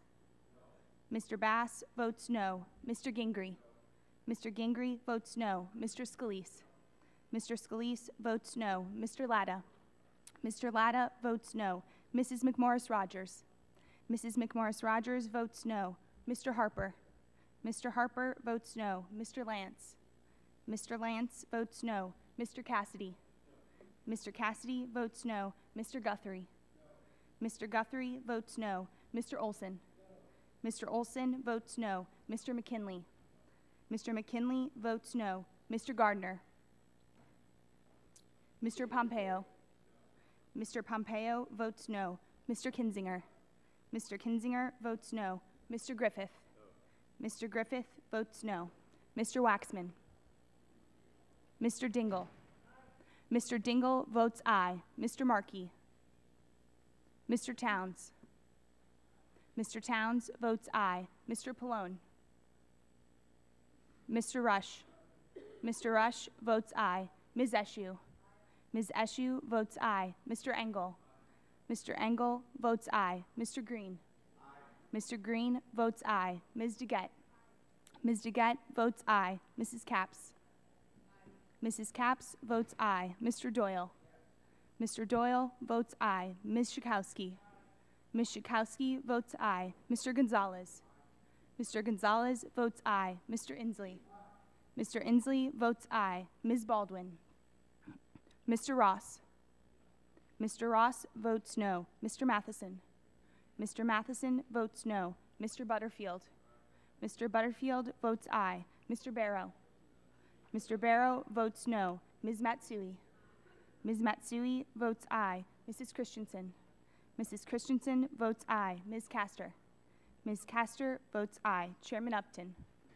Votes no. Other Chairman members Upton votes no. Other members wishing, Mr. Barton? Mr. Barton votes no. Ms. Blackburn? Mrs. Blackburn votes no. Mr. Gardner? Mr. Markey? Mr. Gardner votes no. Mr. Markey votes aye. Mr. Pallone? Mr. Pallone votes aye. Other members wishing to cast a vote? Seeing none, the clerk will report the tally.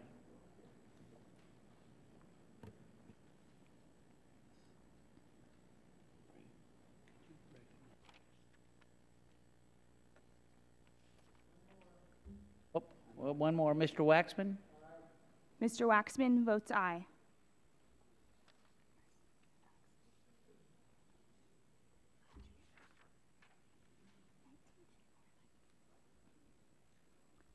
Mr. Chairman, on that vote, there were 19 ayes, 34 nays. 19 ayes, 34 nays? Correct.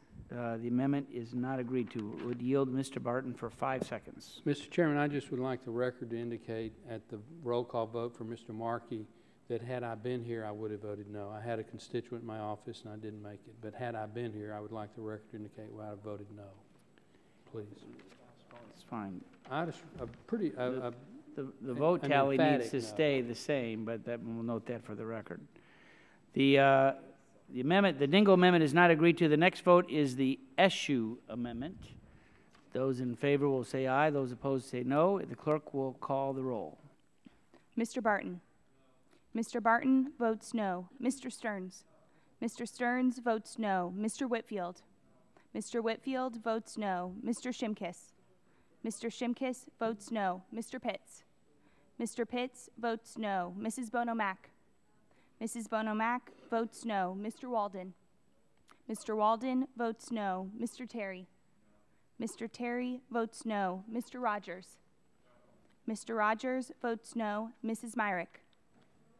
Mrs. Myrick votes no. Mr. Sullivan? Mr. Sullivan votes no. Mr. Murphy? Mr. Murphy votes no. Mr. Burgess? Mr. Burgess votes no. Mrs. Blackburn? Mrs. Blackburn votes no. Mr. Bilbray? Mr. Bilbray votes no. Mr. Bass? Mr. Bass votes no. Mr. Gingrey? Mr. Gingrey votes no. Mr. Scalise? Mr. Scalise votes no. Mr. Latta? Mr. Latta votes no. Mrs. McMorris Rogers? Mrs. McMorris-Rogers votes no. Mr. Harper. Mr. Harper votes no. Mr. Lance. Mr. Lance votes no. Mr. Cassidy. Mr. Cassidy votes no. Mr. Guthrie. Mr. Guthrie votes no. Mr. Olson. Mr. Olson votes no. Mr. McKinley. Mr. McKinley votes no. Mr. Gardner. Mr. Gardner votes no. Mr. Pompeo. Mr. Pompeo votes no. Mr. Kinzinger. Mr. Kinzinger votes no. Mr. Griffith. Mr. Griffith votes no. Mr. Waxman. Mr. Waxman votes aye. Mr. Dingle. Mr. Dingle votes aye. Mr. Markey. Mr. Markey votes aye. Mr. Towns. Mr. Towns votes aye. Mr. Pallone. Mr. Pallone votes aye. Mr. Rush. Mr. Rush votes aye. Ms. Eshue. Ms. Eshue votes aye. Mr. Engel. Mr. Engel votes aye. Mr. Green. Mr. Green votes aye. Ms. DeGette. Ms. DeGette votes aye. Mrs. Capps. Mrs. Capps votes aye. Mr. Doyle. Mr. Doyle votes aye. Ms. Schakowsky. Ms. Schakowsky votes aye. Mr. Gonzalez. Mr. Gonzalez votes aye. Mr. Ensley. Mr. Ensley votes aye. Ms. Baldwin. Mr. Ross. Mr. Ross votes no. Mr. Matheson. Mr. Matheson votes no. Mr. Butterfield. Mr. Butterfield votes aye. Mr. Barrow. Mr. Barrow votes no. Ms. Matsui. Ms. Matsui votes aye. Mrs. Christensen. Mrs. Christensen votes aye. Ms. Castor. Ms. Castor votes aye. Chairman Upton. Votes no. Chairman Upton votes no. Other members wishing to cast a vote? Seeing none, the clerk will report the tally.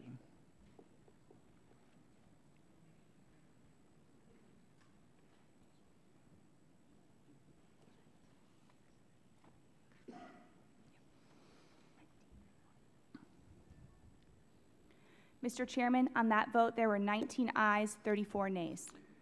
19 ayes, 34 nays. The amendment is not agreed to. The next vote will occur on the Doyle amendment, and those in favor will say aye. Those opposed say no. The clerk will call the roll. Mr. Barton. Mr. Barton votes no. Mr. Stearns.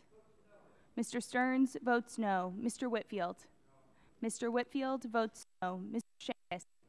Mr. Shimkus votes no. Mr. Pitts. Mr. Pitts votes no. Mrs. Bonomack. Mrs. Bonomack votes no. Mr. Walden. Mr. Walden votes no. Mr. Terry. Mr. Terry votes no. Mr. Rogers. Mr. Rogers votes no. Mrs. Myrick.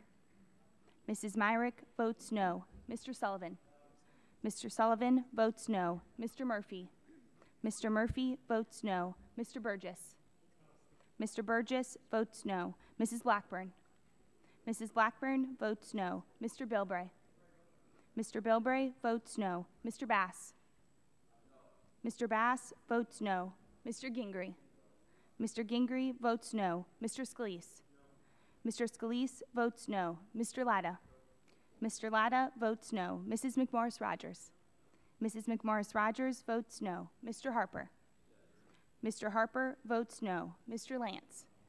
Mr. Lance votes no. Mr. Cassidy. Mr. Cassidy votes no. Mr. Guthrie. Mr. Guthrie votes no. Mr. Olson. Mr. Olson votes no. Mr. McKinley. Mr. McKinley votes no. Mr. Gardner. Mr. Gardner votes no. Mr. Pompeo. Mr. Pompeo votes no. Mr. Kinzinger. Mr. Kinzinger votes no. Mr. Griffith. Mr. Griffith votes no. Mr. Waxman. Mr. Dingle. Mr. Dingle votes aye. Mr. Markey. Mr. Markey votes aye. Mr. Towns. Mr. Towns votes aye. Mr. Pallone. Mr. Pallone votes aye. Mr. Rush. Mr. Rush votes aye. Ms. Eshue. Ms. Eshue votes aye. Mr. Engel. Mr. Engel votes aye. Mr. Green. Mr. Green votes aye. Ms. DeGette. Ms. DeGette votes aye. Mrs. Capps. Mrs. Capps votes aye. Mr. Doyle. Mr. Doyle votes aye. Ms. Schakowsky. Ms. Schakowsky votes aye. Mr. Gonzalez. Mr. Gonzalez votes aye. Mr. Inslee. Mr. Inslee votes aye. Ms. Baldwin. Mr. Ross. Mr. Ross votes no. Mr. Matheson. Mr. Matheson votes no. Mr. Butterfield. Mr. Butterfield votes aye. Mr. Barrow. Mr. Barrow votes aye. Ms. Matsui. Ms. Matsui votes aye.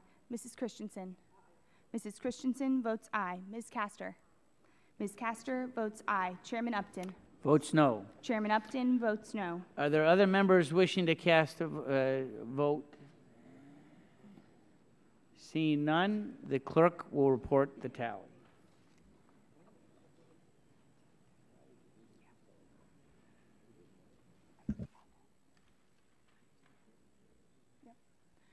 Mr. Chairman, on that vote, there were 19 ayes, 33 nays. 19 ayes, 33 nays. The amendment is not agreed to. The question now is on the amendment in the nature of a substitute. All those in favor will say aye. Aye. All those opposed say no. Opinion of the chair, the ayes have it, the ayes have it, the ayes have it. Now, the question occurs on favorably reporting the bill as amended to the House. All those in favor will say aye. Aye. Those opposed say no. The ayes appear to have it. Roll call vote is requested. This will be the last vote of the day. The clerk will call the roll. Mr. Barton. Aye. Mr. Barton votes aye. Mr. Stearns. Mr. Stearns votes aye. Mr. Whitfield. Mr. Whitfield votes aye. Mr. Shimkus. Mr. Shimkus votes aye. Mr. Pitts. Mr. Pitts votes aye. Mrs. Bonomack. Mrs. Bonomack votes aye. Mr. Walden. Mr. Walden votes aye. Mr. Terry. Mr. Terry votes aye. Mr. Rogers. Mr. Rogers votes aye. Mrs. Myrick. Mrs. Myrick votes aye. Mr. Sullivan. Mr. Sullivan votes aye. Mr. Murphy. Mr. Murphy votes aye. Mr. Burgess. Mr. Burgess votes aye. Mrs. Blackburn. Mrs. Blackburn votes aye. Mr. Bilbray. Mr. Bilbray votes aye. Mr. Bass. Mr. Bass votes no. Mr. Gingrey.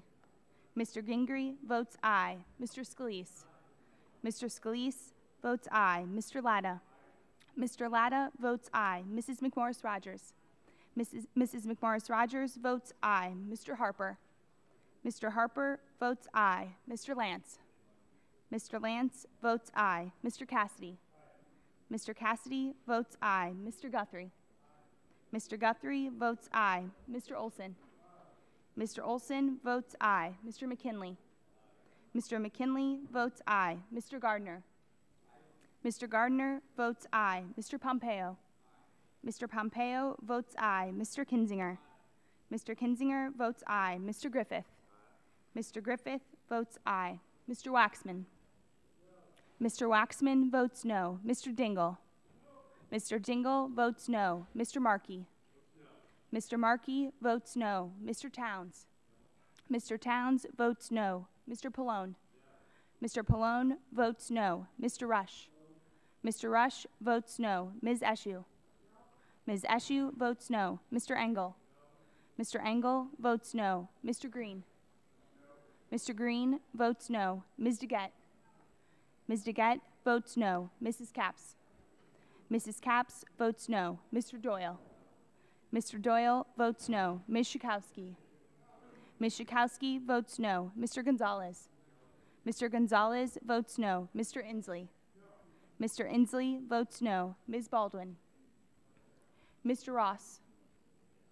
Mr. Ross votes aye. Mr. Matheson. Mr. Matheson votes aye. Mr. Butterfield. Mr. Butterfield votes no. Mr. Barrow.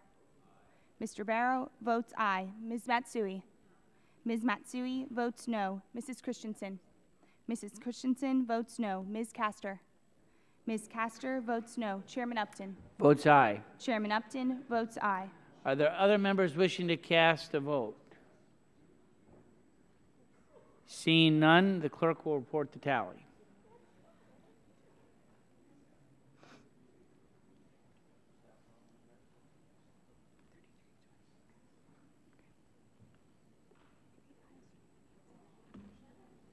Mr. Chairman, on that vote, there were 33 ayes, 20 nays.